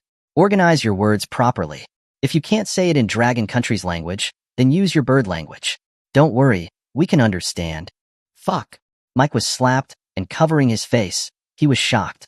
His 2 blue eyes looked like he was about to eat someone. You lowlife? How dare you hit me? The noble prince of the Dale family. Do you want to die? Slap. Another slap. Qin Tianci's tone was like frost. 3 strikes, the last chance. If you still don't learn how to speak properly, then you don't need to open your mouth anymore. Foo. Mike wanted to continue cursing, but just as the word was about to come out of his throat, he saw Qin Tianci's beast-like gaze. It was as if as soon as he said the CK, his body would instantly become a corpse. This was a feeling of fear that he had never experienced before, as someone who had been born with such a privileged life. Remembering how Qin Tianci had sealed his throat with just a flick of his wrist and the sharp dagger that Long Jing had unsheathed, he finally swallowed the words, his lips trembling as he said, I'm sorry, it was rude of me. Now that you know it was rude, then quickly get lost. Long Jing had already lost her patience. She raised her high-heeled shoe and kicked him in the abdomen. Mike felt a sharp pain and covered his stomach as he scrambled to leave the scene. You foreign dog. How disgusting. Long Jing said as she spat, looking at his disheveled state. It was as if she had eaten a fly. Don't let such people ruin your mood. Lin Muxi was the most calm of the 3. She had seen many such attempts to pick her up, especially from an unimportant foreigner. At this time, AI came running from inside and asked in a panic, What did you just do? How did you hit Mr. Mike? Lin Muxi briefly explained what had just happened, and AI Ying's expression was uncertain. She immediately lashed out. You brat. Why do you always cause trouble? Ah, you're such a good-for-nothing. Why did my daughter have to be so blind to fall for you? Lin Muxi frowned. Mom, it was that Mike who approached us first and insulted Tianci. Why are you blaming him? AI Ying was even more upset. Do you know who Mr. Mike is? He's the legitimate son of the 10th-ranked Dale family. I was willing to turn a blind eye when you offended the G family, but now you've offended the Dale family. Do you want my daughter to die with you? The Dale family? Are they very impressive? Qin Tianci smiled indifferently after hearing this. He didn't seem to put them in his eyes. You? You don't know the limits of your own ability. You really don't know the limits. As she spoke, she stomped her foot angrily and turned around to chase after Mike in the direction he had run off to. Looking at her anxious state, Lin Mushi sighed deeply, clearly at a loss with her mother. But Qin Tianci did not care much. The Dale family? Heh. Let alone the 10th-ranked Dale family, even if it was the 1st-ranked Roberts family. If they coveted his woman, he would just flip his hand and destroy them. Don't bother with him. Let's go. Let's eat. It's time to eat? Yay. I want to drink milk. Milk should be drunk at night. It's good for growing up. On the other side, after Hong Lao saved Ji Tianrong, he immediately asked him to help check Ji Feng's injuries. But a moment later, Hong Lao stood up and shook his head. That Qin is too ruthless. I can't do anything to help. Hearing this, Ji Tianrong's mind exploded. He leaned against the sofa, panting heavily. His expression was becoming more and more menacing. The silence in the room was like a volcano about to erupt, suppressing the molten lava-like anger. A moment later, Ji Tianrong's exceptionally calm voice slowly sounded. Bring the plan forward. You go to Dragon Abode now. I want him dead. I want everyone to be buried with my son. Chapter 151. Rumors stop with the wise. Start now? Elder Hong frowned slightly. The transfer procedures for Longxian Manor are still held up. Acting rashly now could lead to unnecessary trouble. However, Ji Tianrong suddenly raised his head, glaring at him with a fierce look. My son is dead. What do I care about procedures? Elder Hong took a deep breath. You're not thinking clearly right now. We should postpone this for the time being. Hong Sanqing, are you going or not? Ji Tianrong took several large strides, directly confronting Hong Sanqing, grabbing him by the collar. If you're not going, then have someone else from your sect come. You can go back. What are you doing here if you're afraid of dying? Hong Sanqing was stunned by his sudden display of force, his pupils contracting. This guy had been hiding his strength all along. Judging by the aura Ji Tianrong had just emitted, his strength was definitely comparable to a late-stage Xiantian martial artist. Looking at his murderous expression, Hong Sanqing swallowed, nodding. All right, I'll go now. Ji Tianrong's expression softened slightly, releasing his grip on Hong Sanqing's collar. The violent aura he had exuded also subsided, and the impulse in his eyes seemed to fade, as if he had regained his reason. He spoke calmly.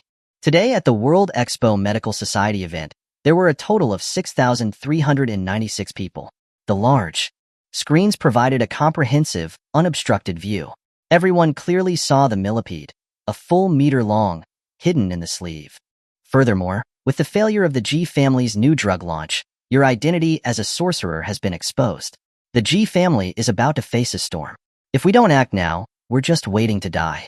You should know that if this plan fails, even if the Martial Arts Association, the governor's office, and the martial law police let us go, the people behind me will definitely not let us see the sun next year. The rats behind you will also punish you. So, we're all in the same boat. We have no choice. Listening to his calm analysis, a look of terror crept onto Hong Sanqing's old face, as if he was thinking about the people Ji Tianrong mentioned behind the scenes. Immediately, his heart sank, and he gritted his teeth. We've been planning for years, and in the end, we were defeated by a little brat. I'm not satisfied.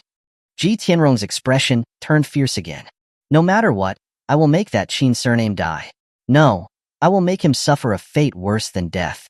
And those slutty women around him will make excellent sacrifices. Hong Sanqing nodded heavily. I understand. I'll go now. Also, after you go to Longxian Manor, I will coordinate with you here.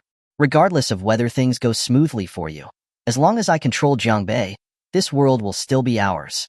The bloodshot eyes of Ji Tianrong flickered with a murderous madness, his hatred difficult to contain.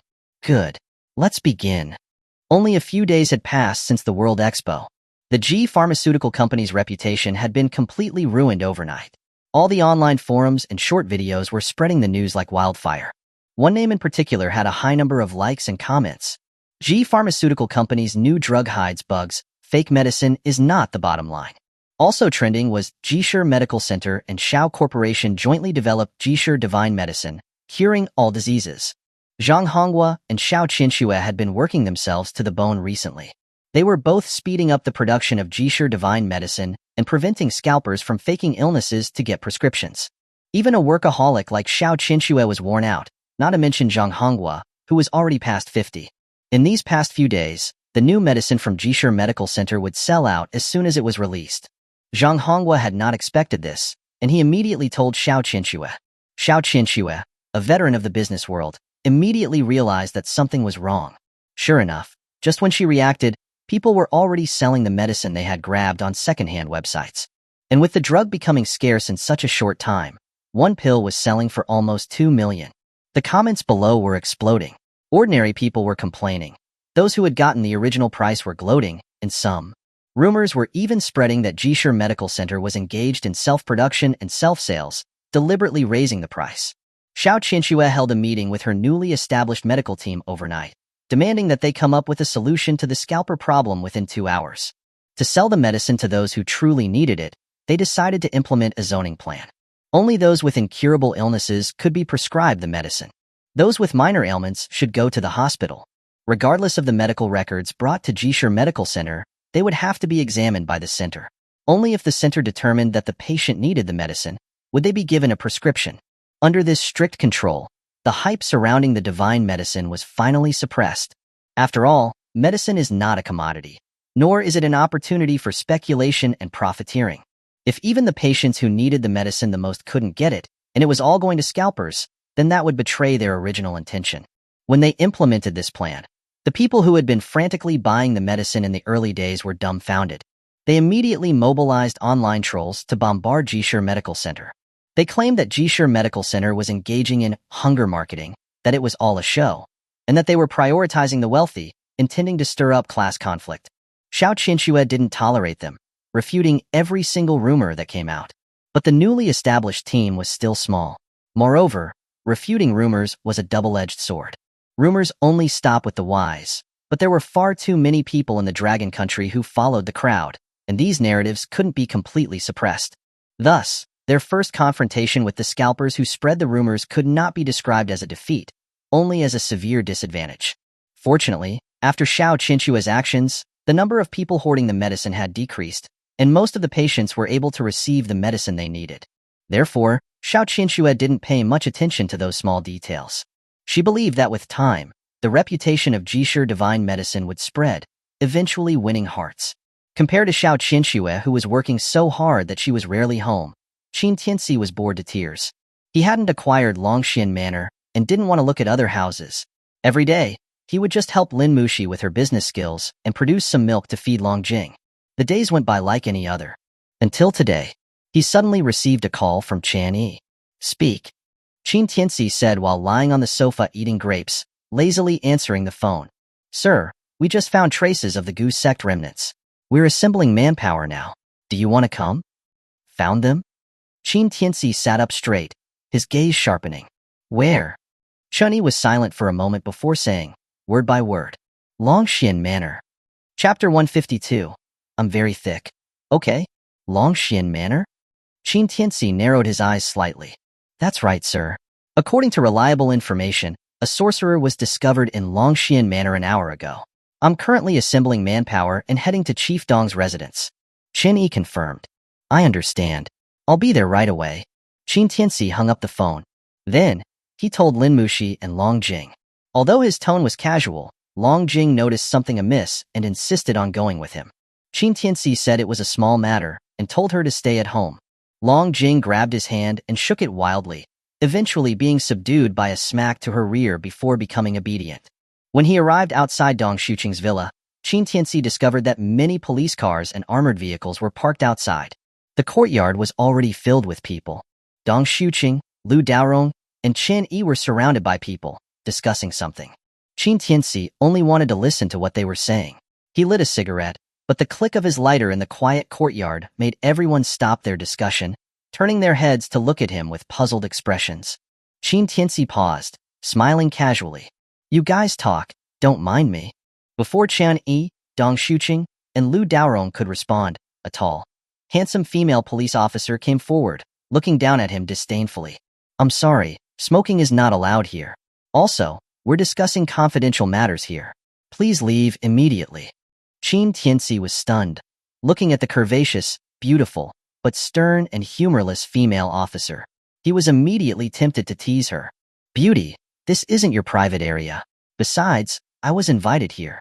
Isn't it a bit impolite for you to ask me to leave? Invited? The female officer frowned, glancing at the stunned crowd behind her, questioning again. Everyone here today holds high positions. Who would invite you? Don't play games here, or I will arrest you for disturbing law enforcement. Oh ho! Qin Tianci said with a playful sneer. You have quite the official air. You. The female officer was about to get angry, but Chunny hurriedly stepped forward to stop her. Hey, Inspector Han, it's a misunderstanding. Mr. Qin was indeed invited by me. He will assist you in the operation in Longxian Manor. Hearing this, the female officer named Han was immediately astonished. Him? Assisting us? Governor Chun, you must be joking. This operation is top secret. You're letting an outsider participate. Aren't you afraid of alerting the snake? Dong Shuqing also came forward to mediate. Mengjia, Governor Chun is right. Mr. Qin is indeed here to help with the operation. Han Mengjia's expression didn't soften, instead becoming more serious. Chief Dong, the people we are facing this time are extremely dangerous. Let alone the fact that he has no official position, just his thin arms and legs. Won't he just slow us down if he goes with us to Longxian Manor? Hearing this, the expressions of Dong Shuqing, Chen Yi, and Lu Daorong became a bit strange. Slowing them down? Was she talking about herself? There was no one else who could say Qin Tianci was slowing them down. She was truly ignorant and fearless. Just as Dong Shuqing was about to explain, Qin Tianci suddenly stood up, grabbing Han Mengjia's arm and pulling it against his own. With the cigarette still in his mouth, he said in a raspy voice, You say I have thin arms and legs. Have you looked closely? Am I thin? Am I? I'm very thick. Okay? Han Mengjia could easily tell that there was something vulgar in his words. Moreover, he had just made such an impolite move. Her anger exploded immediately, and she raised a smooth, fair leg, aiming a kick at his face. To her surprise, Qin Tianci caught her leg in midair, bringing it to his nose and sniffing it. He immediately frowned. There's a smell. Beauty, how long has it been since you showered? You bastard. Han Mengjia had never been humiliated like this before, especially by a man. Her pretty face flushed with anger, and she immediately pulled out her gun from her waist, aiming it at him, about to pull the trigger. Everyone was shocked. They were about to stop her, only to find that Han Mengjia couldn't pull the trigger no matter what. Then they realized that Qin Tianci had pinched her pulse with his fingers. Han Mengjia exerted all her strength, but she couldn't even muster her power. Hee, such a bad temper. No wonder you have hormonal imbalances. I recommend finding a boyfriend to cool you down. Han Mengjia was furious. As a high-ranking police officer of the martial law police, she had never suffered such humiliation. Her face flushed red, but she couldn't break free from Qin Tianci's grasp. Click, click, click. Stop. At this moment, the police officers drew their guns, aiming at Qin Tianci. Among them was a familiar face, Yi Feng, who had almost had a falling out with Qian Yi before. Back then, because of Qin Tianci, he had clashed with Qian Yi. Fortunately, Qian Yi had ultimately not taken his disrespect to heart and had talked him back. When he received the emergency mission that a sorcerer was showing up in the Longxian Manor area, he had applied to participate without a second thought. But when he saw that Qin Tianci was also there, his resentment from those days surged again. Seeing that he had humiliated his beloved Inspector Han, his anger flared. He raised his gun and shouted angrily, Qin Tianci, do you think this is still Jiangling, where the Shao family is protecting you? Let go of Inspector Han immediately. Qin Tianci raised an eyebrow, smiling when he saw his old acquaintance. Who do we have here? It's Captain Yi Feng. Don't get cheeky with me. Let go of Inspector Han immediately, or I'll shoot. Yi Feng warned again. But right after, Qian Yi pressed down on his gun, then harshly scolded the crowd. All of you, put your guns down. The Grandmaster's power resonated, and everyone's heart trembled. Then they looked at each other in confusion, slowly putting down their guns. On the other hand, Yi Feng tried to resist Qian Yi's force to raise his gun again, but Qian Yi warned him again. Yi Feng, I've told you many times, in this operation, everything has to be according to the instructions. If you continue with your rash actions, you will be sent back immediately. Yi Feng's face was very ugly, filled with unwillingness. But constrained by his order, he could only give a cold snort, putting his gun down. But the whole time, he was staring at Qin Tianci, as if not missing a single move from him. Seeing this, Qin Tianci smiled. He stopped teasing the female police officer. He gave her leg one last squeeze before putting it down. You bastard. You pervert. Han Mengjie was embarrassed and indignant, but there was nothing she could do to him. She was furious. But then, the smile suddenly disappeared from Qin Tianci's face. He took a drag of his cigarette and said calmly to Yifeng, Captain E, this is the second time you've pointed a gun at me. Third time's the charm. You won't get a next time. Chapter 153. Can you handle it? Are you threatening me? Yifeng was like a powder keg. How could he endure this insult? His eyes widened, and he was about to go fight with Qin Tianci again. Have you all had enough of this nonsense? Dong Shuqing suddenly roared, stopping everyone in the area. Yifeng's expression was peculiar, but he swallowed his anger. He still said with some resentment, Uncle Dong, this guy is a murderer. Letting him participate in the operation will definitely ruin things. Chen Yi, as the governor of the Three Rivers province and a grandmaster, was someone he often defied, but Dong Shuqing was different. Back then, Dong Shuqing had appointed him as captain, against the will of 1,000 martial law police members. It could be said that Dong Shuqing had been his benefactor. Yifeng had no choice but to listen to him. A murderer? Dong Shuqing scoffed. If it wasn't for this murderer, you'd all be on a one-way trip. Yifeng was stunned, seeming not to expect Dong Shuqing to value Qin Tianci so much. He was about to speak when Han Mengjie interrupted him. Chief Dong, forgive me for speaking frankly, but you're underestimating us martial law police. The people I've brought are the elite force of Jiangbei City. Dealing with a small thief is more than enough for them. Lu Daorong didn't agree. He said with a serious look, Inspector Han, you must not underestimate our opponent this time. Han Mengjie frowned slightly. Chairman Lu, what do you mean by that? Lu Daorong stepped forward and handed a document to everyone, explaining slowly. According to reliable information, the sorcerer who appeared this time has a very high status in the Gu sect. He is extremely powerful. He escaped capture by 2 grandmasters. Furthermore, our monitoring system didn't even detect his appearance. If it weren't for Miss Shun's information, we probably wouldn't have been able to locate his position. Miss Shun? Han Mengjie's pupils shrank. Is it that Miss Shun from Tianhai? Lu Daorong gave a mysterious smile. Who else could it be? Hearing this, Han Mengjie and the others exchanged glances, with shock flashing in their eyes. Clearly, someone targeted by the Miss Shun they spoke of was no ordinary person.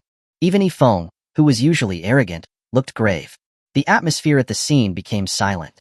At this moment, Qin Tianci curiously came over and asked, Who is the Miss Shun you're talking about?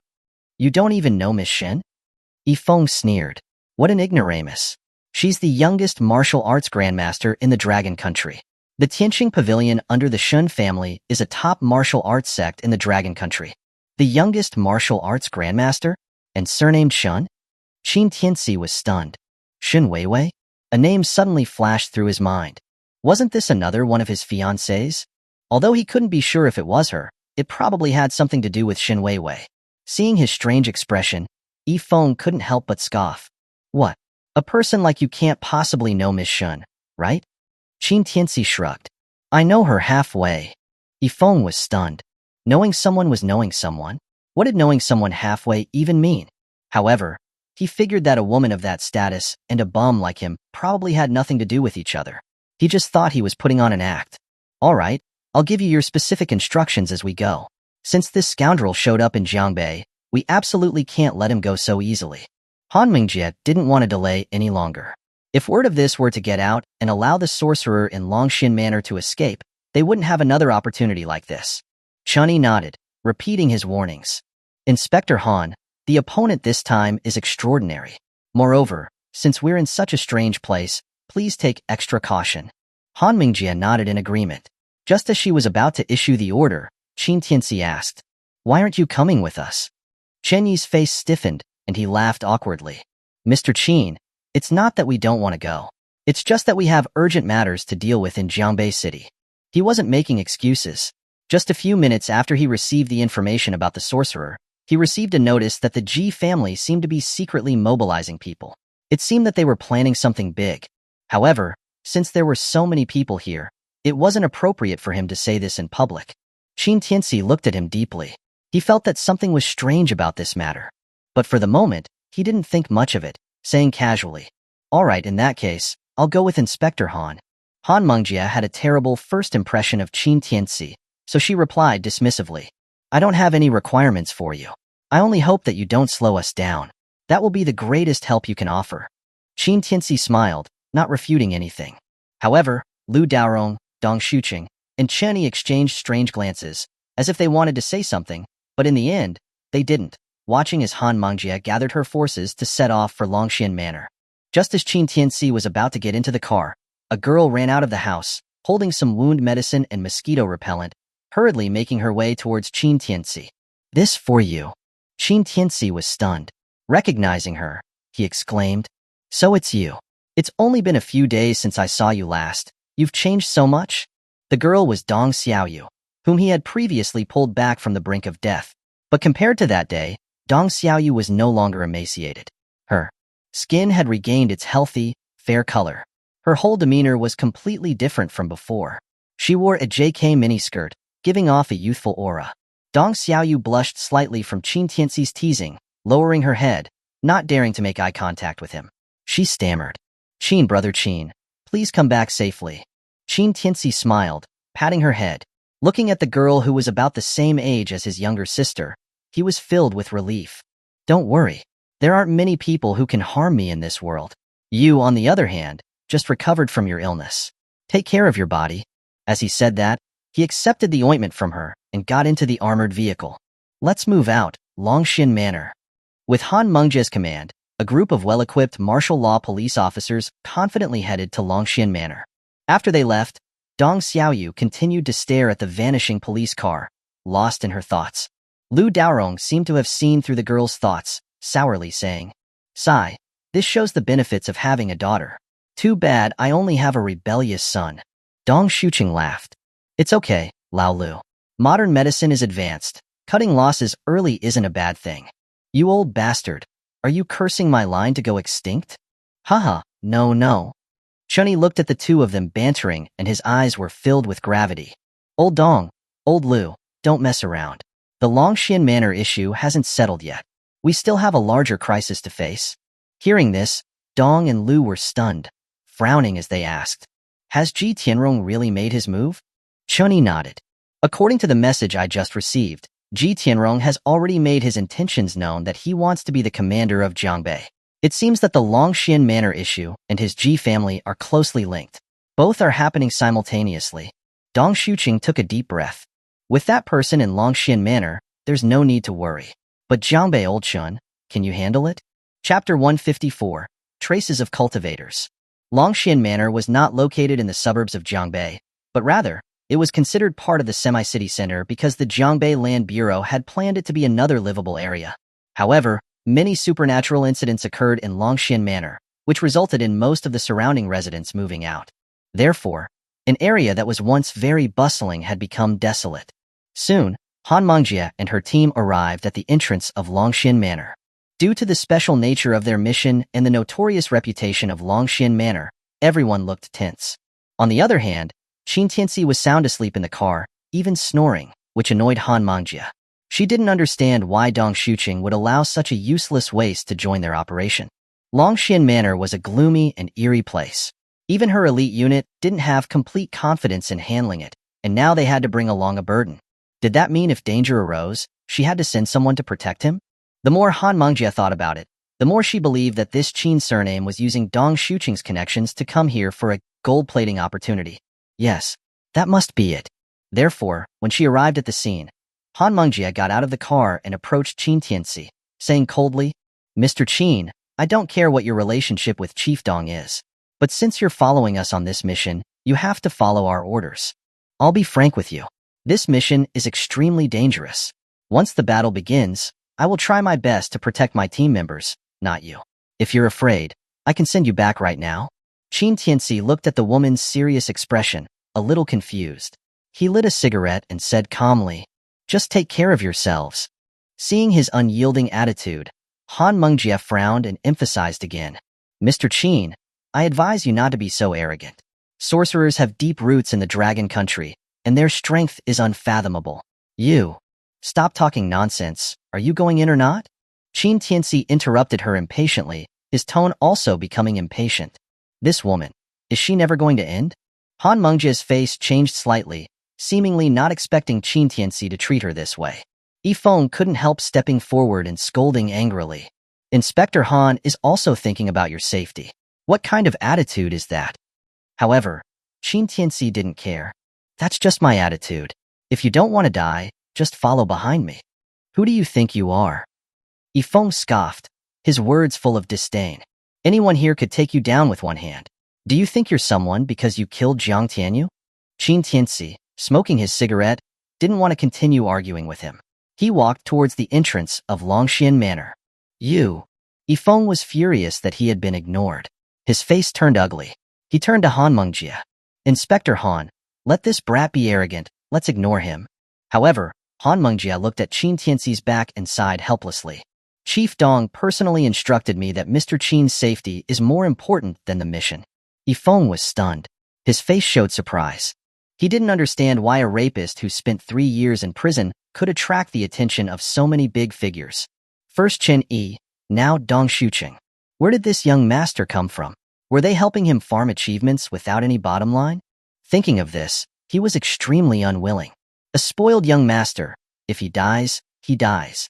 No matter what, I will not let my comrades risk their lives for him. Hearing this, Han Mengjie glanced at him but didn't say anything. Military orders were like a mountain. Especially as a police chief in the martial law police, she had to execute her superior's orders unconditionally. But this time, she also felt that her superiors, Dong Shuqing and Chen Yi, were being unreasonable. The manpower and material resources spent on training one martial law police officer were huge. And as a police chief, she absolutely would not allow her comrades to sacrifice themselves for no reason. But now, they had to unconditionally protect a gold-plated young master. She couldn't do it. Let's go in and see first. Han Mengjie didn't say it, but she had already made her decision in her heart. Yifeng nodded, calling the other team members to follow. At the same time, Qin Tianci had arrived at the gate of Longxian Manor. It had to be said that the gate was indeed magnificent, and the materials used were not cheap. It was clearly positioned as a high-end property. However, due to the lack of maintenance over the years, the walls around the gate were covered with moss. Looking through the gate, the inside was pitch black, looking extremely eerie. Qin Tianci narrowed his eyes slightly. He had heard before that Longxian Manor was an ominous place, where people often went missing. Now that he was here, he could feel that this place was truly unusual. Could it be because of a spiritual eye? Qin Tianci muttered to himself, reaching out his hand to touch the air, as if he was looking for something. Soon, his palm sensed a strange pushing force. As expected, Qin Tianci raised an eyebrow, his mind clearing. Longxian Manor really had a formation. The so-called spiritual eye was actually something he had heard from the old man. According to him, the reason why martial artists emerged in this fast-developing era was because of the spiritual energy released by the hidden spiritual eyes on Earth.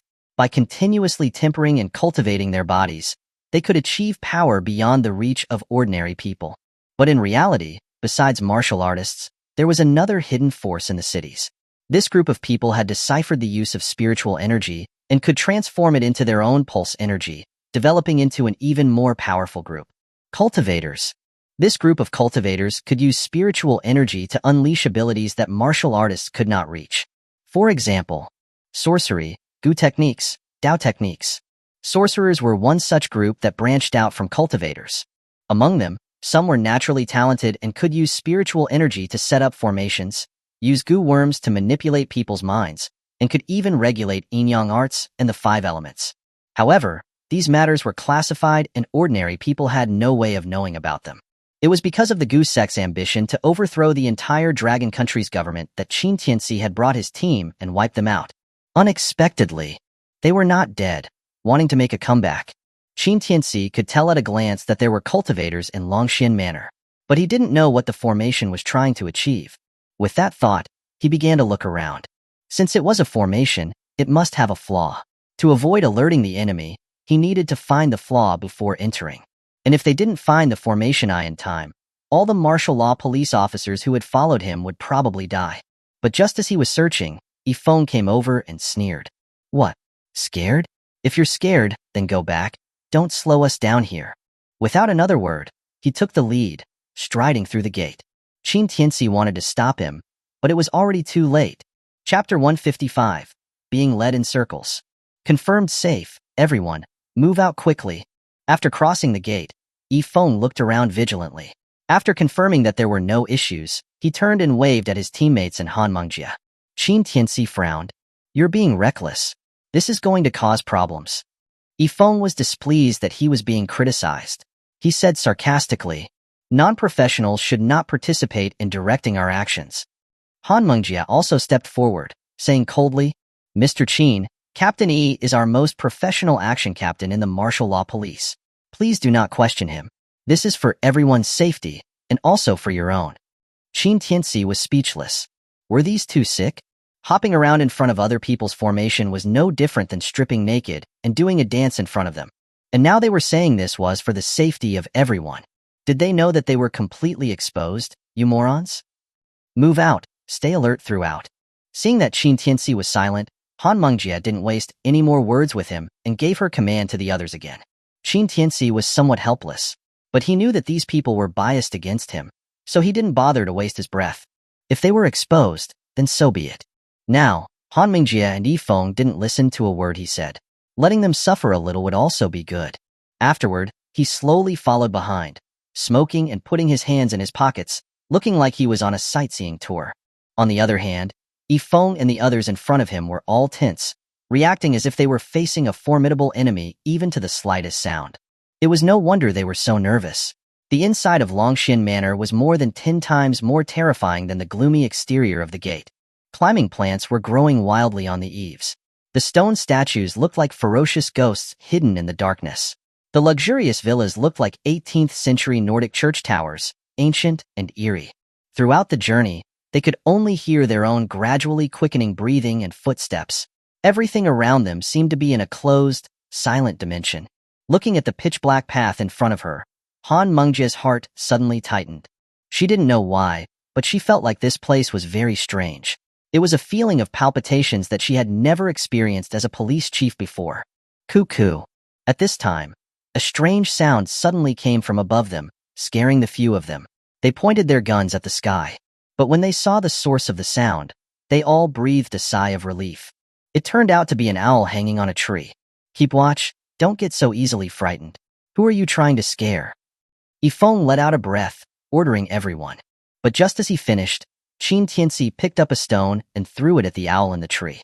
The next moment, a loud crash echoed. Then everyone saw the owl fall from the tree and into the bushes. What are you doing? Yifeng was shocked and shouted angrily. He rushed to Qin Tianci, grabbing him by the collar and growling. Who allowed you to take action without orders? Do you want to get us all killed? Qin Tianci simply pried his hand off his collar and walked to the bushes, looking for the owl he had just thrown down, looking indifferent. But Yifeng was not going to let this go. He rushed forward to give Qin Tianci a stern warning. If you dare act without orders again, I have the right to order you to go back immediately. Are you even listening to me? Captain Yi, what is it? Yifeng was already furious that Qin Tianci was ignoring him, and now he was being interrupted again. He was immediately displeased. But as he turned his head, he saw the horrified expressions on his team members' faces, as if they had seen something extremely terrifying. Yifeng frowned, looking in the direction they were pointing. His face immediately turned pale. The owl that Qin Tianci had thrown down from the tree had, at some point, turned into a pile of rotting flesh. It was covered in maggots that were constantly squirming out of its body. It looked extremely repulsive and disgusting. What is this? Yifeng's mind was buzzing. His pupils were shaking, clearly shocked by the scene. The owl that had just looked so full of life had been turned into a rotting corpse after Qin Tianci threw it down. It was simply too strange. Han Mengjie was also shocked and found it hard to breathe. But she was the highest commander of the team. She forced herself to stay calm. Be careful, this place is a little strange. The owl seems to be... Wait, why would there be an owl here? Han Mengjie was trying to warn everyone, but in the middle of her speech, she suddenly thought of something. Her pretty face turned pale, and she whispered in a trembling voice. Owls were a protected species and were rarely seen in cities. Why would there be a rotting owl corpse in Longshan Manor? At this moment, Qin Tianci was especially calm. We have already been exposed. This rotting corpse is what they used to test us. Impossible. Yifeng denied it immediately. This operation was top secret, and when we arrived here, we had checked the area. There were no signs of life in the neighborhood. How could we have been exposed? Don't be an alarmist. Qin Tianci asked back with a smile. What if I told you that it was not a person who sensed us? Hearing that, the shocked expression on Yifeng's face suddenly froze, as if he had turned into a stone statue. What did you say? Qin Tianci didn't say much. He turned to look at Han Mengjie, whose face was already ashen. He said calmly, from now on, everyone will wait here. This area has been locked down. Going deeper will be futile. Han Mengjie paused slightly, frowning as she asked, what do you mean by locked down? Qin Tianci laughed casually. You can think of it as being led in circles. What a joke. Yifeng snapped out of his shock. He immediately scoffed. Stop trying to act mysterious. Why don't you say this is the 18 layers of hell? I've been an atheist since I was a kid. There is nothing scary in this world. If there is, then it's not enough firepower. He filled his assault rifle with bullets and waved at everyone. Let's go. I don't believe it. How can we not be able to get out of this place? Everyone looked at each other and ultimately followed Yifeng forward. Although Han Mengjie hesitated, after a moment of contemplation, she followed. Compared to Qin Tianci's nonsense, she trusted Yifeng's judgment more. Seeing that everyone was determined to go their own way, Qin Tianci didn't care. He shrugged and began searching for the formation eye. Since it was a formation, it would have a formation eye. As long as they found it and deactivated it, being led in circles would naturally stop. But after a while, he heard Yifeng's disdainful voice. Led in circles? Haha, what a joke. Just showing off his knowledge here. I'll be out in. He stopped abruptly, his voice cutting off. He looked at a familiar figure in front of him and was completely dumbfounded. Qin Tianci took a leisurely drag of his cigarette and said hello with a smile. Yo, what a coincidence. Chapter 156. It's okay. Women are made of water. Seeing Qin Tianci greeting them with such leisure, Yifeng's smile froze. Not just him, but also the other team members and Han Mengjie were stunned. They all stared at each other, looking completely lost. When did you get in front of us? Yifeng recovered his senses, rushing to Qin Tianci and asking loudly. Qin Tianci was sitting on a long bench, legs crossed, a playful look on his face. Why don't you look around? Yifeng paused, and then suddenly looked around. He saw that the stone statues he had just passed were still in front of them, and they were in the same pitch-black path where they could barely see in front of them. Immediately, his face turned extremely pale. They had walked inside the compound for at least 10 minutes, only to find themselves back at the starting point. Han Mengjie also looked solemn. Did we turn back again? Although Yifeng didn't want to admit it, he nodded, looking completely puzzled. I used the compass to keep track of the direction. How did I go wrong? Han Mengjie's heart thumped. Could it be, are we really being led in circles? Hearing this, the previously relaxed crowd's minds were filled with buzzing. They looked at each other, and then became very tense. They no longer dared to underestimate this place. Impossible. However, Yifeng still insisted on his own beliefs. I don't believe in ghosts or gods. It's definitely just an illusion. Don't be tricked by this Qin surname. Follow me. With that, he led the crowd back into the pitch-black path, unwilling to give up. But this time, everyone's mood was not as relaxed as before. They all looked incredibly tense. Han Mengjie didn't follow them this time. Instead, she stood in front of Qin Tianci, looking at him vigilantly. She wanted to know if this kid was purposely scaring them, waiting for them to leave and then appearing here, in an identical place. But to her disappointment, Qin Tianci was still sitting on the long bench, without moving, even pulling out a cigarette and offering her one. Got nothing else to do, want one? Sorry, I don't, and you shouldn't be smoking at a time like this. Han Mengjie was stunned, and then declined coldly. Let alone the fact that she didn't smoke. Smoking in such a dangerous mission was like handing your own life to the enemy. Exposing their location was a great mistake in warfare. However, Qin Tianci saw through her thoughts, chuckling while lighting a cigarette. Don't worry about exposing your location, because you've already been exposed. The other side has a clear idea of your movements. Impossible. Hearing Qin Tianci's certainty, Han Mengjie was immediately alarmed. We haven't made any movements from the start. We were on high alert the whole time. How could we have been noticed? Qin Tianci smiled, not wanting to argue with her. Seeing his attitude, Han Mengjie was displeased. Then tell me, when exactly were we noticed? Qin Tianci pointed towards the direction of the gate, smiling lightly. From the moment you entered here, you were noticed. Impossible. Han Mengjie was shocked. This operation was so secretive. How could we have been noticed so easily? If she had been noticed because of touching some mechanism after coming in, Han Mengjie could accept it, but now Qin Tianci was saying that they had been noticed as soon as they had entered through the gate. This was something she did not believe. However, Qin Tianci only shrugged. If you don't believe me, fine. But if you keep going on like this, you will fall into the enemy's trap. Then you'll be doomed. Then, he blatantly looked at Han Mengjie's figure, smiling mysteriously. I heard that sorcerers have a morbid liking for women's bodies. You have such a nice figure. If you fall into their hands, you'll probably suffer a fate worse than death, right? Hearing this, Han Mengjie quickly covered her chest, taking several steps back. She glared angrily at Qin Tianci, who was being so lewd. I'm warning you, you better not mess around. Or else no matter what orders my superiors have given, I will definitely kill you. Qin Tianci chuckled. You're really narcissistic. Every single one of my wives are prettier than you, and they have better figures. What do you think I'd want from you? Every single wife? Han Mengjie was stunned, and then she became even more enraged. No wonder you're a rapist. You're truly shameless, you pervert. Qin Tianci raised his eyebrows, seeming surprised that Han Mengjie knew his background. He began to play with her, slowly getting up and approaching Han Mengjie, a malicious glint in his eyes.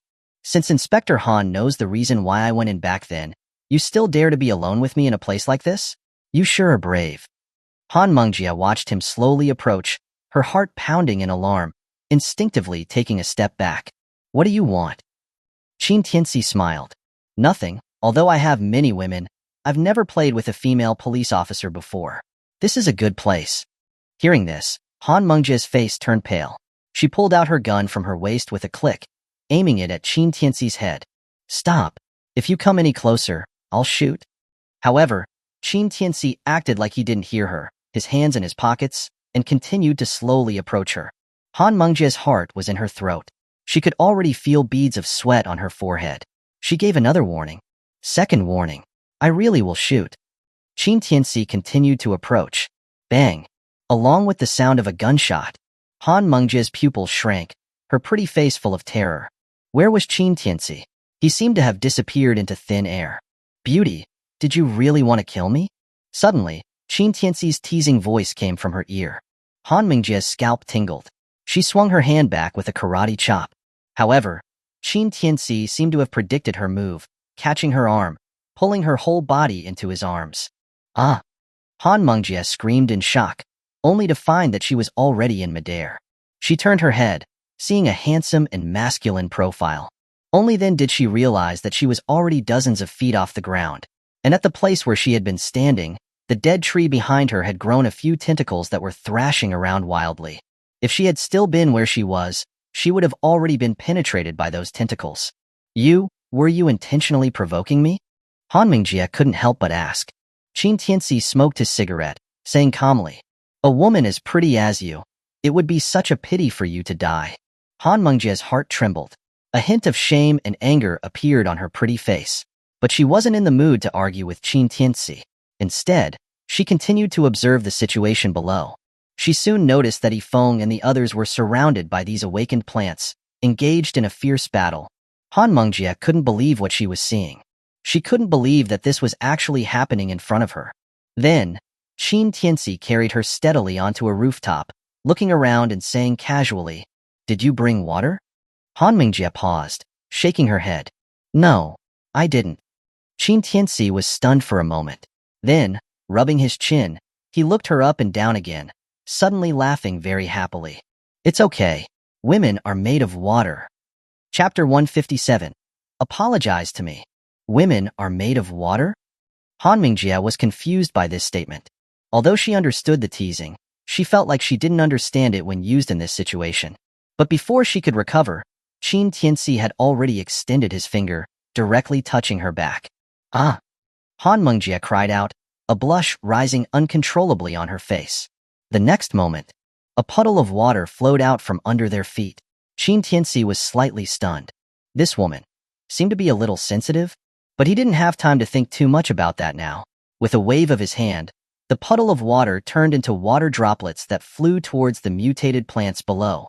The moment the droplets hit them, the plants instantly froze, turning still as if they had been petrified. The members of Yifeng's team were all injured to varying degrees. They were about to give up, but they suddenly realized that the rampaging plants in front of them had stopped moving. Then, he stopped his movements in confusion. Looking up, he saw a man and a woman standing on the roof. It was none other than Qin Tianci and Inspector Han Mengjie. But looking at Han Mengjie's trembling body, he felt something was strange. Inspector Han, are you okay?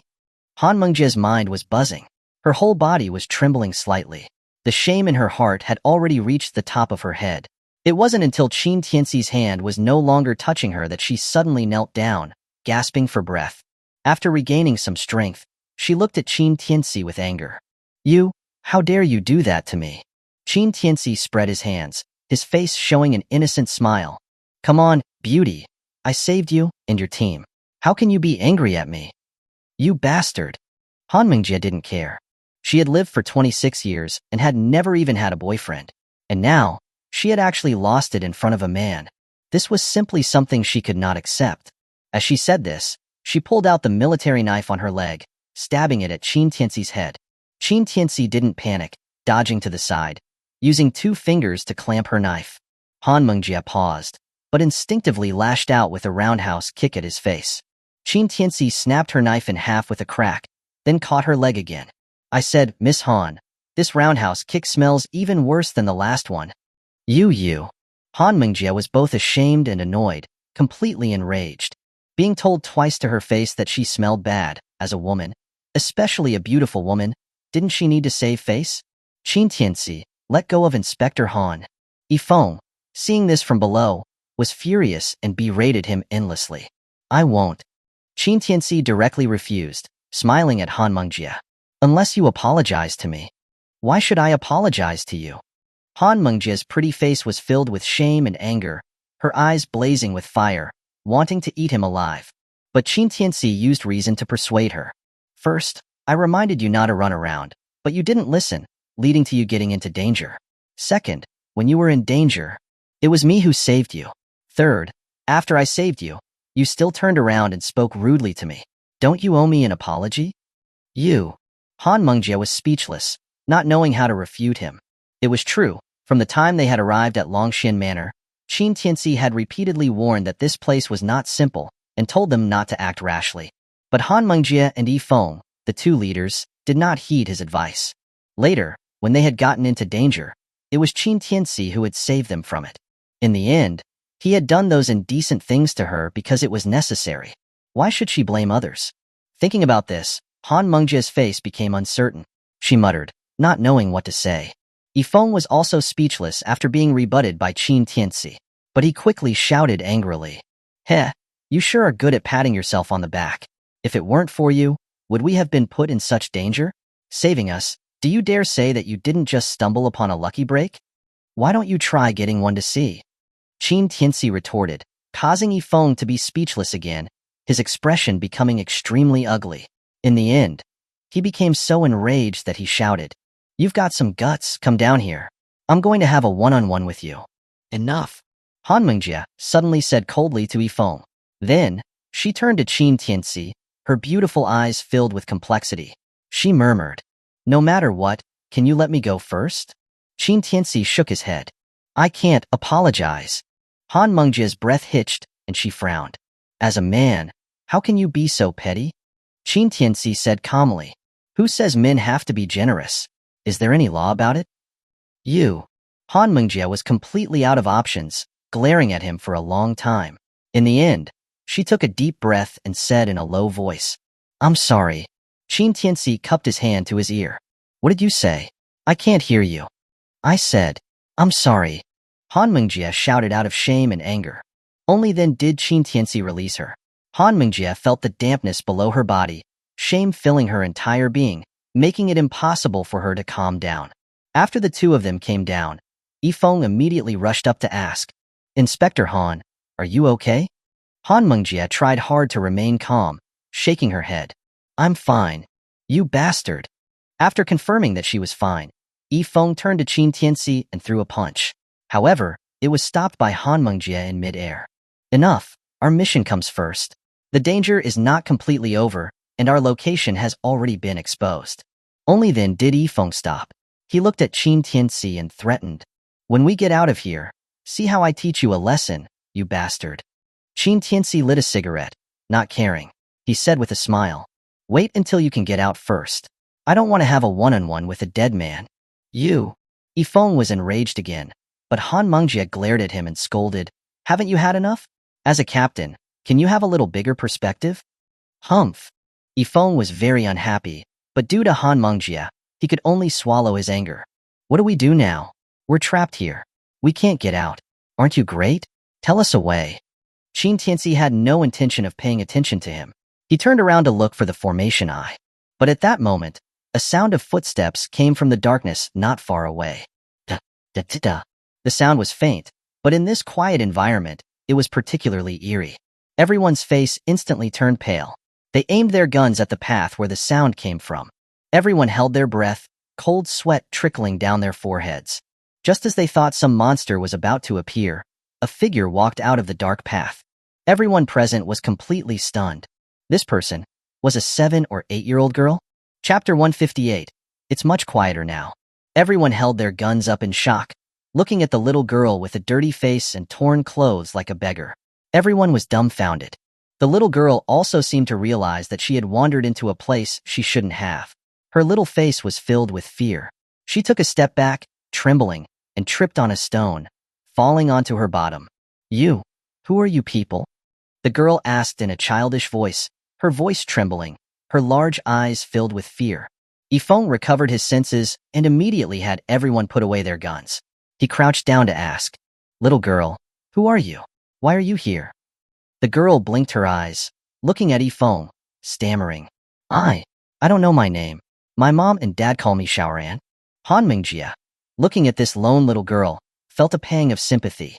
She came forward, asking gently, Xiaoran, why are you here? Where are your parents? The girl shook her head, trembling. I don't know, when I woke up, I was already here. Hearing this, everyone exchanged glances, looking confused.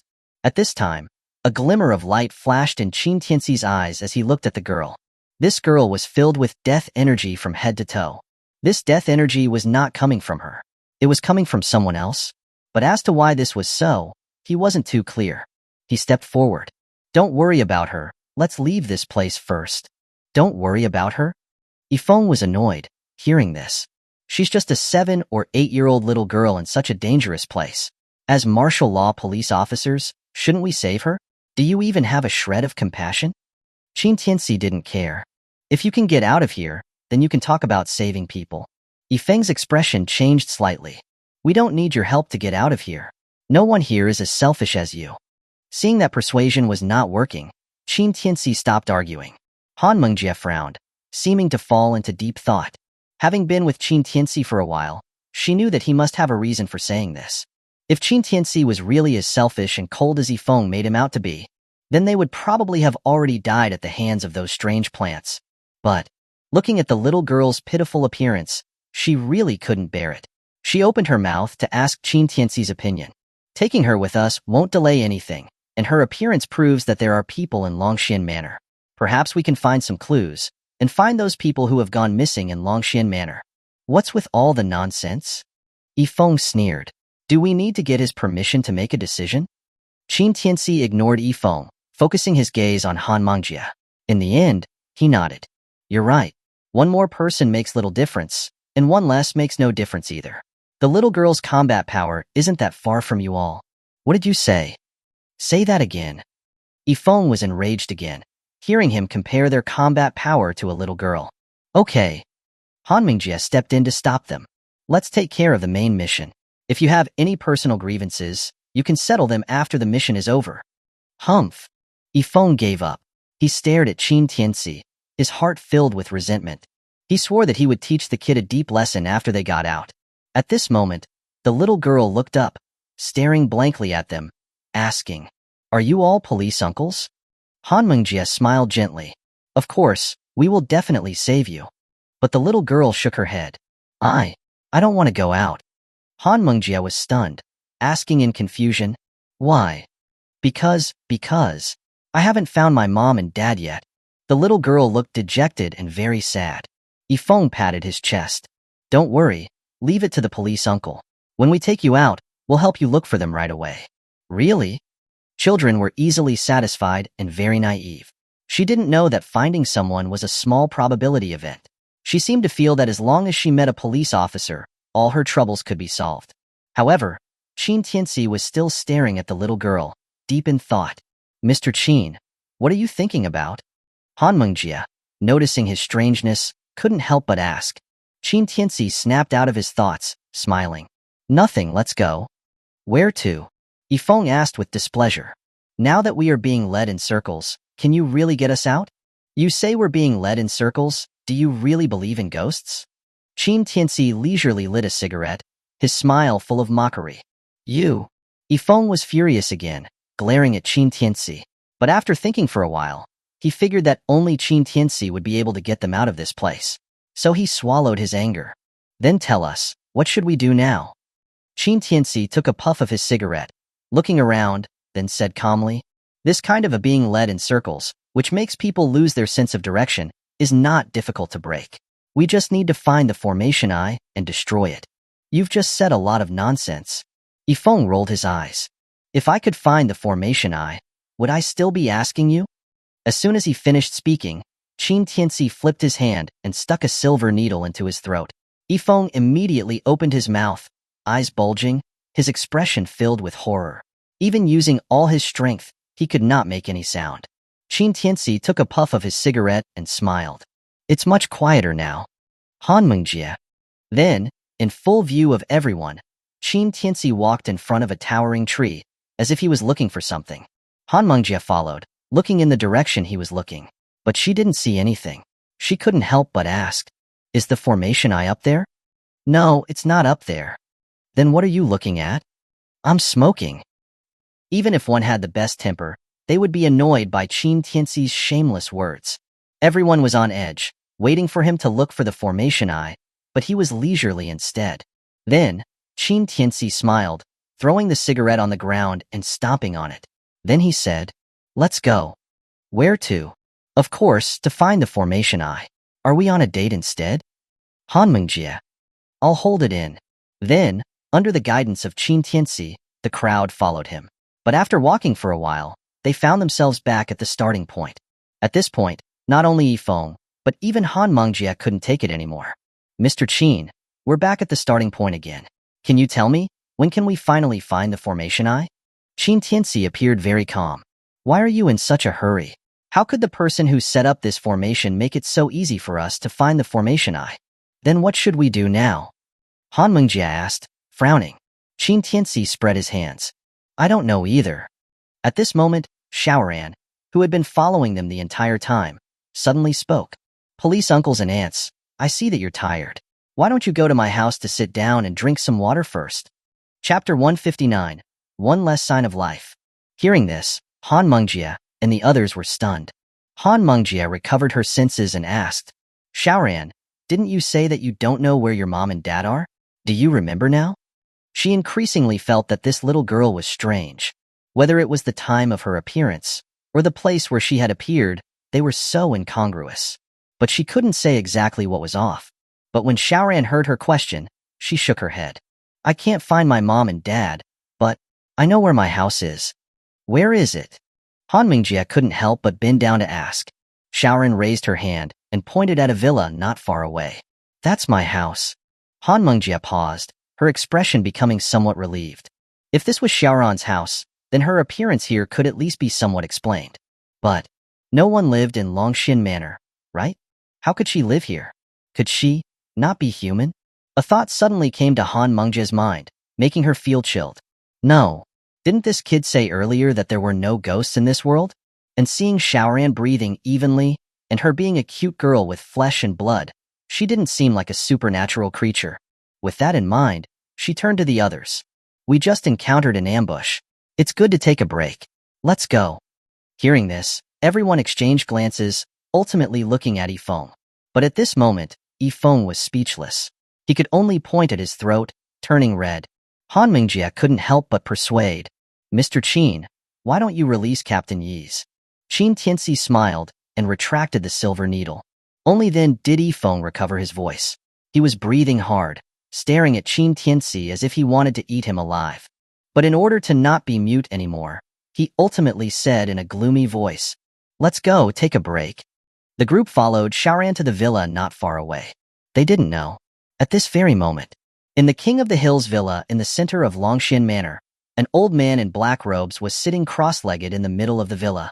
His fingers moved constantly, causing rustling sounds all around. It sounded as if countless bugs were wriggling. It was very creepy. When Qin Tianci and the others entered Xiaoran's home, he raised the corner of his mouth, revealing a sinister smile. The prey has finally taken the bait. On the other side, outside another gate of Longxian Manor, was a mountain park that was being developed. It was still under construction, so it was only half finished. After a moment, suddenly, a group of people descended from the sky, landing steadily in the unfinished sand area. Leading them was a woman wearing a red cheongsam, martial arts shoes, and a head with two buns. With a baby face, she looked like a young girl. But those who knew her knew that she was no harmless lowly. She was Shen Weiwei, the eldest miss of the Shen family's Tianqing Pavilion, the youngest grandmaster in the Dragon Country. Weiwei, it looks like this is the hiding place of that beast. At this moment, a man wearing a white martial arts uniform came forward, his eyes full of love as he looked at Shen Weiwei. Shen Weiwei's childish face revealed a cold expression. She glanced at him indifferently and berated him without any politeness. "Chen Kuren, I've told you many times, don't call me Weiwei, call me vice sect leader."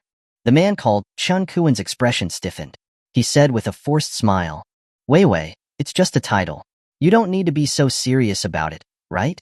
Shen Weiwei turned her head, her eyes showing a hint of anger. "If you don't want to, then you can go back right now. No one will stop you." Chen Kuren looked embarrassed, seeming not to expect that Shen Weiwei would not give him even the slightest bit of face. But due to her status, he still forced himself to suppress the displeasure in his heart and said respectfully, "Vice sect leader, when do we act?"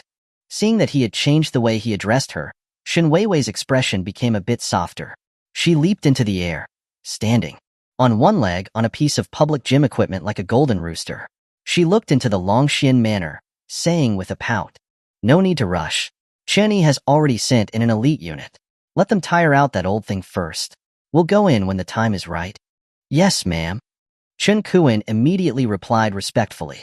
But when he lowered his head, his expression became very gloomy, thinking viciously, "You bitch, just go ahead and act all arrogant. When I get back, I'll ask my family to propose marriage with you. After you marry me, let's see how I make you kneel obediently between my legs." At this moment, Chen Weiwei was for some reason full of melancholy, muttering, "I wonder where the fiancé that my family arranged for me is right now. It's better that I don't run into him, or else I'll use my fist that's as big as a sandbag to punch his head. That punk, daring to have designs on me. He is tired of living." On the other side, Qin Tianci and Han Mengjie had already arrived at Xiaoran's home. Looking at the gray, simple furnishings, Han Mengjie felt very surprised. She couldn't help but ask, "Xiaoran, do you usually live in a place like this?" Xiaoran nodded obediently. "Usually I live here alone. My mom and dad never came back." Xiaoran doesn't dare to go out either.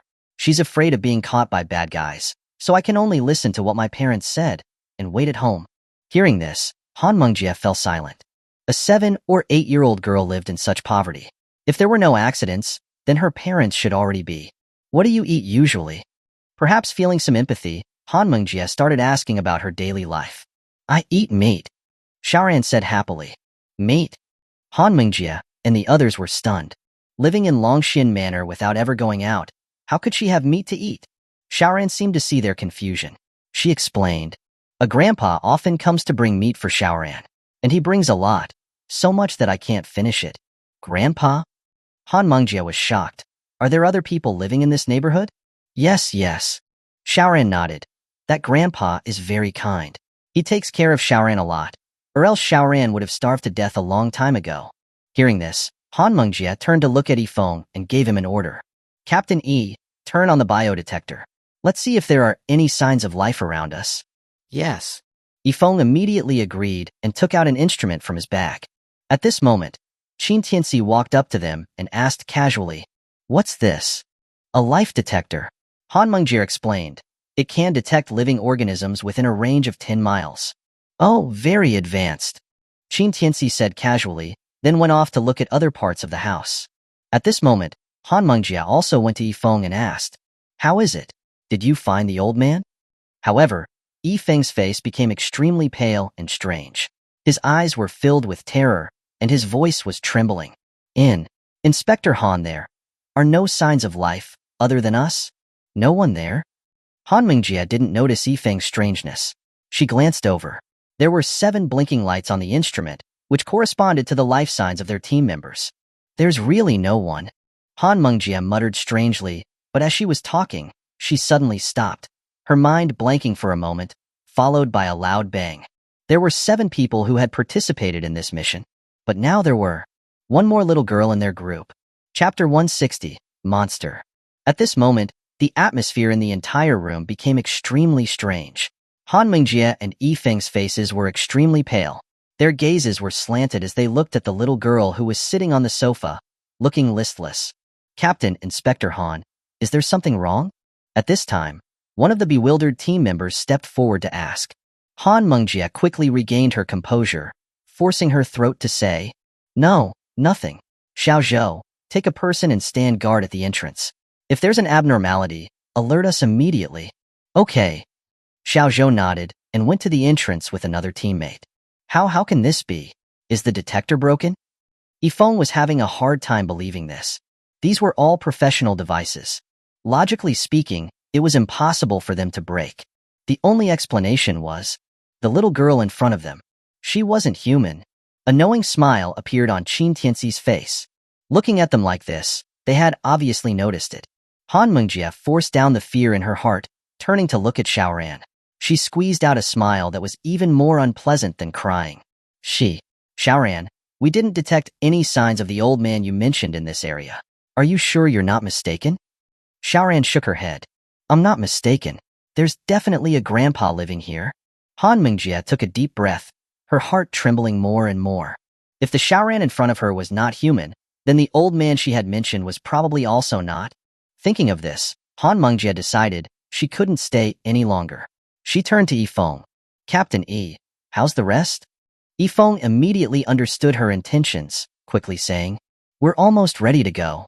"Okay." Han Mengjia stood up. "Xiaoran, this area is very dangerous right now. You stay here for now. After we finish taking care of things, we'll come back to pick you up." But at this moment, Xiaoran stepped forward to grab Han Mengjia's hem. Her small face was filled with a pitiful expression. "Sister Han, do you not want Xiaoran anymore?" Hearing this, Han Mengjia couldn't bear it. Even though she knew that this little girl was probably not human, she was still so young. After facing such a big change, she felt very sad.